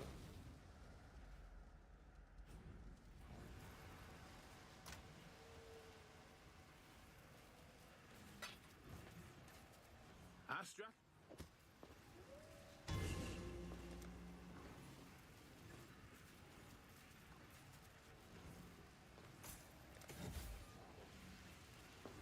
Let's check on Kingsmark.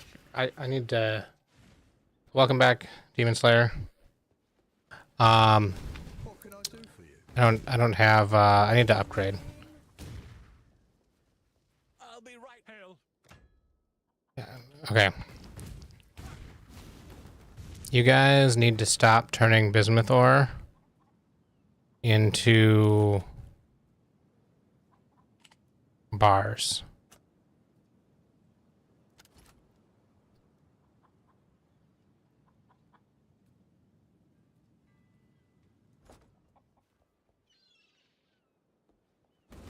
And let's hire Would you like to hire?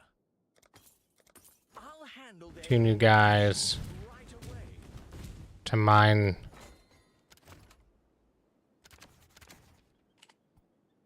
Bismuth ore.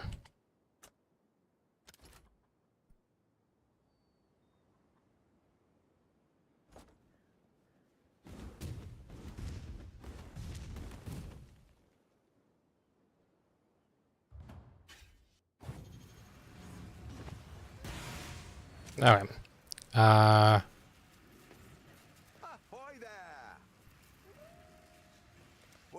I can't do, I have to go to King's March to put my money in King's March, don't I? Should have done that while I was there. Well, I got plenty in there. Still gonna throw more in there for now.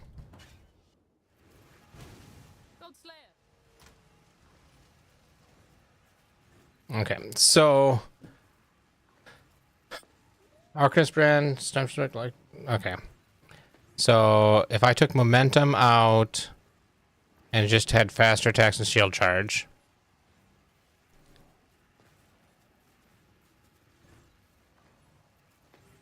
Okay, let's look at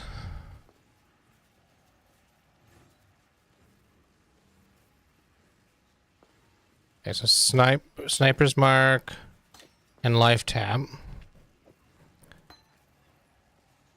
That can go here. These can go here. That's perfect. Get those over there. Drop momentum. Sniper's mark, life tap, flame wall, and so I would need 2 blue.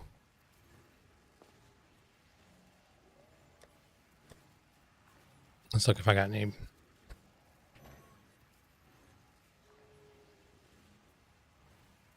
I got an 8% flame wall. Oh, I got a 15% flame wall.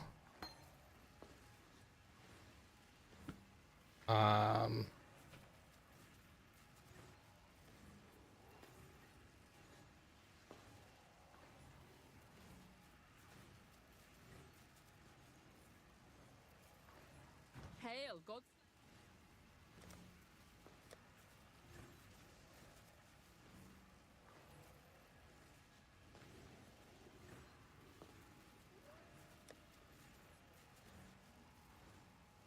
Okay, spraying. Okay, yeah, so I need 2 blue, a red, and a green. So that should be pretty easy to just random color.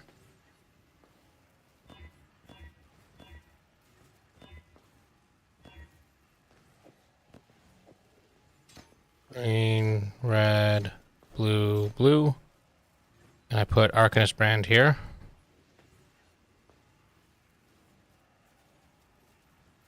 Which is only life tapping right now because it's too low.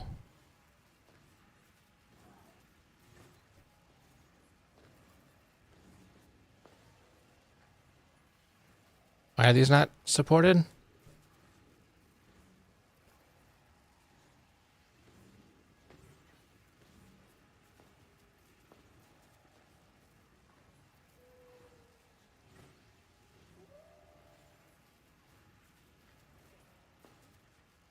Is it just Arcanist brand's too low level, so I need to level it up? But the flame wall's level 1 as well.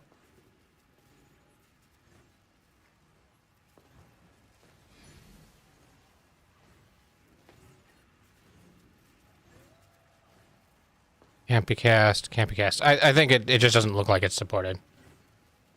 We'll test it out. We'll find out. Let's keep going through maps. So Malformation, Coral Ruins, Jungle Valley.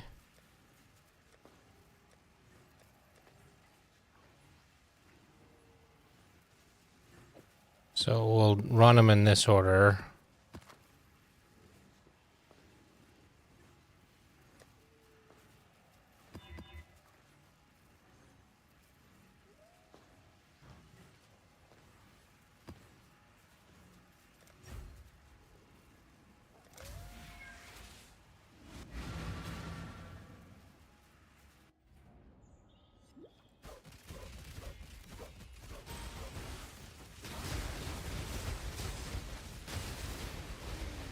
Okay, it is casting the brand. I just It didn't look like it was.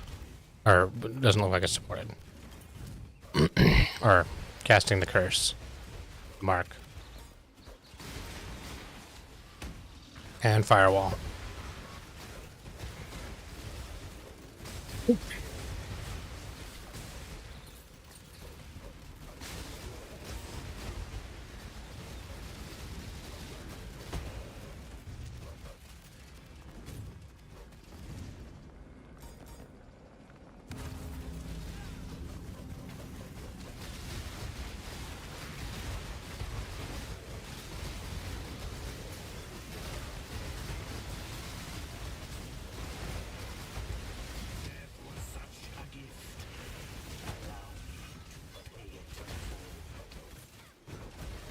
So you big spooky monster didn't scare him off, Riker.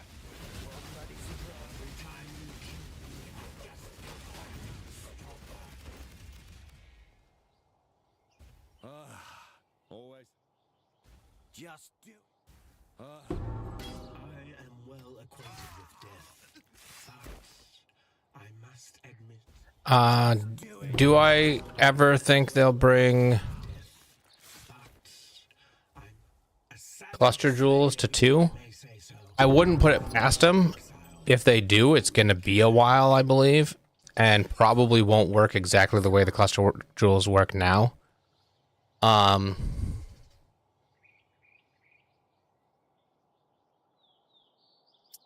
wonder if it'll be more like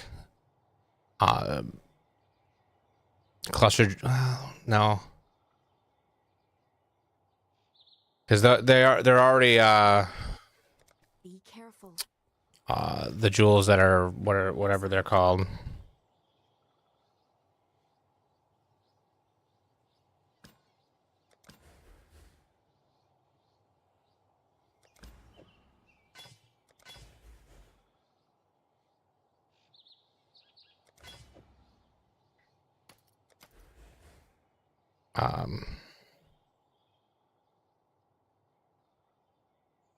Timeless jewels. They have effectively have versions of the timeless jewels in.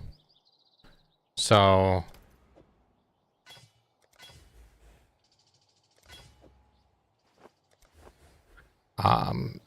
for now, that might be the extent of tree modifying skills that we have. And I wouldn't be surprised if it takes quite a while for them to add something like that, or if they never add it, because it does add a significant amount of complexity to the game, and they're trying to maintain it being relatively easy for people to get into it right now. Yeah, I wouldn't be upset either. I think cluster jewels are a cool idea. I like the way timeless jewels work better than the way cluster jewels work, except that timeless jewels you need a different exterior app to know what timeless jewels are going to do. So it'd be nice if they made something like that where, yeah, there are timeless jewels, but it says right on them is going to turn your notables into this and turn your passives, add, this to the passives, whatever. That seems to make a lot of sense to me. Where cluster jewels, I think, are too complicated for them to realistically add to the game without alienating the new market they're trying to bring into the game.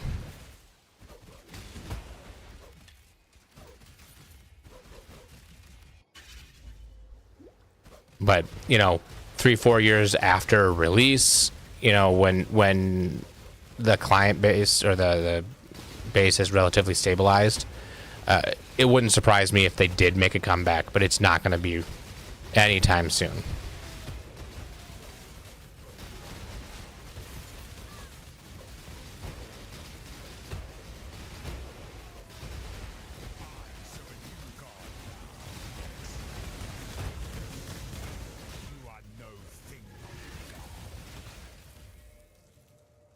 I prefer not to drive the syndicate into a corner.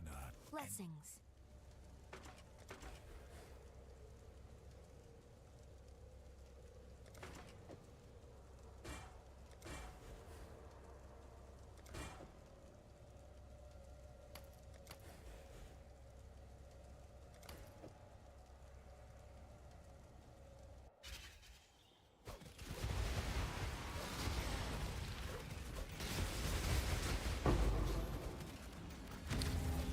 Now, it would be kind of interesting. Like, I know that they've talked about like the death penalty, and easing it in a little bit more gradually, so it only really matters at level 90 plus. And it wouldn't surprise me, like if you're getting to level 90 plus, you're relatively dedicated to the game. So it wouldn't surprise me if they do add them back in sooner than like a couple of years from now, if they all have like required level 90 plus, so that you really have to be already pretty dedicated to the game before it throws you into it.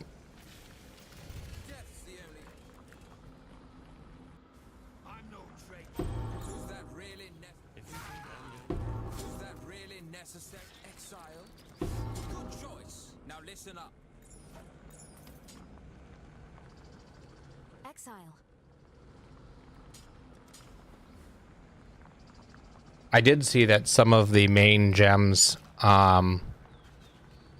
there was a preview of one of the gems, and it said required level 90 on a skill gem.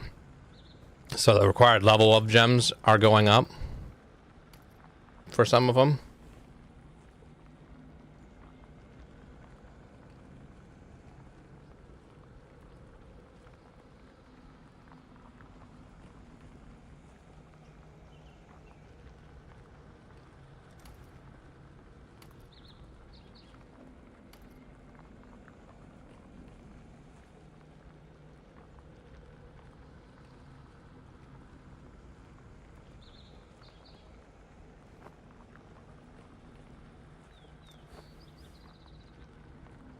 So having the higher level requirement on gems kind of leads towards the possible concept of there being things that just in general have higher requirements on them and are introduced later into the game.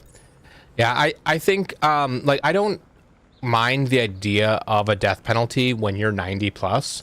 When you're below 90, it's just too punishing sometimes. So yeah, I could see there being like instead of having like we have now, we're at end of Act 5. Now you have a 5% per death penalty. End of Act 10, you have a 10% per death penalty. If it is just even more gradual than that, and like no death penalty until after the acts are done, just period. No death penalty before acts are completed. Then when you get to end game, now they're like, okay, you've should understand your character a lot better. We already have a death penalty for if you die during a map, you don't get it complete. So, we're just going to slowly introduce you. Because I said 65 is when you're going to be entering maps. So if they had it so that at level 70 you lose 1% per death, and then you lose an additional percent every other level, until at 90, because I think that additional percent every other level, and it'd be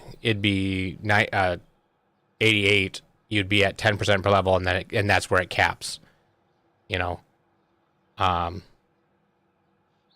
Something like that would make some sense to me. And still accomplish what they want, but also ease the penalty in. So it's still not as punishing while you're still possibly figuring out the end game of your character. But then once you're to the pushing for level 100, it becomes something that you need to be aware of and deal with.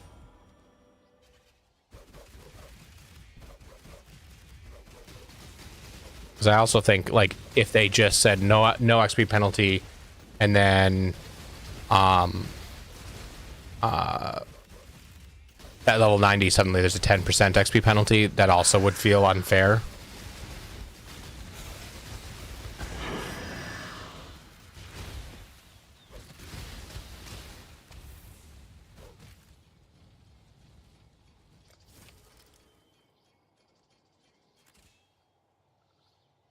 Ah, 0.5% of lightning damage leached his life.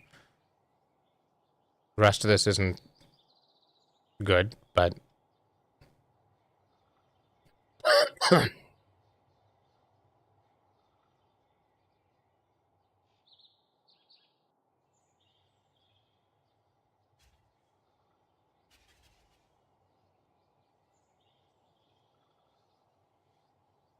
Ooh, offer to the goddess. I haven't done a trial yet. I could actually just, you know, I'm going to do that. I think I'm ready to do my last Ascendant trial. So, I can totally grab that one.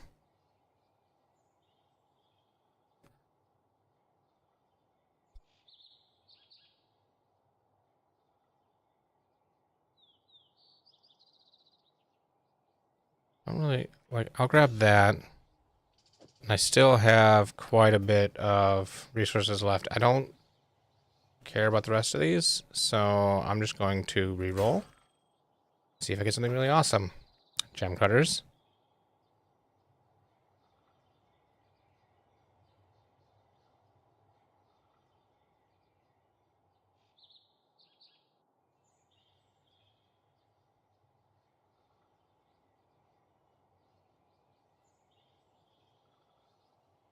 It's actually probably better than what I'm using, although I got chaos resist on mine.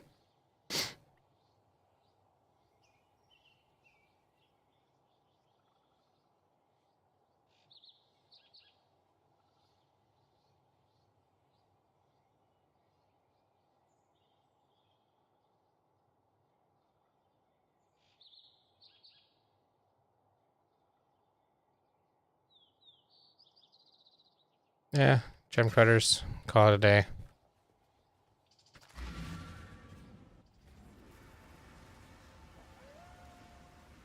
Yeah, huge fan of the chisel value being based on tier, not rarity. That was a very good decision for just all of the quality increasing things being based on the item level, or in the case of maps, the tier versus the rarity, means that, oh, I just got a really good rare armor. Oh, it's already rare. I'm going to spend 10 armor scraps on it versus, oh, I found this as rare at level 15. I'm going to spend 3 armor scraps on it. You know, it lets you actually use the quality currencies early on in the game versus being like, it's not worth spending any quality on these in the early game. It just isn't.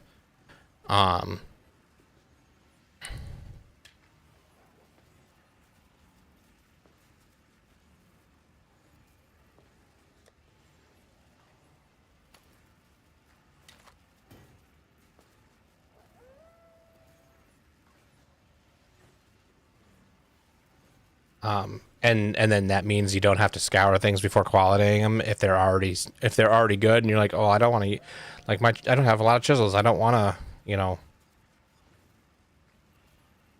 whatever. Actually, that means that I could be qualitating because it's 1 chisel. No, it's 2 chisels quality a white map. 4 chisels quality a yellow map, and then 20 quality a red map. Or no, it's less than that. I don't remember.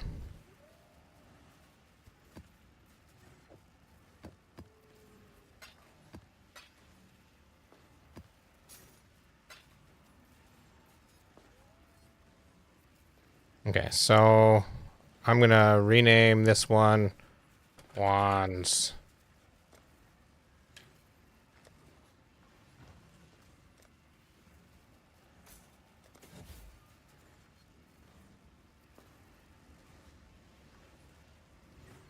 I'm gonna go to Aspirants Plaza.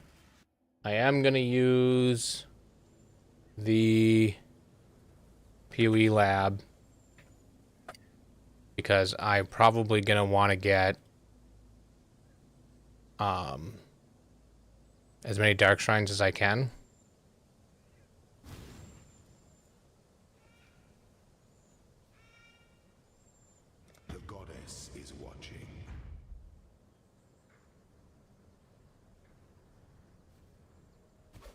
Yeah, I agree. I'm like, a lot of people are really excited for the end game, and I am excited for the end game of PoE 2, but I'm also still confused by it in general. I'm glad that somebody, like, early on, I was like, well, what happens if you are a bad player like I am, and you know, die in all the maps that you have access to? Are you just done and have to, you're done for the league? You know, what is the goal there? And the fact that if you brick your atlas, that it just entirely resets, you know, is good, because then you actually haven't bricked your atlas. But it completely resets. But that means, like, maybe there's going to be a strategy that's like, okay, I'm looking at my atlas, there's nothing good nearby, I want my first areas to be good, and so therefore I'm just going to go in, because there's 4 at the starting area, I'm just going to go to all 4 of these and just die and brick them on purpose, so I can re-roll the early areas of the atlas. Like, it seems like that has become a legitimate strategy. I'm terrible at dodging traps.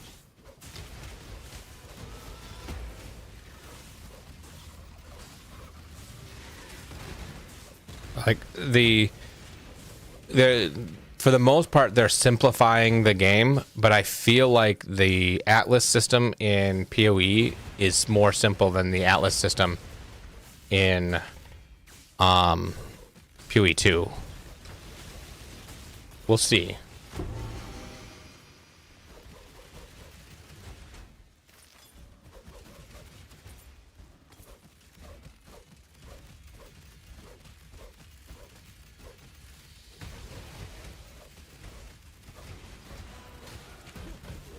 You know, that makes sense if you really don't see outside the first 4 maps, so you have to do them.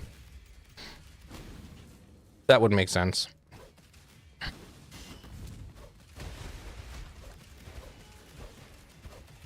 I'm sure there's still going to be it's optimal that if you don't see this after you've done your first 4 maps, that you should really just re-roll your maps.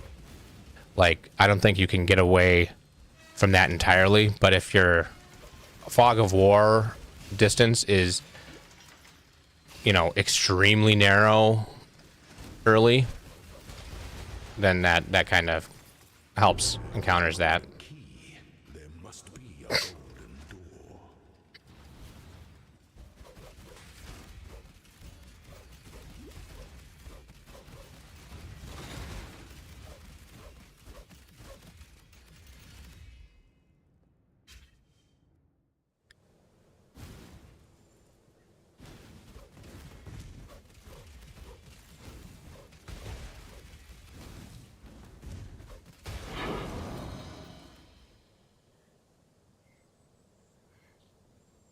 Gold is the most liberating of metals.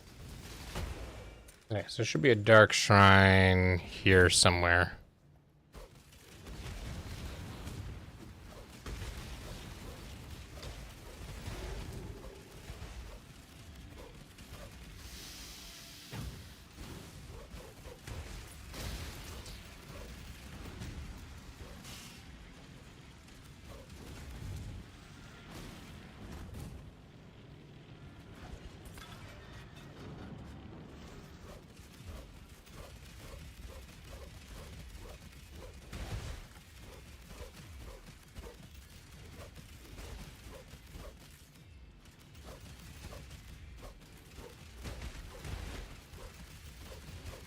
Yeah. Like, I can see there being, you know, people who talk about when you're racing, if you don't see this boss, you know, by the time you've done the second, you know, circle of maps, just die in all of them really quick. Although that's not viable in hardcore, so... Oh, I didn't find the Dark Shrine. I really want to have less damage from traps, please? Thank you. This looks like Dark Shrine.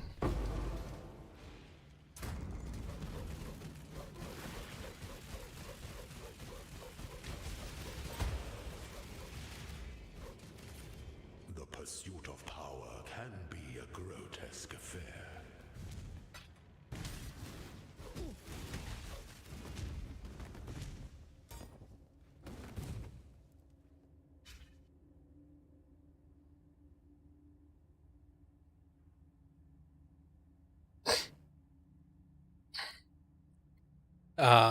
A mechanic to reroll the Atlas at will.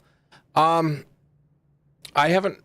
I didn't hear about that. I heard about them talking about rerolling the Atlas. I didn't remember them saying it was at will. I wouldn't be surprised if there is some cost to doing it. If you haven't bricked your Atlas.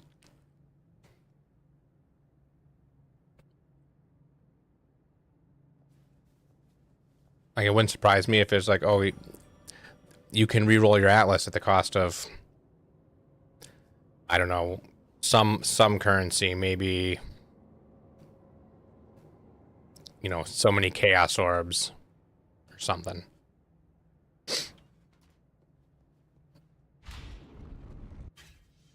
Or maybe they're gonna have the resource that resets the tree, the orb. What are they called? My brain is not working. You were born for this. Pity the emperor who sits alone on his throne. I can't think of it. The purple orb that rerolls them.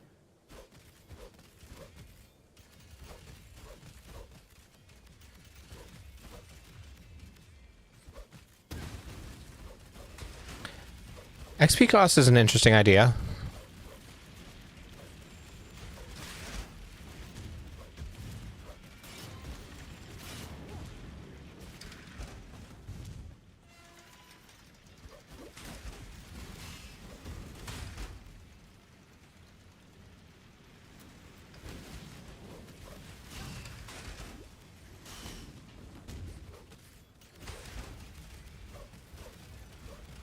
There's a Dark Shrine here somewhere too.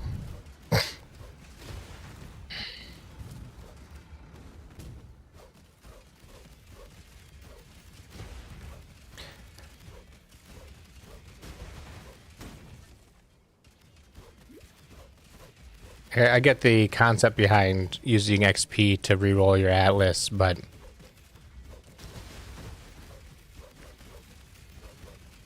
I think that might be too harsh of a penalty, because like if you've made it to level 100, you know, you don't want to XP back to 99, you know. Plus then they have to have a mechanic involved for when you unlevel what skills get unspec'd. Are they going to have to track which skill you put in most recently?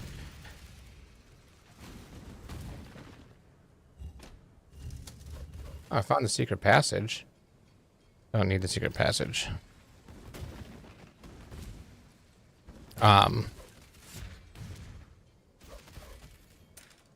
I know that's something that has been avoided in other games where losing XP doesn't let you lose a level because they don't want to track granularly what most recently was put in.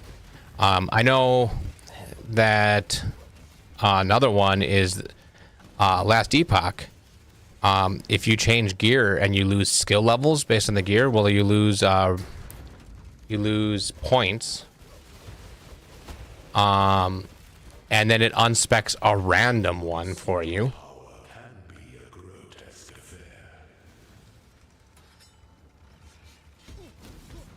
Oh.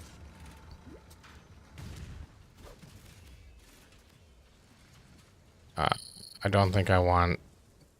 I think I want the one that I just ran by.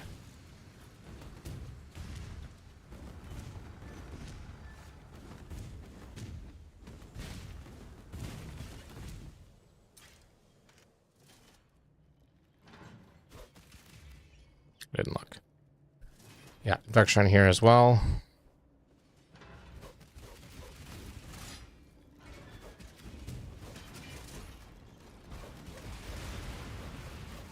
So having an XP cost makes sense. But if it can de-level you, it causes a bunch of complexity, and if it can't de-level you, then it is pointless on level 100 characters. Might as well just be free at that point. So I'm still in favor of the orbs that you use to respec your Atlas tree. Like giving up 20 of them restarts your Atlas. You know, that way it still has a cost. You can't just do it over and over again. But the cost is reasonably obtainable and doesn't really cause much downside and is somewhat related.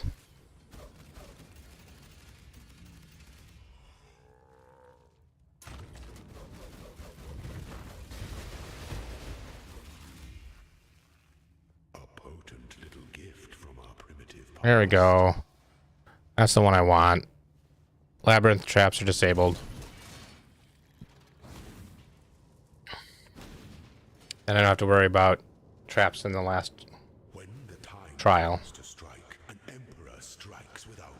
I'm thinking Orb of Unmaking. I don't know if PoE2 will have Orb of Unmaking. I'm guessing it probably does. And using a bunch of them to respec makes sense to me, or redo your Atlas makes sense to me.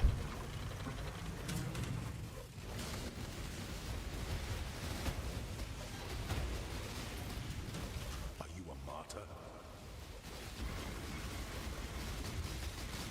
By the goddess, what ambition!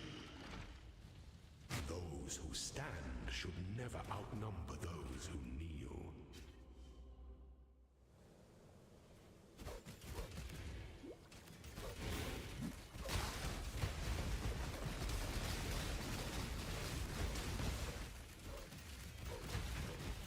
There are no dark shrines for the rest of the map, and I'm looking for the upper left exit here.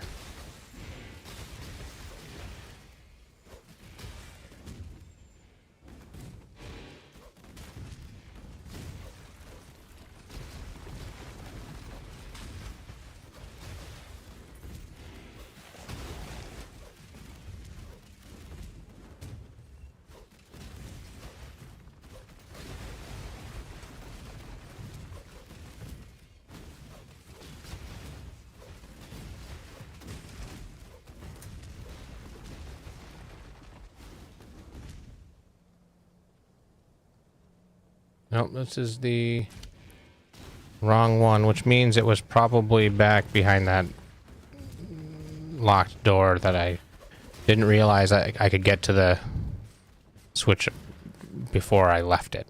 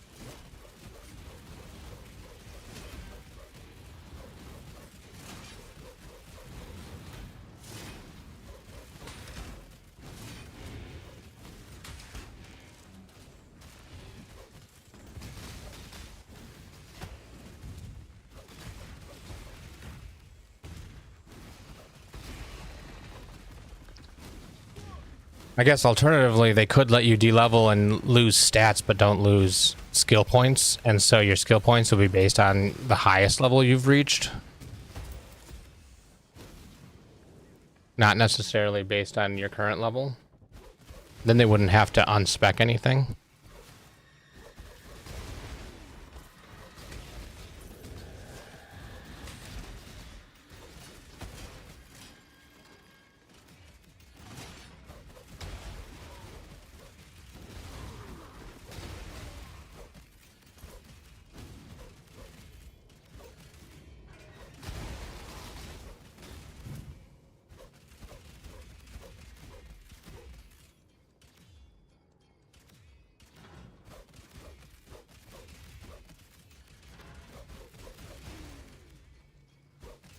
Yeah, that's true.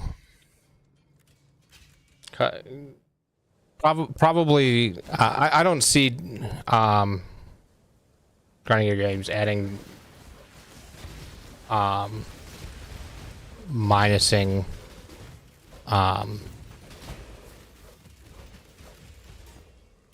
levels ever.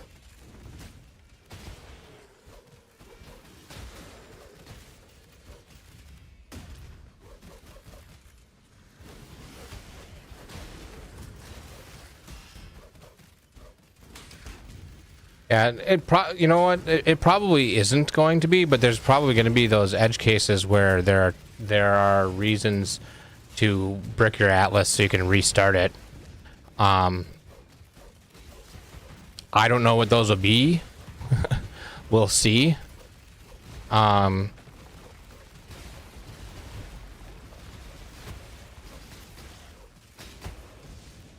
But every time you think something, there's no reason to do something, somebody finds a reason to do it. So I just wouldn't be surprised.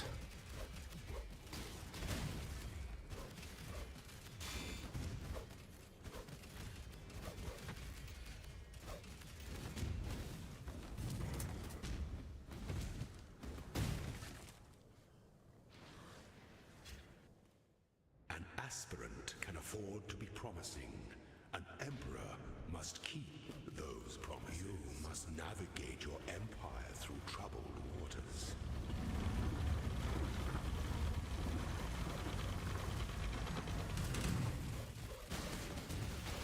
Show me your resolve.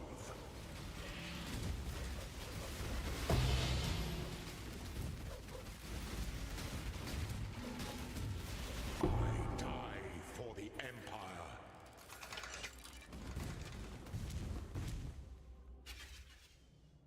Don't mind getting an exalt.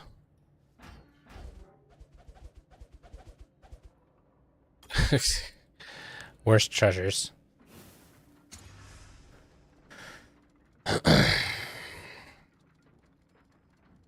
Really?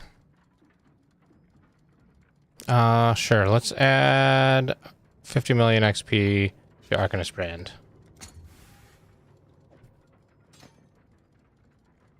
8 quality. Should I put 8 quality on Power Siphon?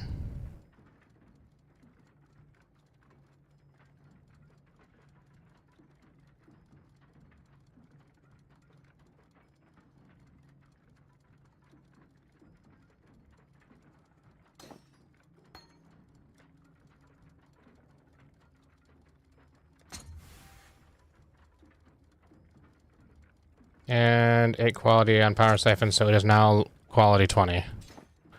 I should start leveling a second Power Siphon so I can corrupt this one.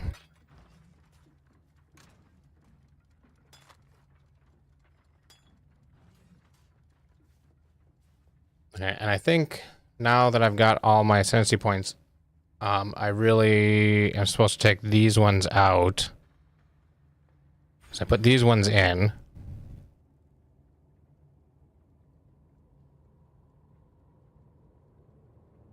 And put these ones in, and that's gonna help my survivability.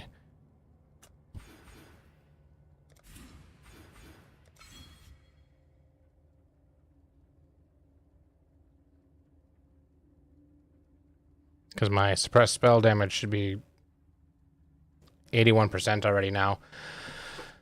So just need a little bit more. I'll be at 100%. And I think that's not too much to ask for, because I already got that one. I can get... Oh no, that's not suppress.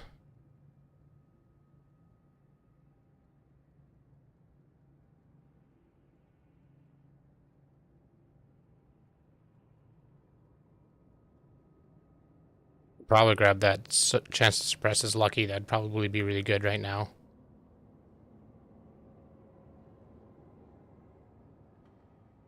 Yeah, if I make my way down to this part of the tree, I can definitely very easily, without even having any of my gear, have capped spell suppression chance. That's 1, 2, 3, 4, 5.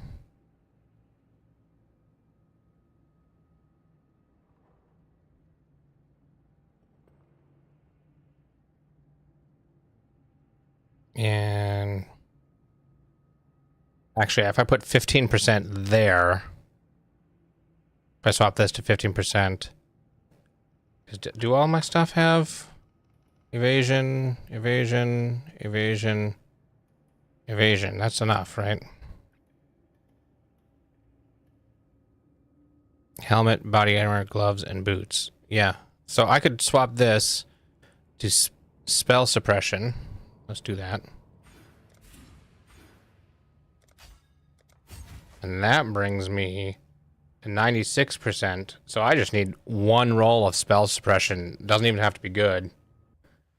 And I'll be spell suppression capped. Which that's going to feel really nice.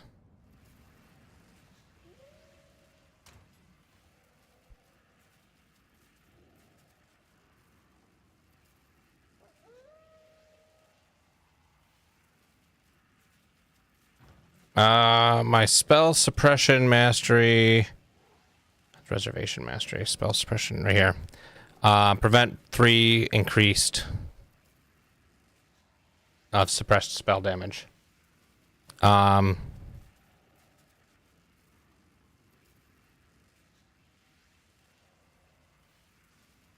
guess I could do the phasing one. That would get me to 100% spell suppression. Because I'll be phasing most of the time. Because if this doesn't give me phasing, my flask will. So I'll basically just be phasing all the time. Do you think lucky is better than the phasing all the time?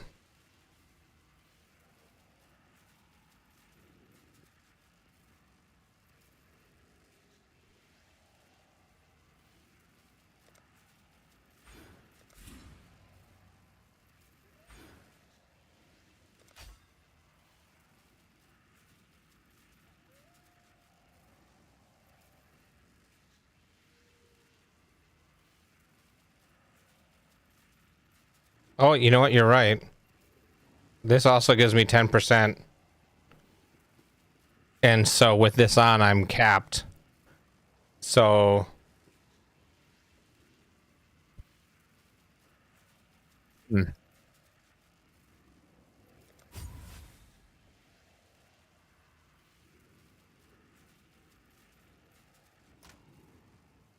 That makes sense.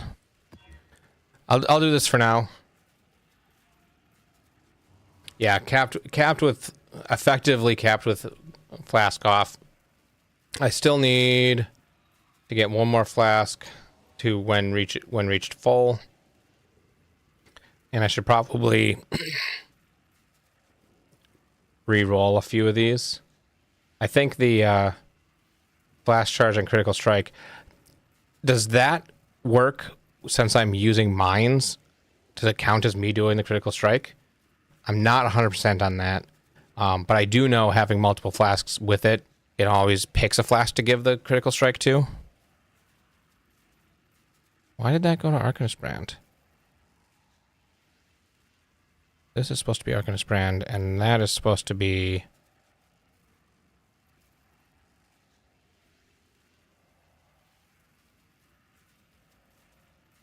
Yeah. Okay, so these ones basically have a dead stat on them. And especially this one, I should probably reroll. I already have that.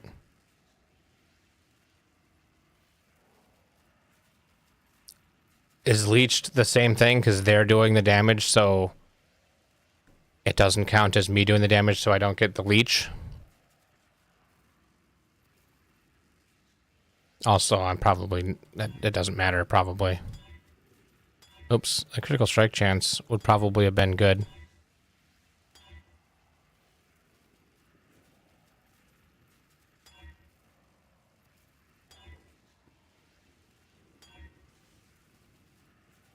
Reduced effective shock is probably good, because I'm not shock immune currently.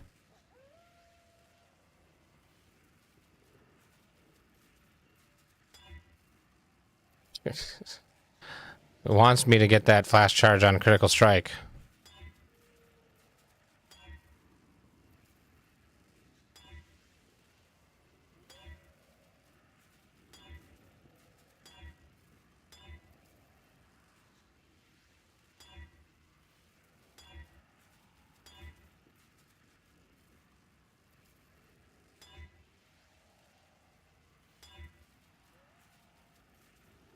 Increased duration isn't terrible.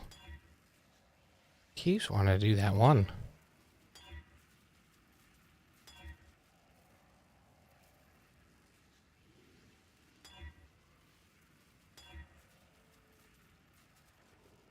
I'm gonna go with that one. Critical strike chance.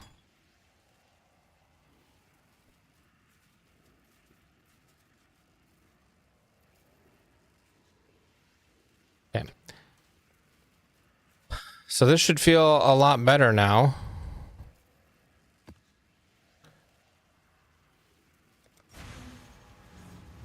Chaos Orb, sure. XP, rarity. Sure.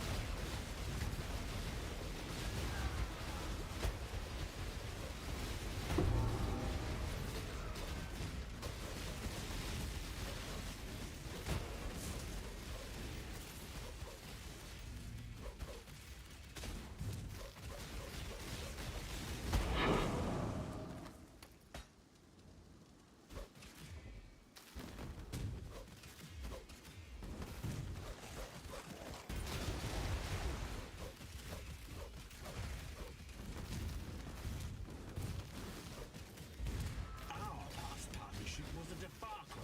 I dare not duplicate.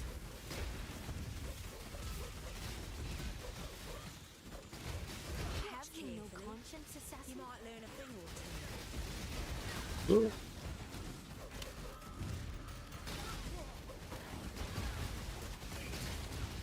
Again, we can arrive at an accord. Go on.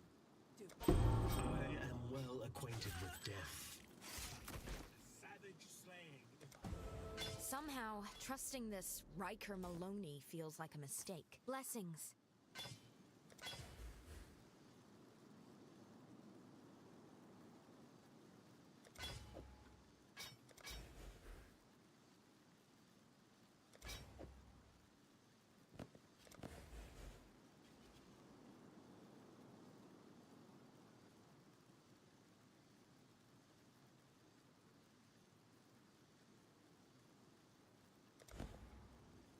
I think I got too much resist on my boots for that to be worth trying to use.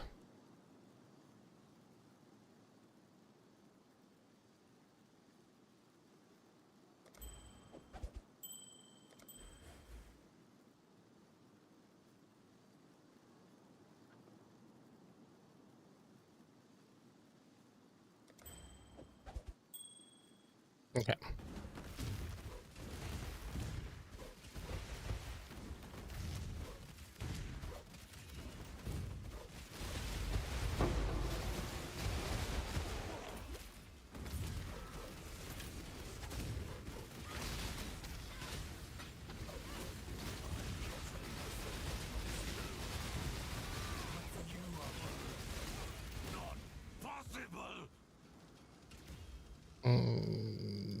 Death's the Absolutely brutal.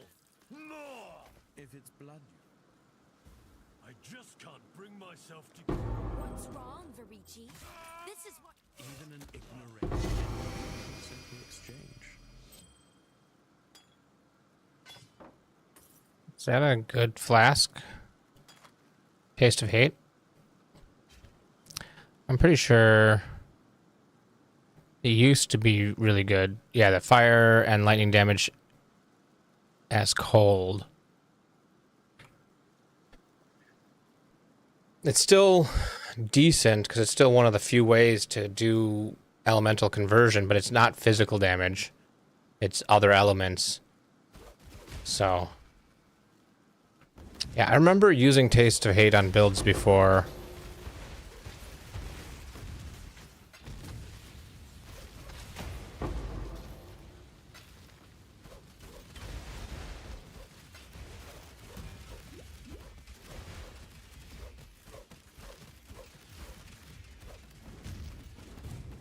Yeah, you wouldn't know that I've spent like 7,000 hours playing this game when I'm still asking questions and not understanding things.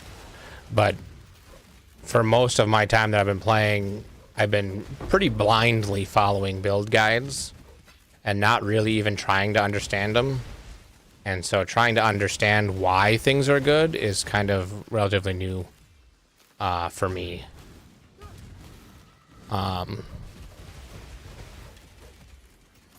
Like, it wasn't until, like,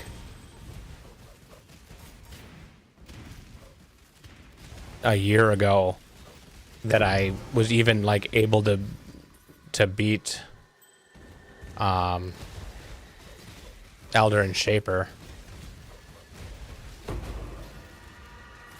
Mostly because I just didn't pay attention to anything.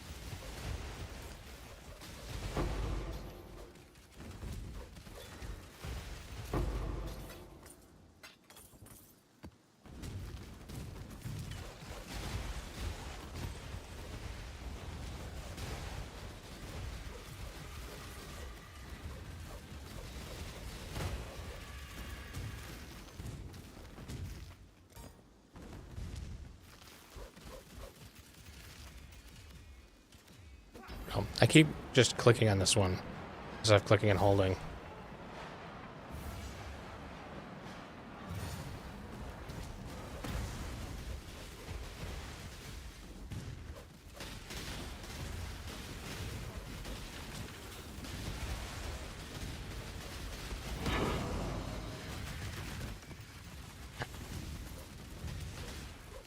Definitely feeling less squishy with all the recent upgrades from today.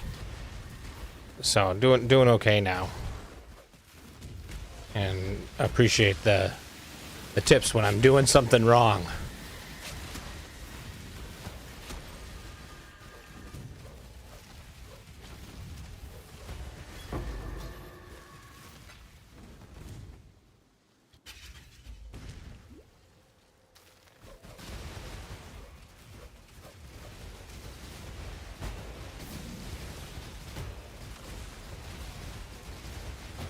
No, I don't normally play SSF. I normally play just normal Trade League, but I wanted to try SSF because I figured it would help me to get ready for PoE 2.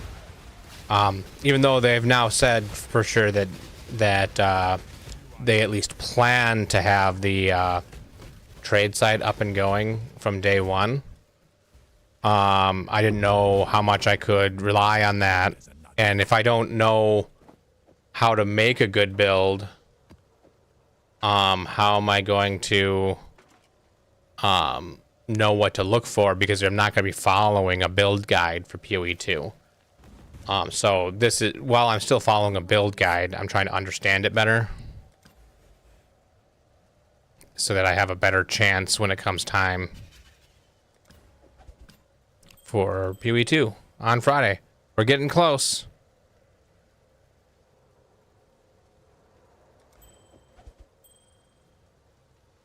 Yeah, I'm usually so I've got a guild that I've set up in PoE, and what I usually do is Ancient is he's actually my cousin, and he's in the guild. And what we normally do is we're playing in trade, we're throwing things like all the uniques that we already have in our own stash. When we overflow, instead of vendoring them, we put them in the guild stash. So a lot of the uniques are there, and anything that looks good but not good enough for us to use in our current build, or maybe some of the things we've replaced but we don't feel like selling because they're not necessarily worth that much anymore, we throw in the guild stash to help each other out, especially with like starting a new build or whatever.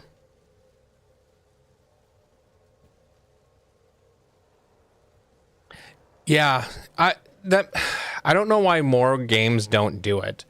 Like technically you can only be in one guild in Final Fantasy 14 as well.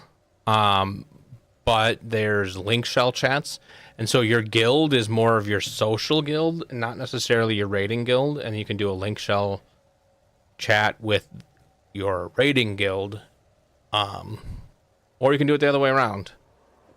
So I've seen, you know, stuff like that, and I wish more games would do that. Like why are you only allowed to be in one?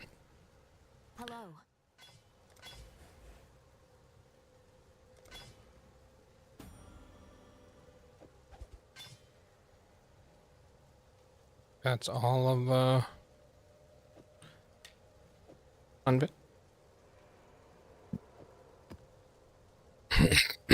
Jeez, hiccups. All of a sudden.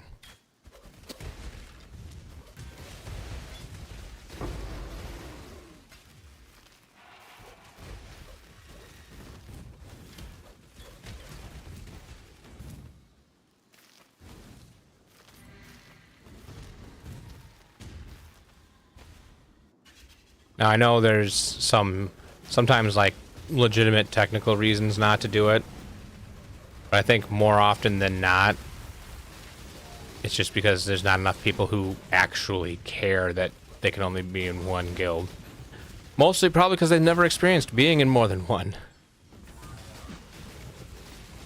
Like I can see, well, if we allow you to be more than one, we have guild stashes, we're gonna have to, like, which guild stash do you see when you open it? Do we need to give you a menu to open which guild stash to open? And I think the solution to that is to take guild stashes out of everywhere but the guild hideout, and then have a button that's where you get to select which guild hideout you go to.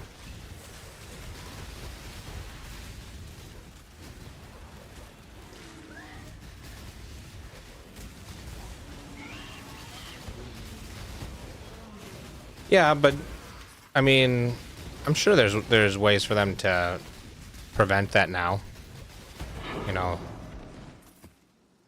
multiple. If they make it, you know, for example, the way I said, where you can only be in, you can only access the guild stash from that guild's hideout. Well, then it's not really any different than the way they have it now.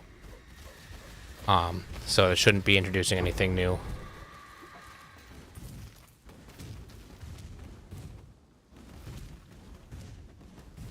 Like, to be fair, I don't see them doing it because I don't think there's enough demand to justify spending time on it. But it is something that's nice.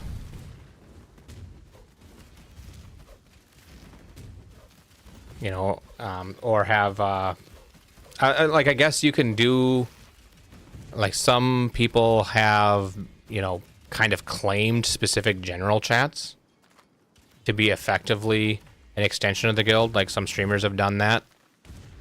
You know, but that doesn't give you access to hideouts. Why am I still in here? There's 0 monsters left.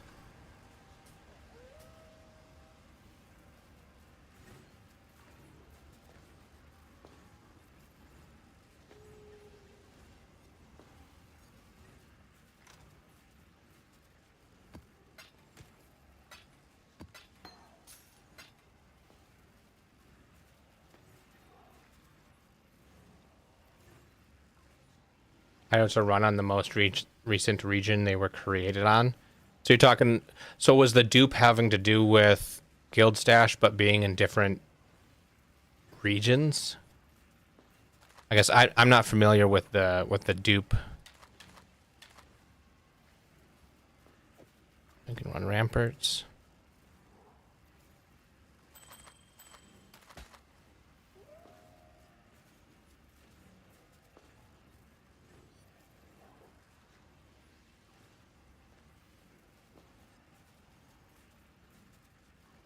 Okay, so that's got a lot of critical strike chance.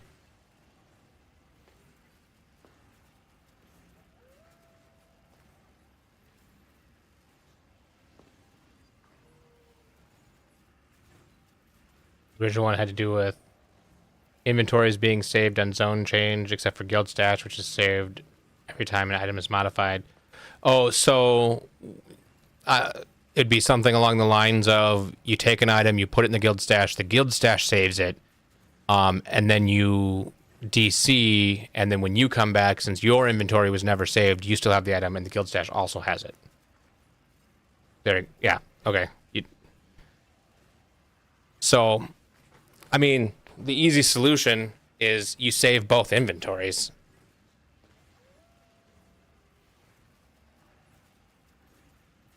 You know, whenever you save an inventory that you interacted with, you also save your inventory.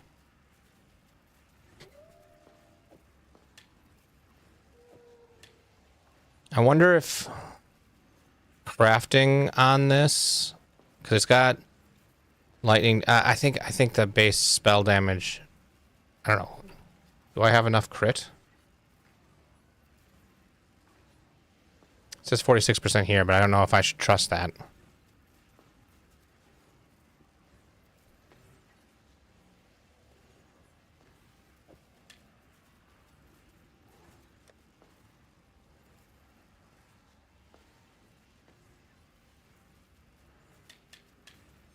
That would multiply the resource load infinitely because picking up an item is part of that. Yeah. Except all I'm saying is if you save an inventory, you do it. So when you're picking up an item in a map or whatnot, you're not saving the map's inventory at that point. So you don't need to save any inventories at that point. But since the guild stash is saving differently, then adding to specifically the guild stash, that extra save step, shouldn't be that much overhead. So, I mean, I don't know if they're doing that now, that, you know, whatever. Okay,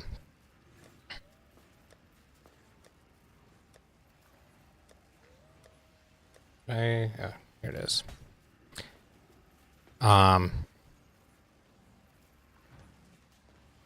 Yeah. Yeah, and so as oh god, why? Possible ban evader. Yes, we're going to ban him again.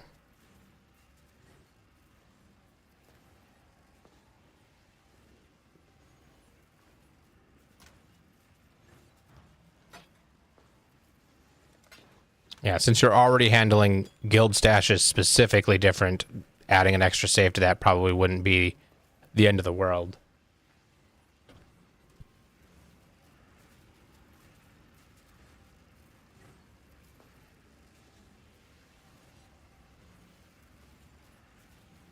Another feature will never exist is Guild Found League. Yeah.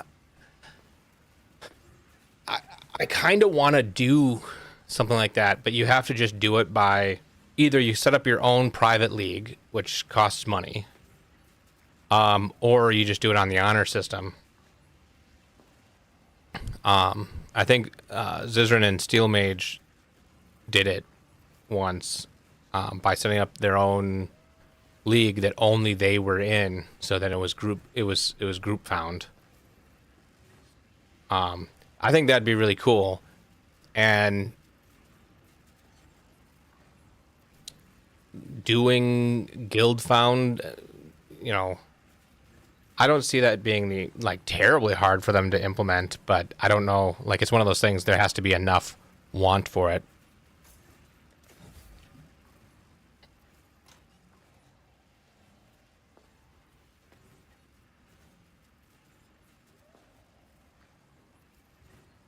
Yeah, I mean, that's true. A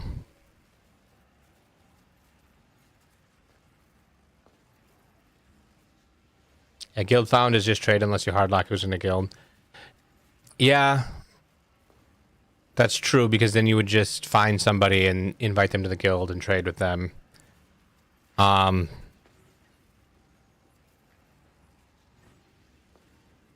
I think it would have to be whatever guild you're in when you create your character. You get locked to that guild instance.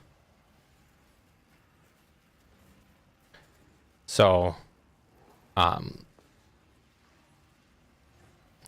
on character creation, whatever guild your account is in, that's the guild that character is locked to, which then you can leave and join guilds on your other characters, but this character is locked to being in the guild found with that other guild. So if you end up switching guilds, you'd have to start a new character to do a guild found with that guild if you wanted to. Like, that's my kind of quick off-the-cuff idea of how that would work. I mean, it's just one more for that character. But yeah, it's kind of why it's effectively a private league and they charge for those.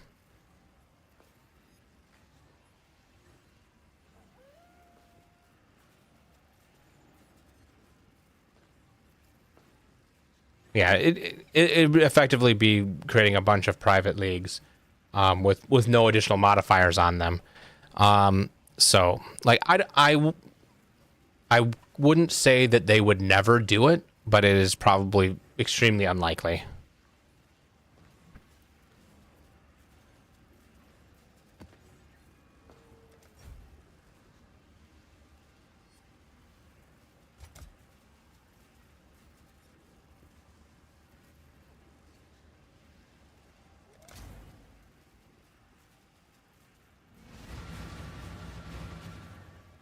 Yeah, exactly.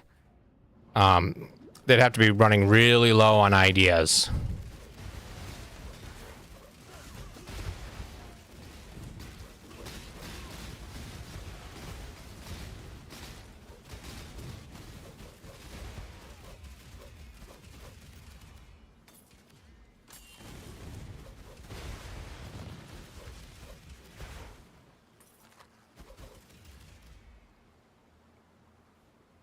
Yeah, I agree. I don't think the worth is not worth it, or the work is not worth the benefit. So it'll likely never happen. I don't like saying, you know, in absolutes that definitely won't happen, because, you know, stranger things have happened, but like, you know, 4 years ago, I would have said there would never be a auction house in Path of Exile. So,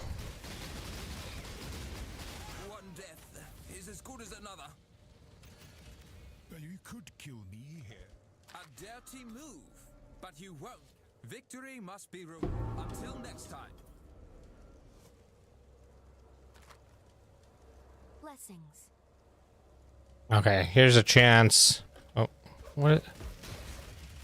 Exile? Here's a chance to get something. Veiled modifier. This has increased critical strike chance, so it has a high critical strike chance. It has increased spell damage. Is this something that that you would block something and try to unveil it, or you just unveil it and see if it's good? Or is it not even worth it? Can't block anything. Okay.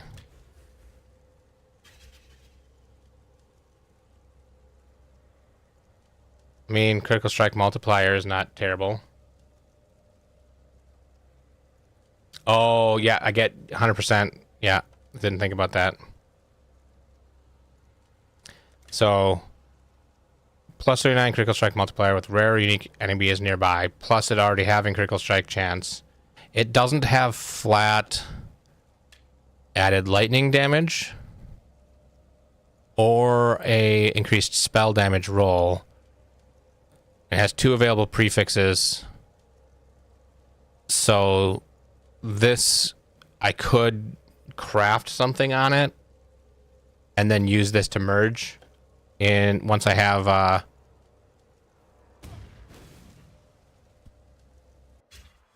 you know, because it's probably not better than what I'm using currently, but throwing it on the crafting something on it, maybe exalting it, probably not even exalting it, and then running the recombinate. Is it recombinator?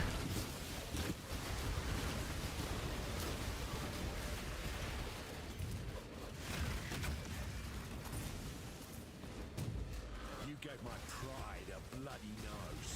Now the greaves on the other leg.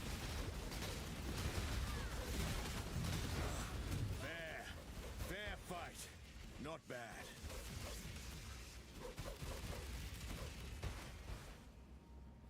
You hear a lot of things when you spend enough. You're smart. Nice. So I won't recombinate things until I have the recombinator maxed out, which I should be really working on. It's been long enough since I upped my mining things. Whoa.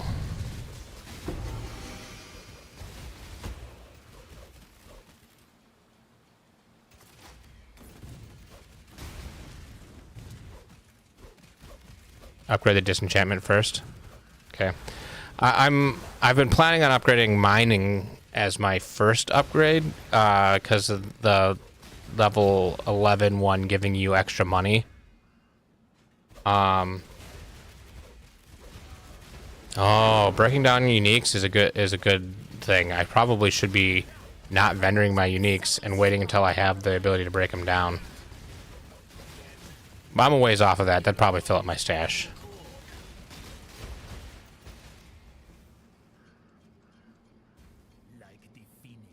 So would you do disenchant before even mining? When I catch you, you're mine. Right. Can we hurry this up?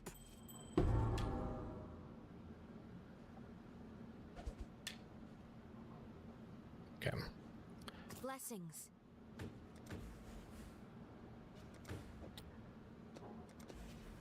Could probably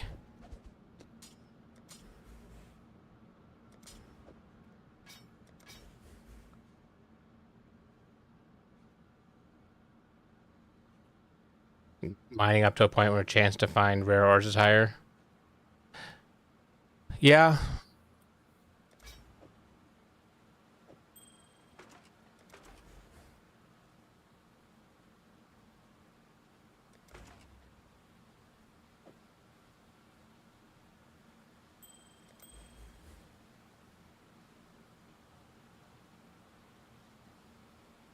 You don't max shipping? Why wouldn't you max shipping? Or is that just your last party, or do you purposely not even max it?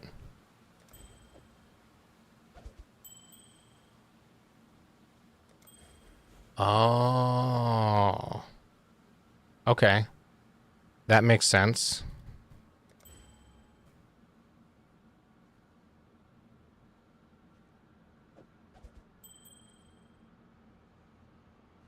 Bulk auto gives a unique. Okay. That makes sense.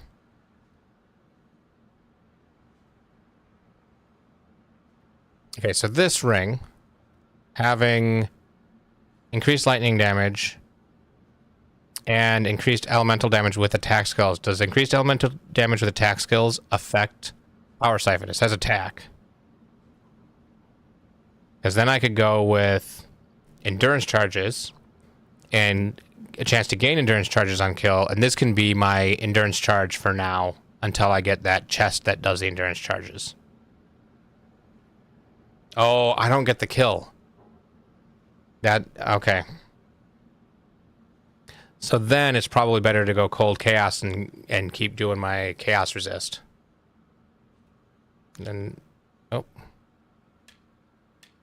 Exile. And this will not have any more suffixes, but I can craft life on there.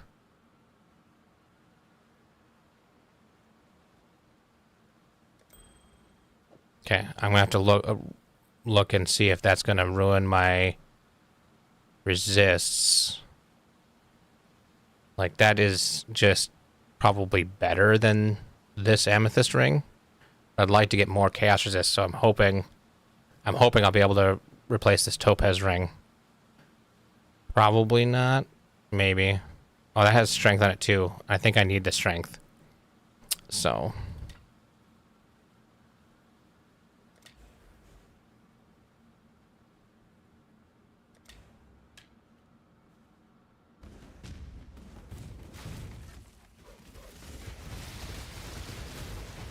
I'd really like to get my cat. It's positive now. But if I can get it, you know, at 50 or... Oh. These rogue exiles are just surprising me, almost killing me. But they're not killing me, which is better than this morning.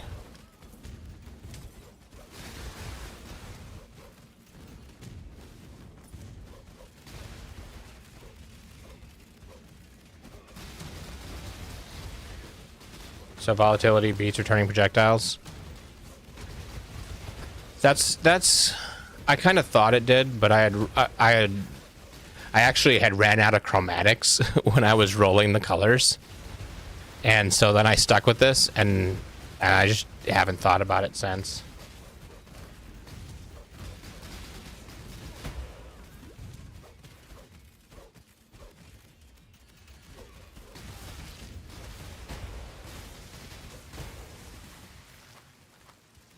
But I've got a lot of chromatics now. Or not a lot, but enough that it'd be worth re-rolling again.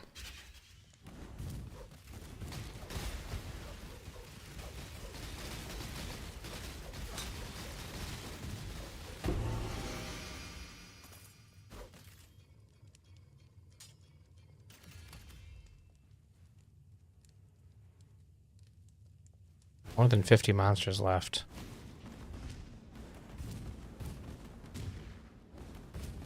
But it was before I came up here. I missed an entire... Yeah, I only did half the lower area. And missed these guys.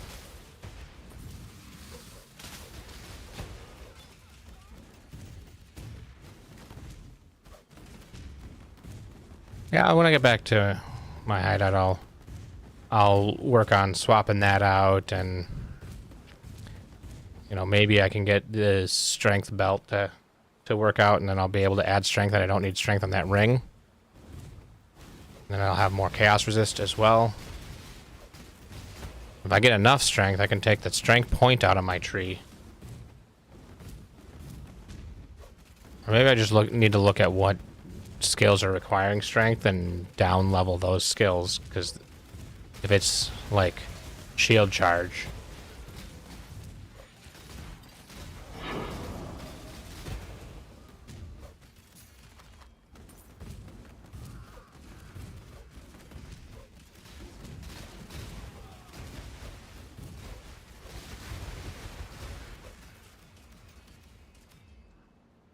yeah, one left. I'm not going to find him.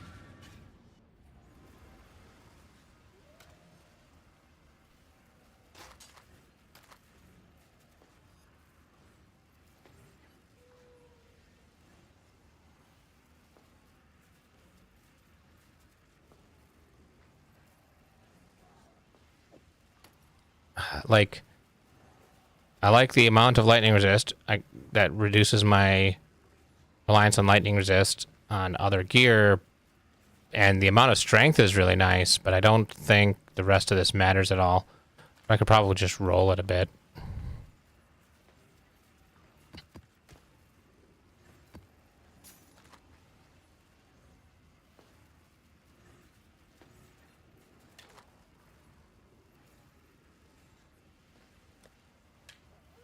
Okay.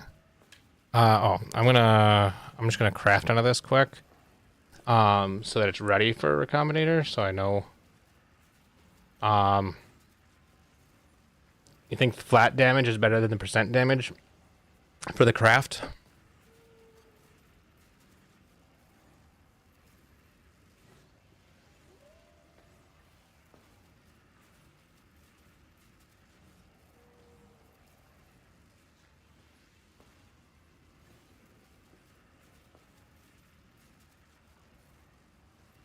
I can only go up to 54% crafted spell damage.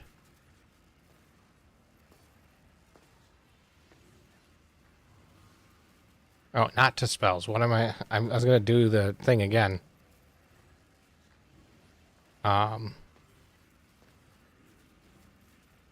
Adds lightning damage. Okay, so I'm going to put this in my stash on the right side of the wand stash to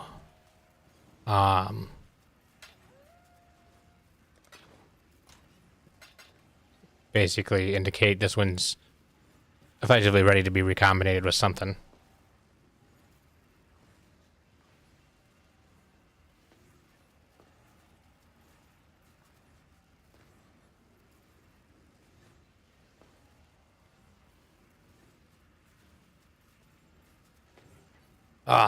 Yeah. That's why I'm kind of, I want them to finish, and because they had talked about having the item auction house in game as well, and I don't know how they'd make it work, but it'd be so much better if, like, I know they want you to interact with other people, and part of it is so that you can see cosmetics and be like, ooh, I want that. And part of it is so that there's some friction in the trade system. And I get all that. But sometimes people just don't understand. Okay, so if I put this on, ooh, I have enough strength. And I'm over cap on resist. I'm at 23% chaos.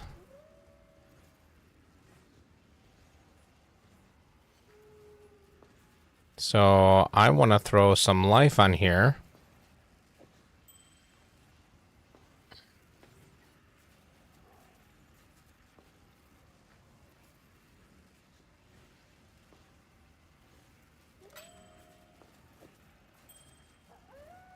And now I've got 23% chaos.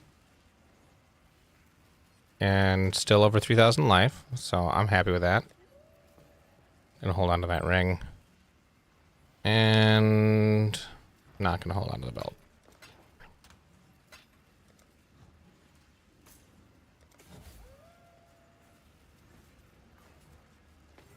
Yeah, I'm still like, I've not made a build that can handle T17s.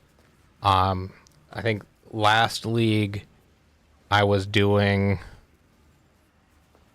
one of the like really broken builds, and I could just about do T17s, but I've not been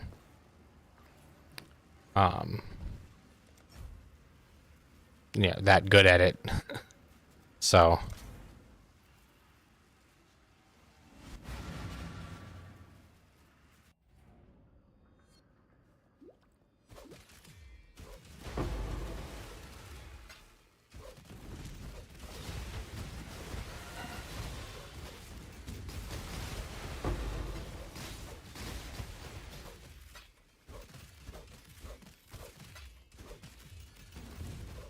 yeah. That's the amulet, the crit amulet, right?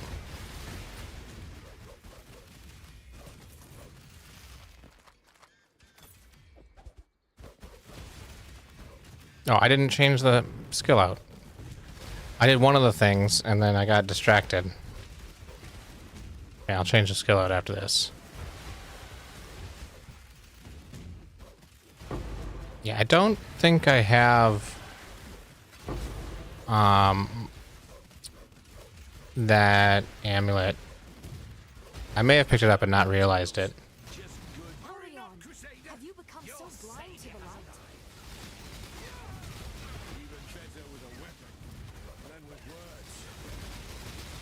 Your reign of terror's over.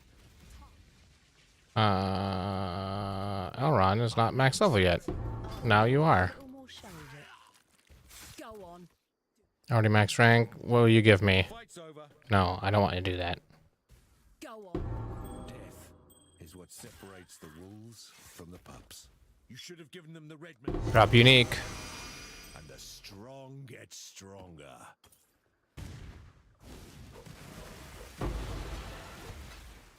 Halfway there. Halfway. I'm confused. Halfway to where?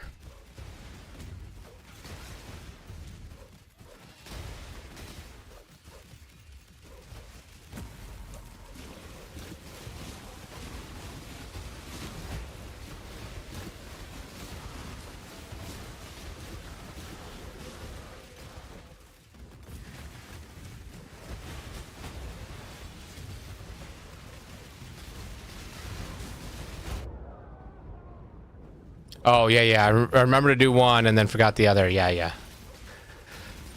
That's classic me. Why are you not...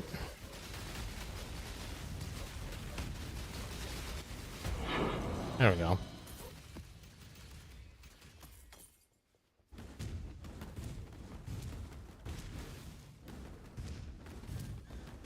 I let my ADHD get the best of me far too often.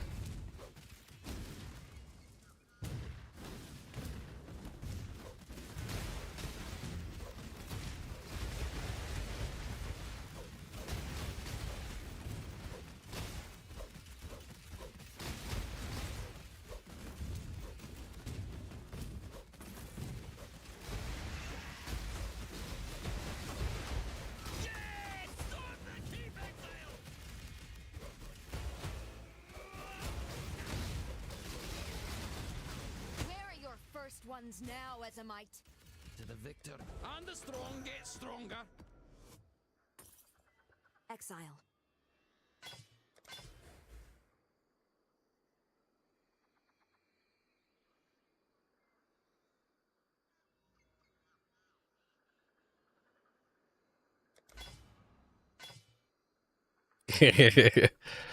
Yeah, absolutely.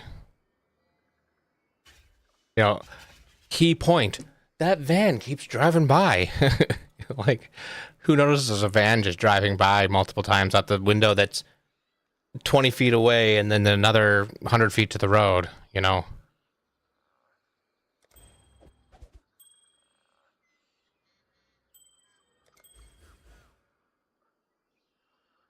I do. That's who.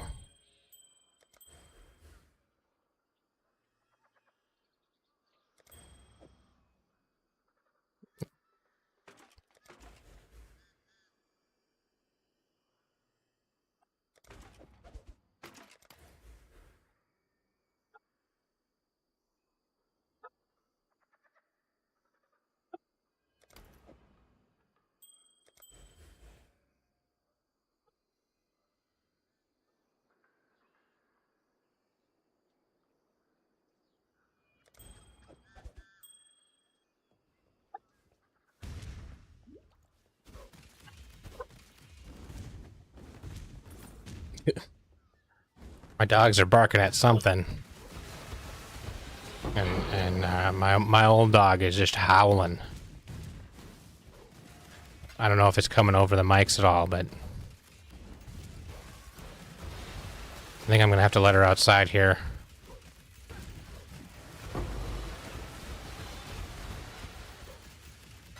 Is it the white van? Maybe. I think I actually know what the white van might be. There's a like a rehab house. Not a rehab house. It's not rehab. It's for people who have developmental disabilities to live alone. There's a term for it. I can't remember. Or not live alone. It's group living, but and they have nurses that live there with them, and every once in a while they need to go to like a doctor's appointment or whatever, and there's a company that drives them around and just, yeah, it's assisted living, but there's a company that drives them to their doctor's appointments and stuff, and I wonder if that's what happened is somebody got picked up to go to a or got to a doctor's appointment and then dropped off again, and they're just across the way in the cul-de-sac across the way. So ABC is the company that does it, so it's a ABC. I think that's probably it, but I'm not 100% sure.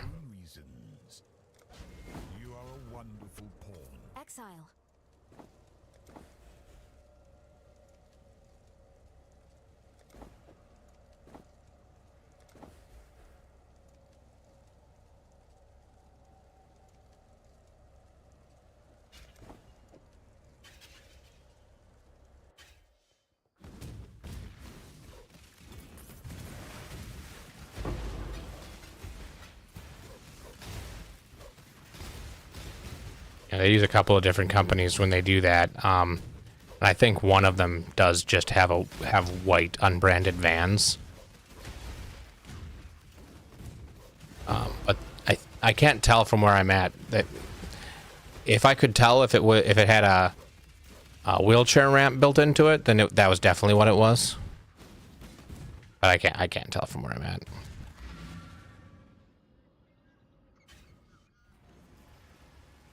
And it would make sense why it would be 4 times, because it would probably be 2 different trips, and then 1 there and 1 back.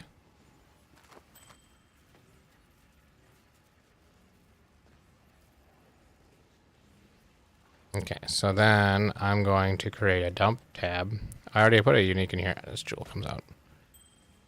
I'm going to throw uniques in for when I can finally do the thing.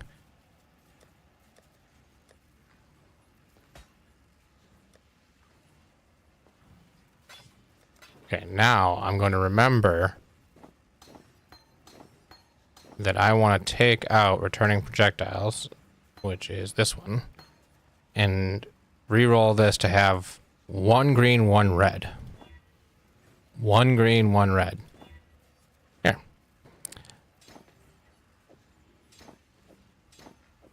And then I'm supposed to put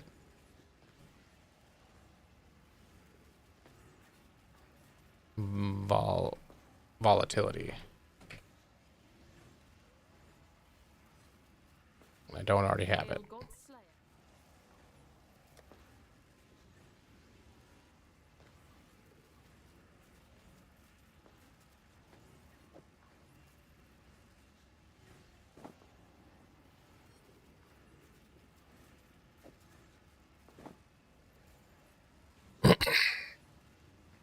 I guess since the volatility is extra good because it's lightning damage and it already has a really low minimum, going lower doesn't really hurt it that much.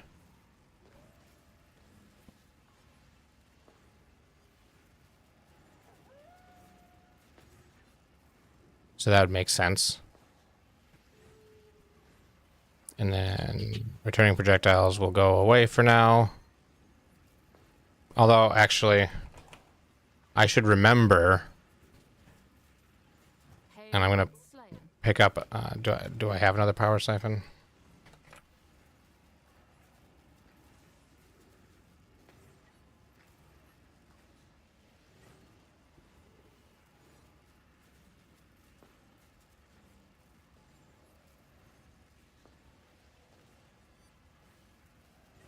Hail God's Slayer.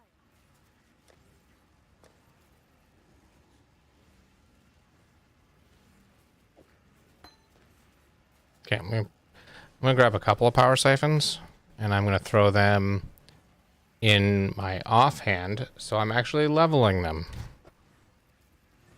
And I just need to grab this wand.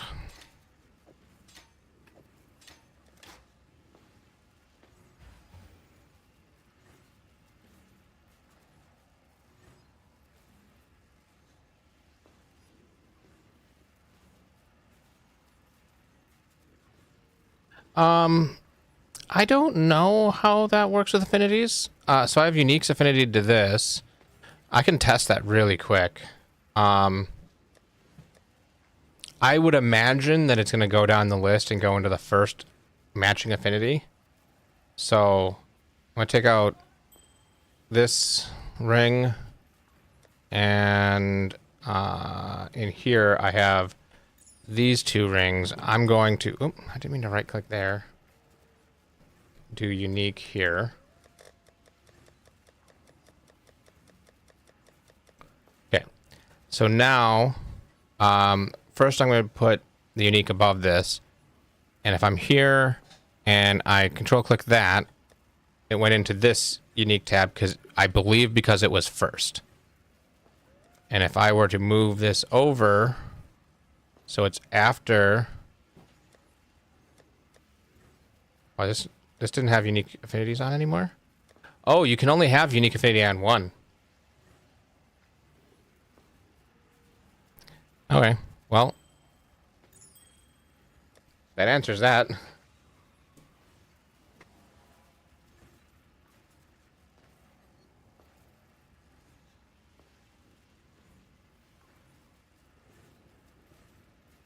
Yeah, the only time it conflicts is unique maps. So, I always have my map tab far before my unique tab. It automatically primes map tab no matter the order. I wouldn't mind them allowing multiple affinities and just goes into the first tab that matches the affinity. And then if that tab gets full, it overflows into the next one. But that's probably more, again, more programming time and not enough benefit. So that makes sense. Okay, so I've got my skill redone. King's March. I need to check on King's March.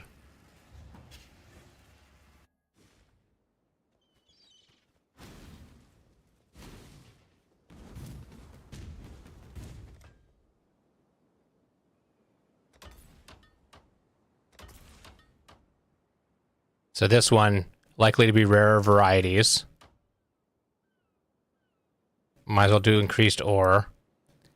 And this one, see, this one's 45,000 gold, which I apparently don't have anymore. I just used it all. But then that would mean this would effectively pay for itself after, 10 or so maps. But I definitely should prioritize. There, can establish disenchanting and recombination. Unlock. Unlock. One step closer to the dream. Now I need thaumaturgic dust. This guy's done and I just didn't notice it. Oh, carcass check. I remember that being a really good chest a while back, but I don't think it gets used very much anymore.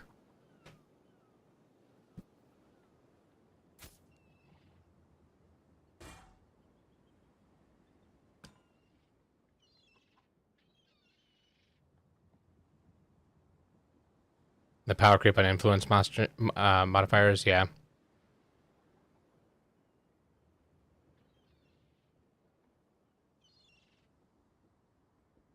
That makes sense.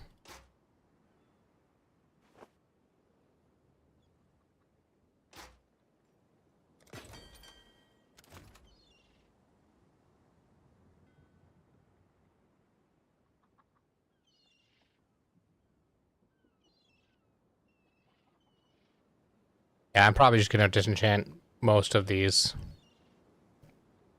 So this guy wants more corn and more pumpkins. So if I did 310 corn.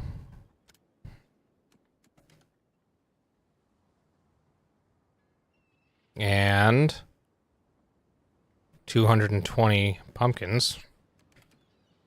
That's going to give me just currency out of it, and then I'll throw in, just 100 of them. Yeah, high risk. That's fine. I love this job.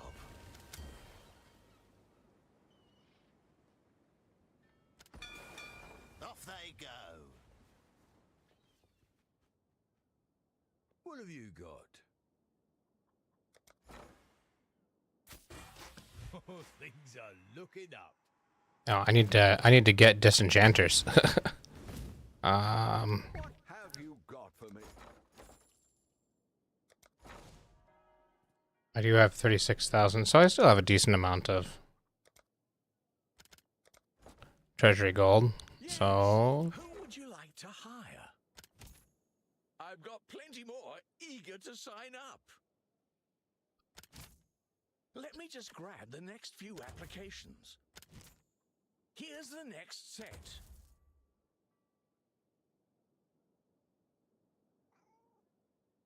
yeah, you start being able to recruit them as soon as you unlock the ability to build the building.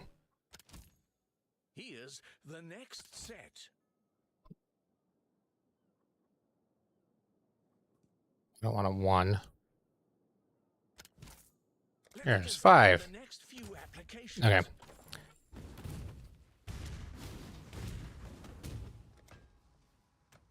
Hail. Right. That'll do. And now that'll significantly increase my wages. But I still have 10 days worth of wages.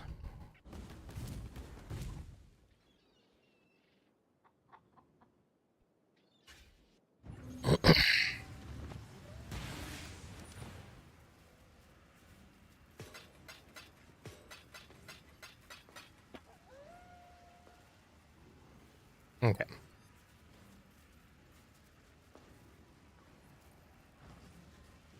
Just keep doing incomplete maps for a bit. Double check.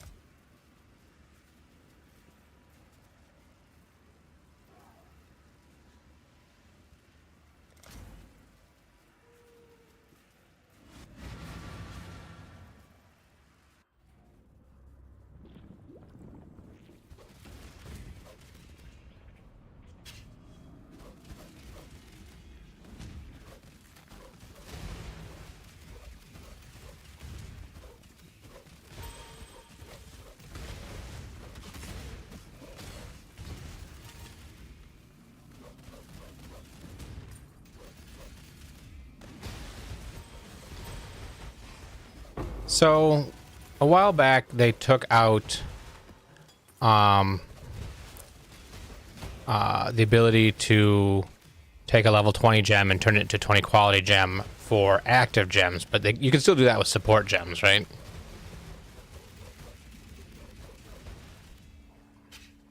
Because I'm getting close to getting. I don't think any of my supports are level 20 yet. Yeah, they're getting close to getting there.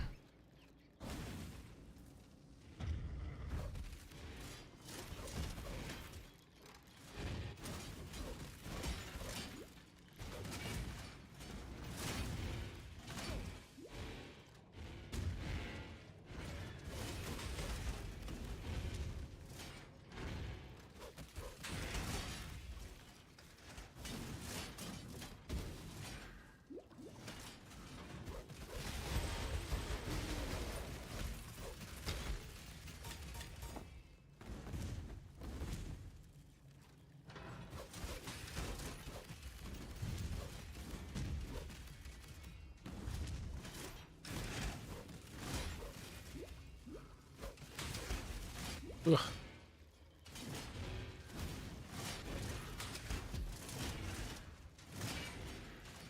I hate traps.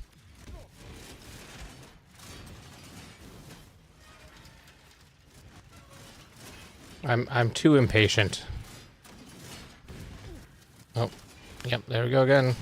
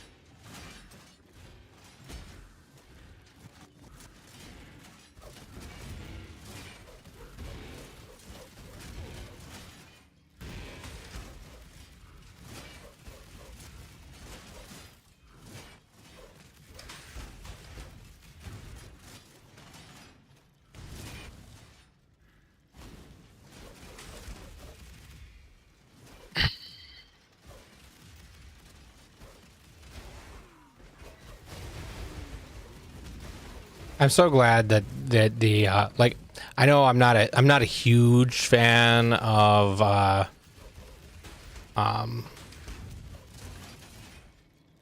the new ascendancy, like the leagues that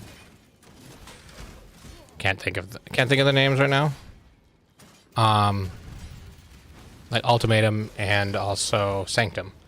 I'm not a huge fan of Sanctum or Ultimatum, but in my opinion, they are better than running through traps all day.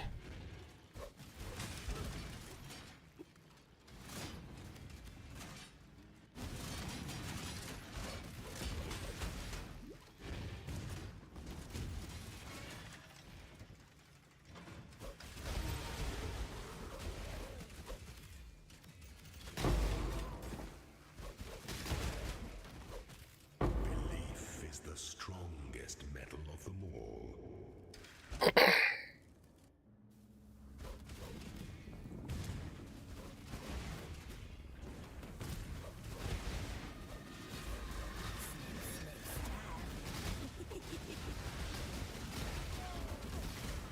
Ooh. Get to go through the dark place again. It is jealous. We have come to an accord, I think.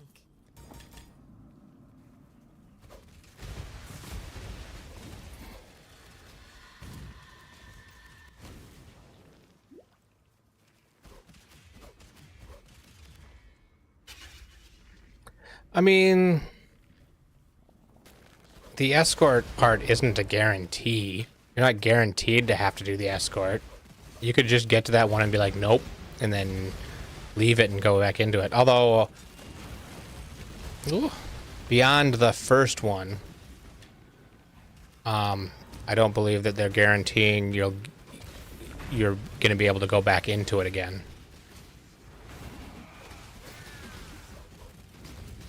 Without finding a key again.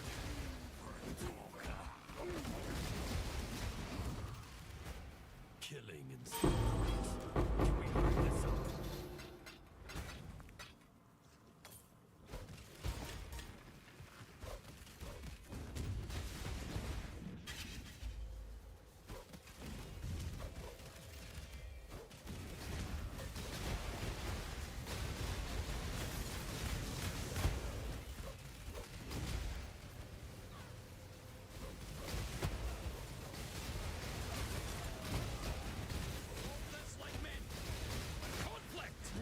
Oh,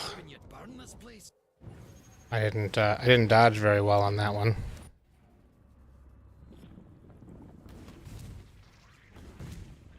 And I don't think I'm making it back in time. I might have been on shocked ground as well.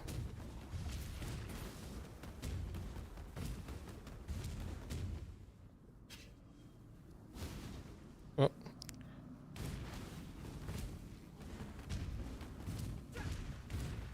Yeah, no, there's no way I'm gonna get into it and then they're gonna fail me.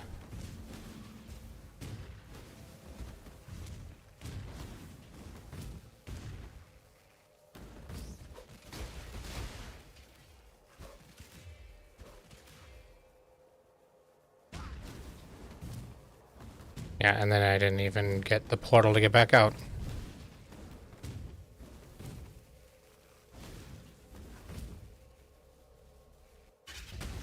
Whoa, Jesus. That's not very nice to ambush me on when I first get out of the thing.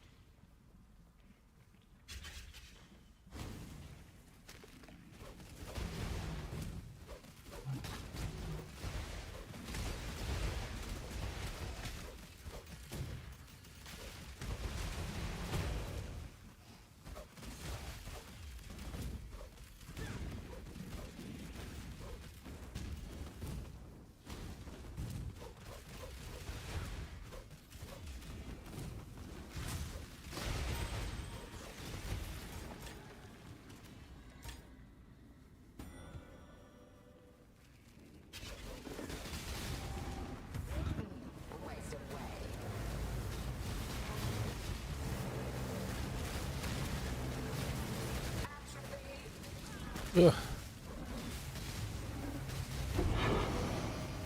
I got it. Almost died again.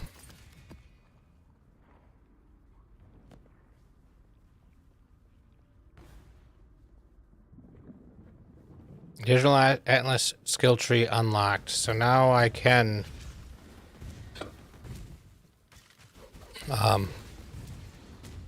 try focusing on not betrayal. So I didn't want to respec out of it, but I'm starting to have all the things.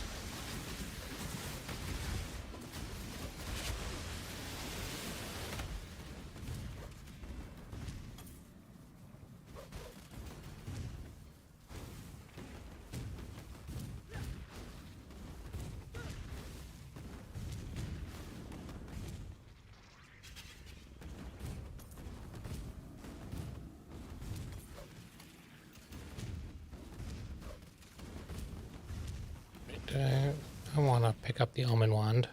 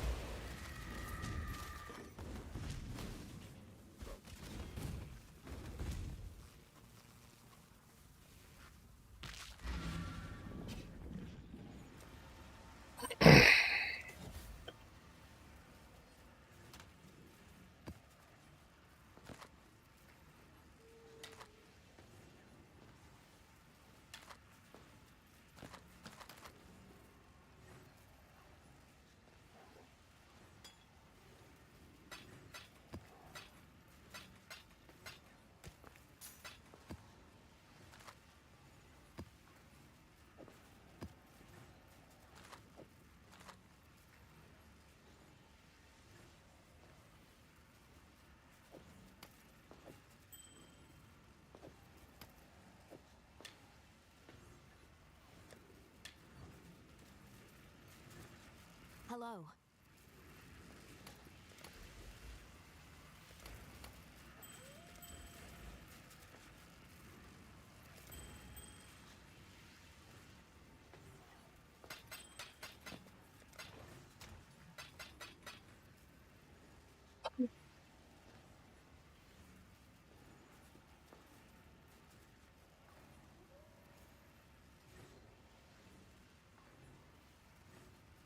Okay. So I'm just gonna double check. Do I have any more yellow maps that I have, or white maps that I have not run yet for completion?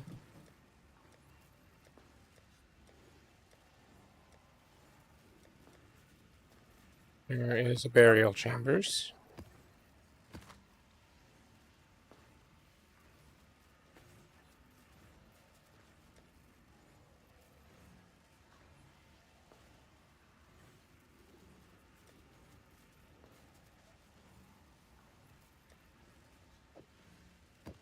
Township. Okay. Hail, Godslayer. I don't want no regeneration. That sounds bad to me. Don't want physical resist either, or reflect either, I think. That seems okay.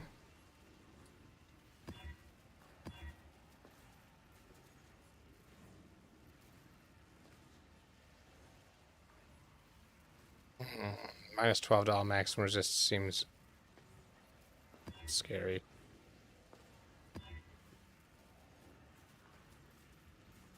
Vulnerability also seems scary when I'm just going to be breaking into red maps.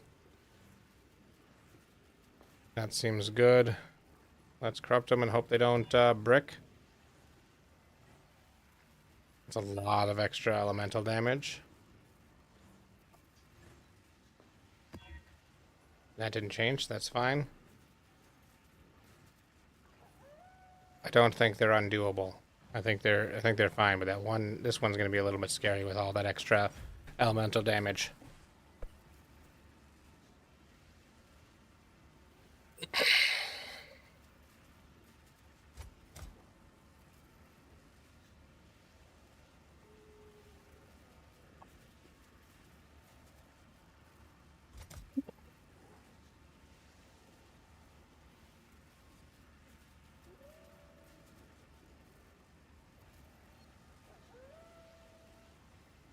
Okay.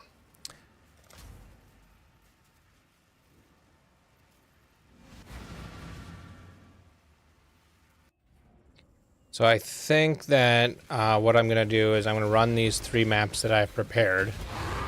And then I'm probably going to log off probably for the night, at least for a bit.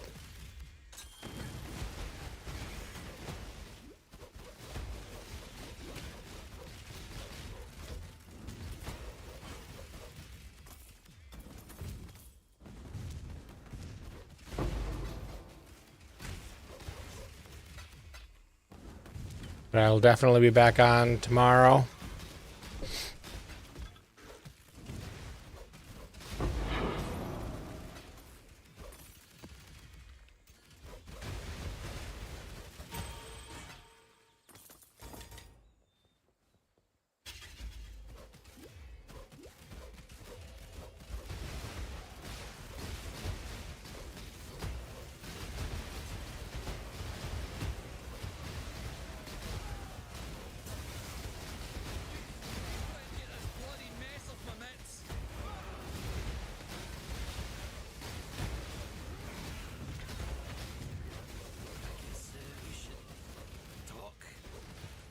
The syndicate. Strong and reasonable. I like you, Exile. That seems like a really good wand. Exile. Depending on what I can unveil on it. So this has a suffix available. Yeah, it's got a lot of flat, and it has critical strike multiplier.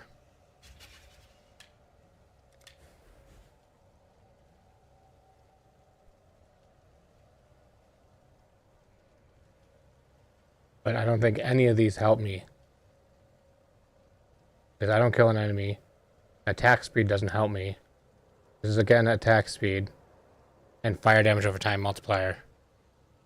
None of these, like, this would be good.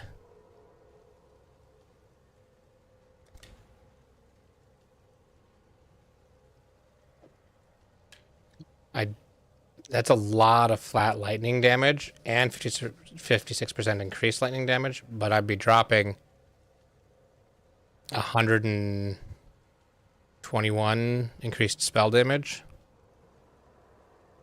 and crit chance. That's spell crit chance, it doesn't affect me.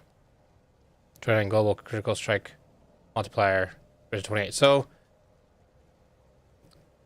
I can craft a prefix on it still. So I could craft spell damage on there, and that probably makes it better.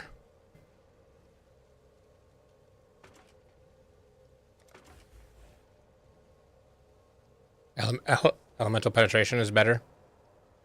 That makes sense.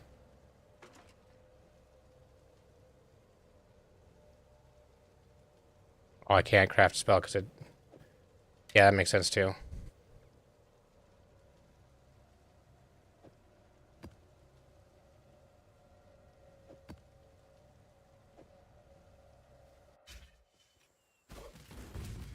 See, this kind of thing is what I'm looking forward to in PoE 2, is you find an item on the ground and it's actually possibly an upgrade.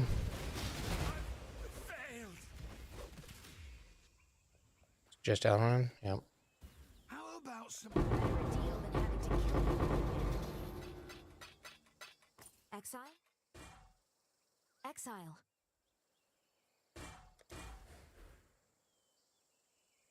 Finally have the trigger craft.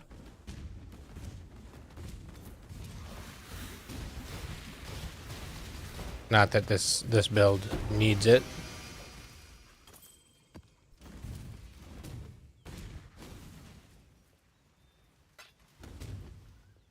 Did it? But it was straight. Oh.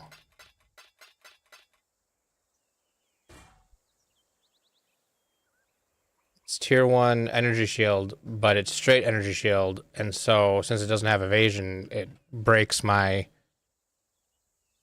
oh, that's trigger second spell when you focus. So that's also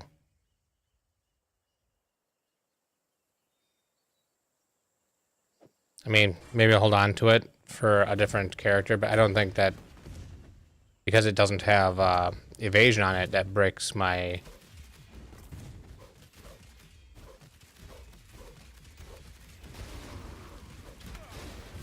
the EE is that elemental equilibrium.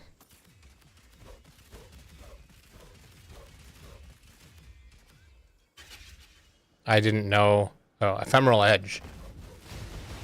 I don't know of the ephemeral edge swap. Is that a newer? Oh.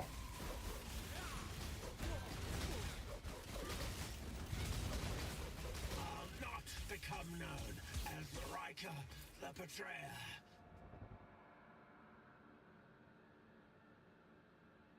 Oh, they transition into ephemeral edge lightning strike. Send it to the dark. absolutely brutal? More.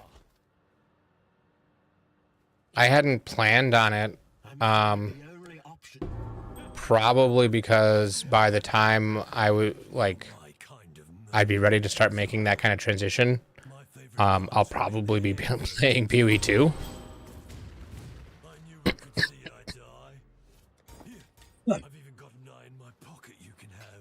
So I haven't thought that far ahead.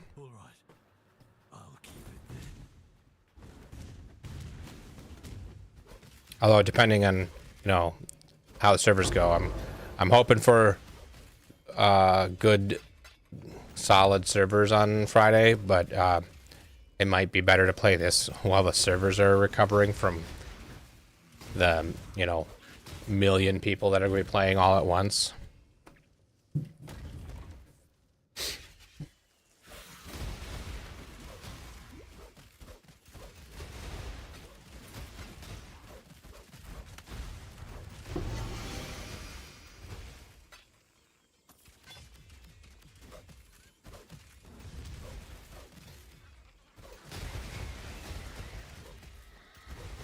Are the login servers actually shared?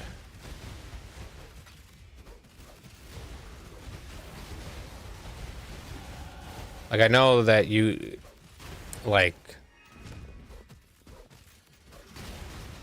still, I guess it wouldn't be hard to be a shared login server, but I don't know that it has to be.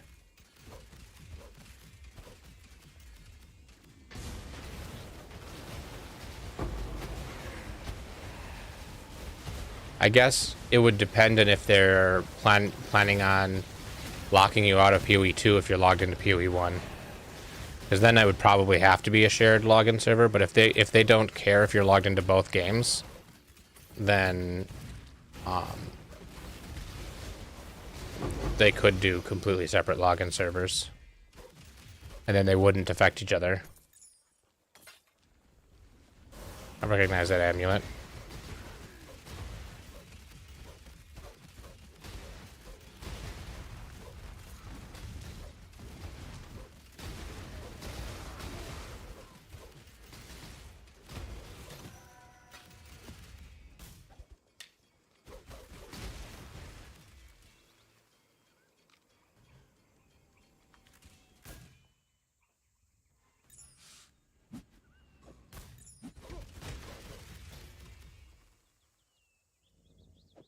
Pick up this wand.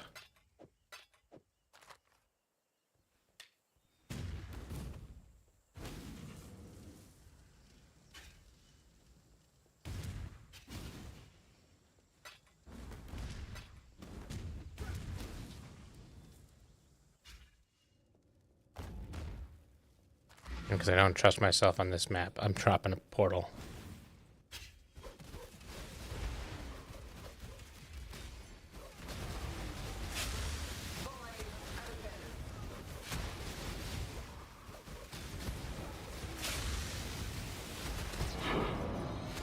Oh, should have trusted myself.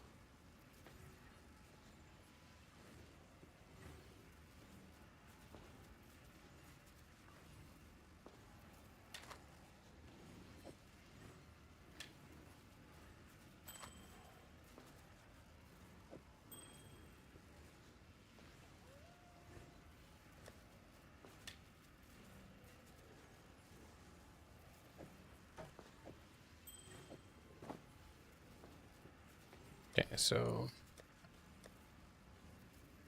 throw that in there.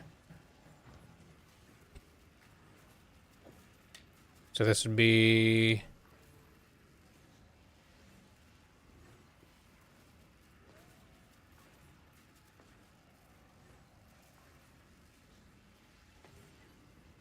spell damage is not craftable, just like you said.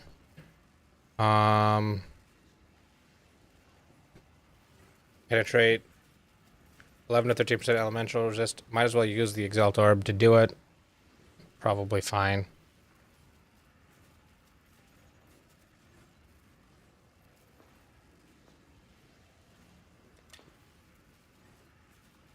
And I got a minimum roll. As expected. Let's roll this because I need.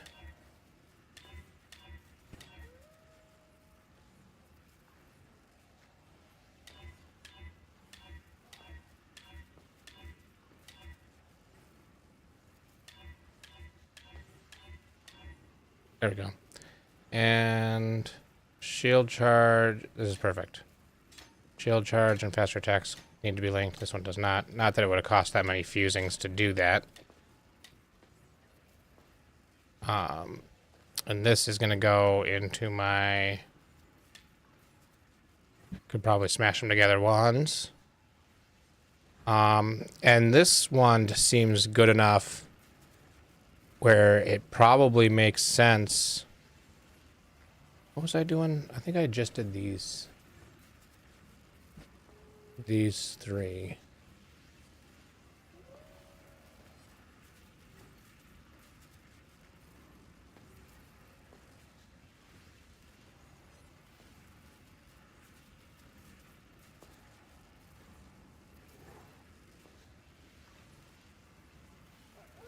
Should probably go for this maximum frenzy charges or for efficient explosives so I can get the mind mastery there.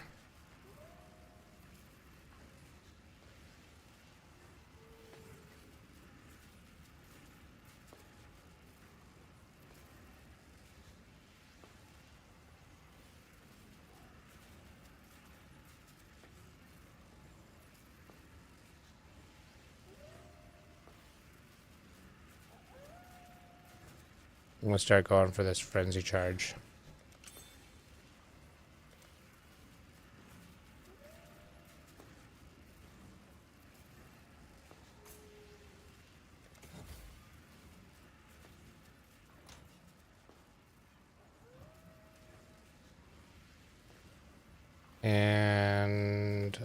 going to unveil.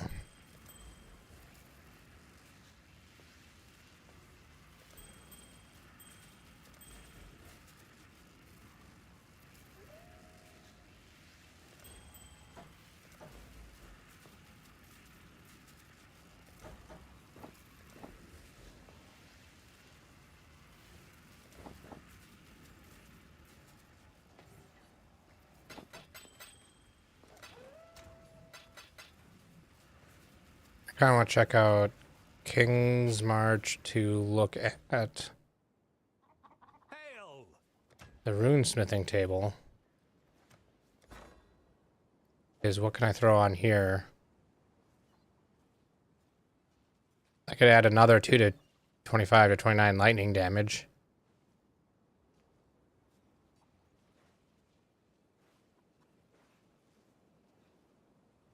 I could add 20 to 29% increased spell damage.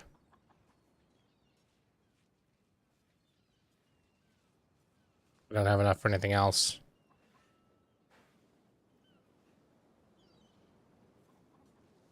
Probably the 20 to 29% increased spell damage. Or is the flat lightning better?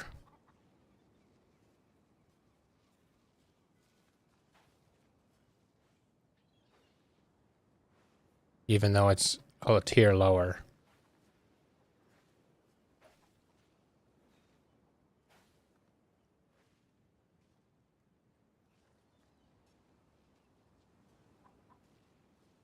I'm gonna do the flat lightning, I think.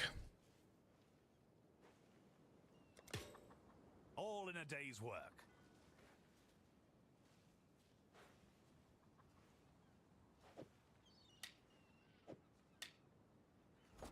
And then quality it the rest of the way up. Not that I know, I don't think the quality actually matters that much. Because I increased the physical damage, but not anything else. But, you know, doesn't make things worse. Alright, this is the scary map.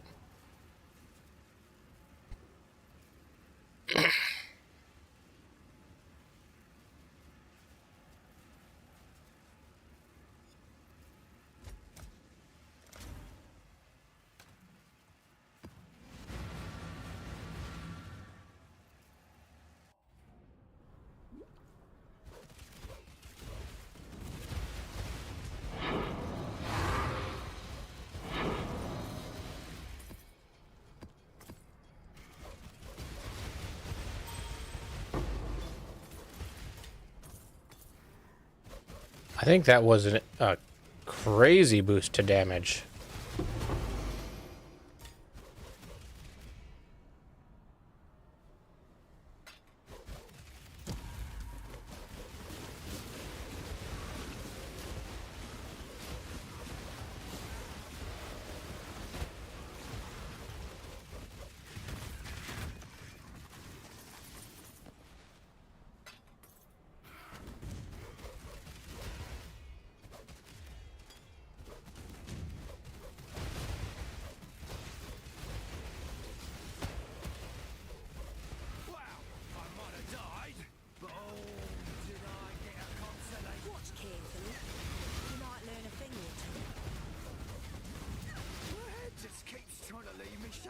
Oh.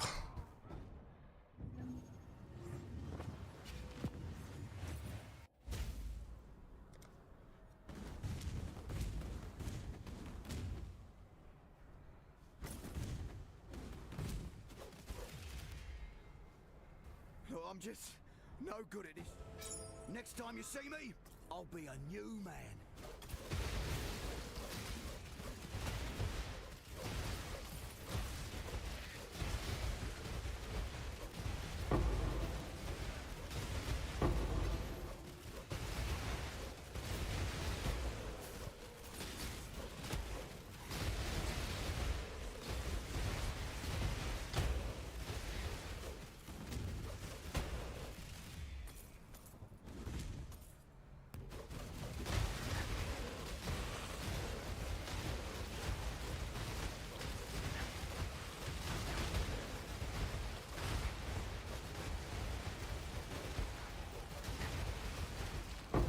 feel like that wand was a bigger upgrade than I initially thought it was. Oh, and there I got my Exalted Orb back.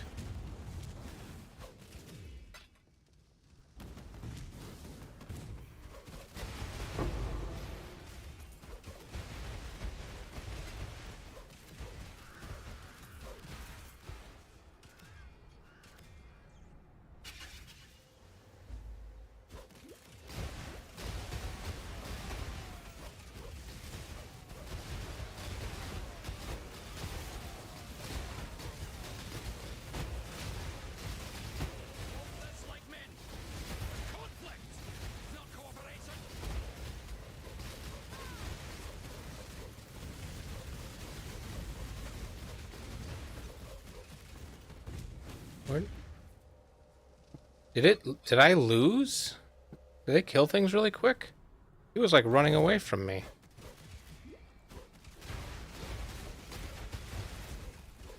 Oh, you know, I think it's the extra damage as elemental. They did 300% more damage, and so I think they were doing more damage to the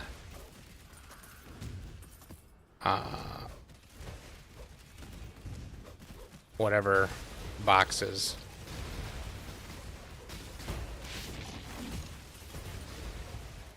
I want to call them bookcases.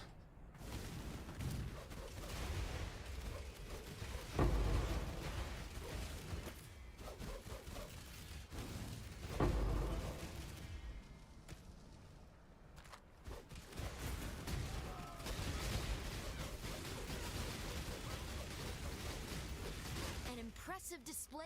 You know, I expect you will come at us with a new strategy next time, Vegan. I look forward to it.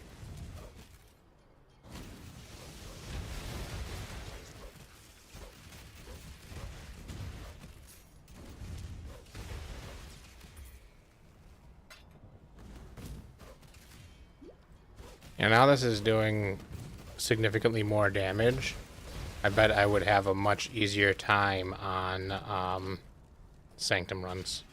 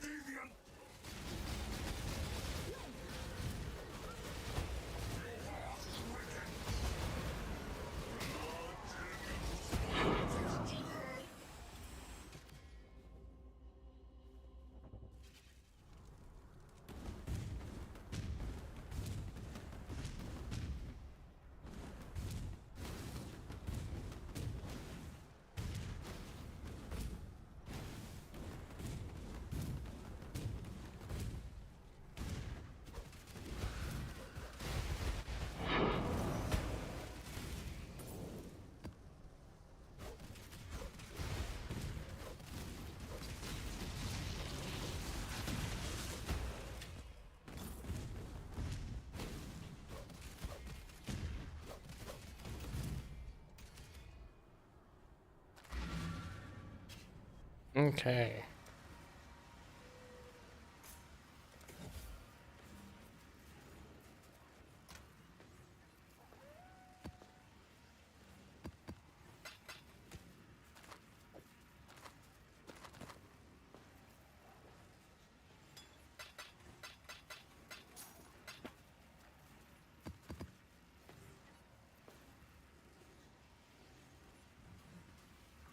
Okay, well, this will be my last map for the evening. Or for now, probably the evening.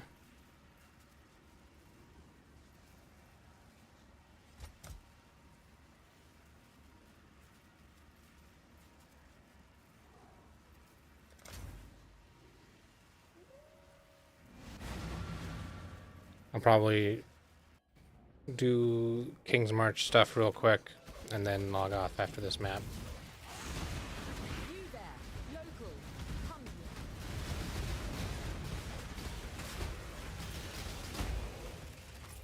here. I will not be doing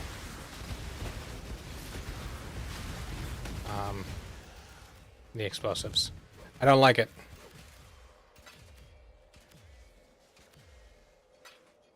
Oh, yeah, that's a good call. I should absolutely be doing that. I didn't think about that.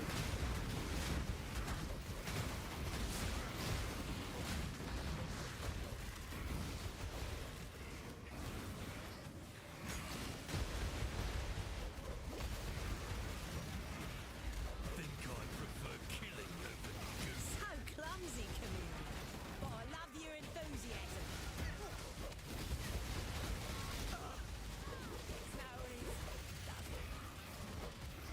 I've been itching to back. I know exactly where I want to mount your scalp. You could end my life. The foundations are shifting, Exile, but I doubt you'll bring the tower down.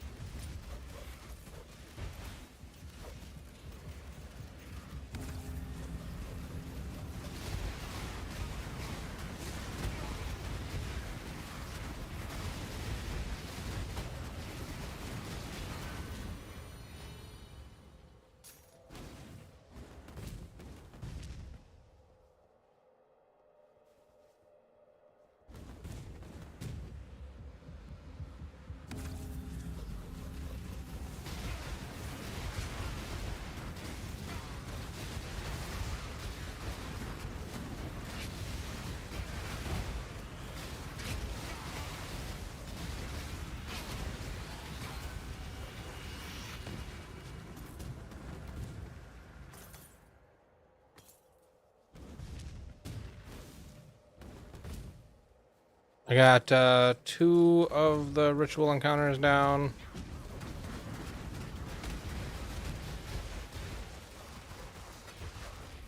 I wouldn't mind speccing into ritual as well. I like the ritual mechanic.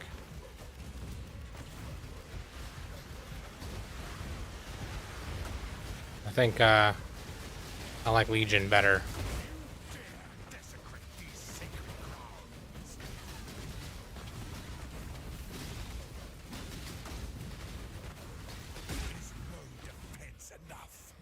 Strategic knowledge. You know what I wish you to know.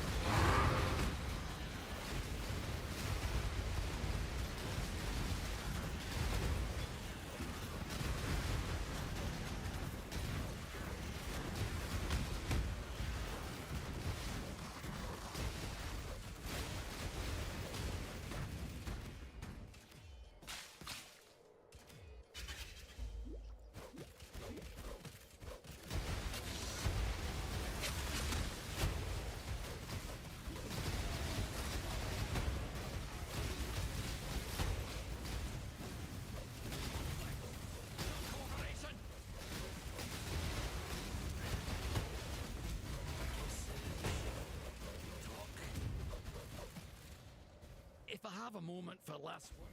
Let's hope for some entertainment. And this has been kind of terrible for betrayal drops. One betrayal guy in each encounter, and I think I got like 2 unveil drops.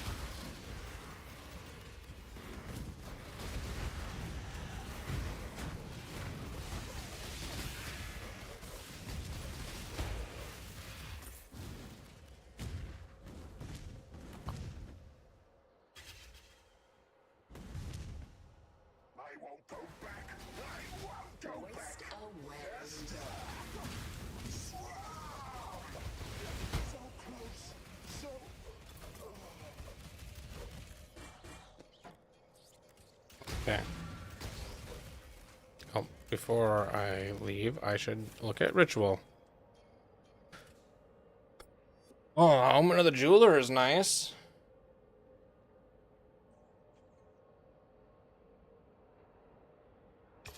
Not that the jeweler craft is that expensive, but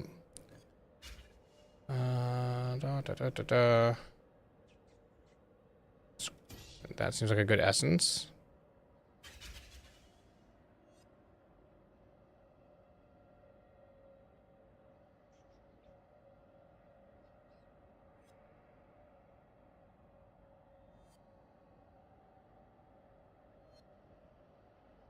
And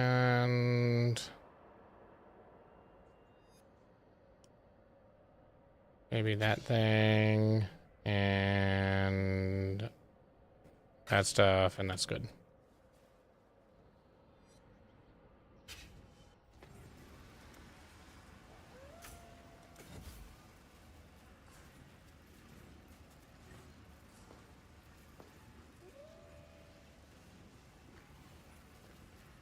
Yeah. So time to do King's March. Come on in. Hail. No, I gotta unveil some stuff.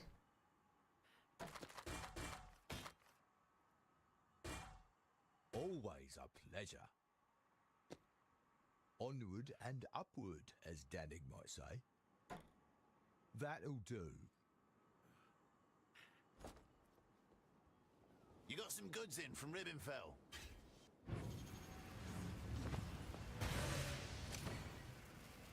Cool winds. I imagine unveils are also considered high tier affixes. And so they'd probably also be good to throw in for disenchanting.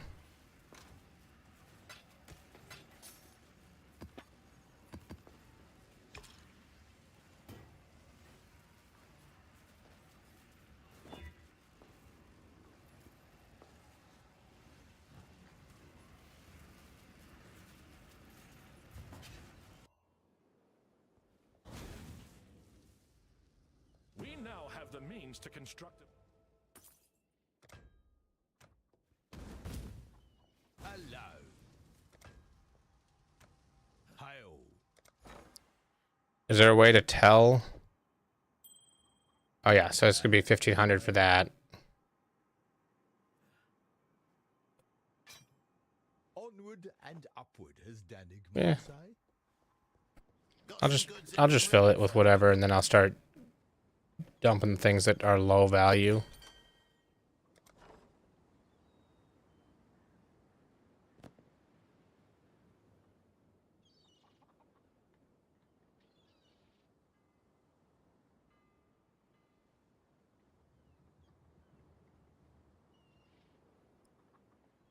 Yeah.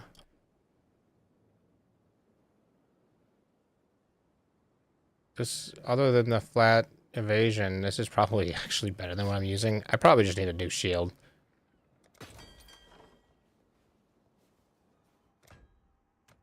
What have you got? On it. Not bad, not bad. 7,000 for that one. It looks like 8 hours they'll be done in disenchanting, so probably when I get back on, they'll be done disenchanting.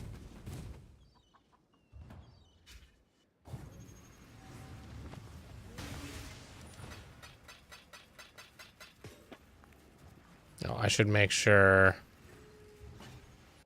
dump all my money. Oh, there's plenty of money in here, but I'll dump the rest of it in there anyway. Oh, I gotta send the guy back out. What do you need? Shipping. Ship. Let's do, 100 of these and 100 of these. Oh no, what do they need? I'm gonna go to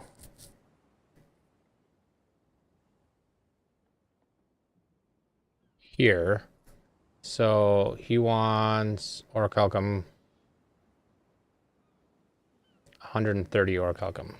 So if I take this out, 130, that'll get that. And then corn, 140. And then I have plenty of wheat, so I'm gonna put another 100 of that in there. And that seems a decent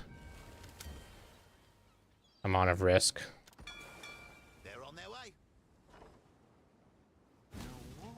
Okay, so I sent that back out. Just trying to remember what all I need to do before I log off for the night. I think that might be it. All right, well, thanks for hanging out. I appreciate all the tips and the information. I'll definitely be back on tomorrow. I don't think I'll be back on tonight. It's actually a little bit later than I realized. But I'll be back on tomorrow. Stream most of the day. And hopefully, looks like I'm breaching into red maps. So my goal seems attainable. I want to get the first two waystones, not waystones, whatever, before PoE2 launches. And it seems like I should be able to get a couple of them, the first one at least tomorrow, if not both of them tomorrow, which then I'll have met my goal. So thanks for hanging out. Thanks again. And I will talk to you guys later. Have a good evening.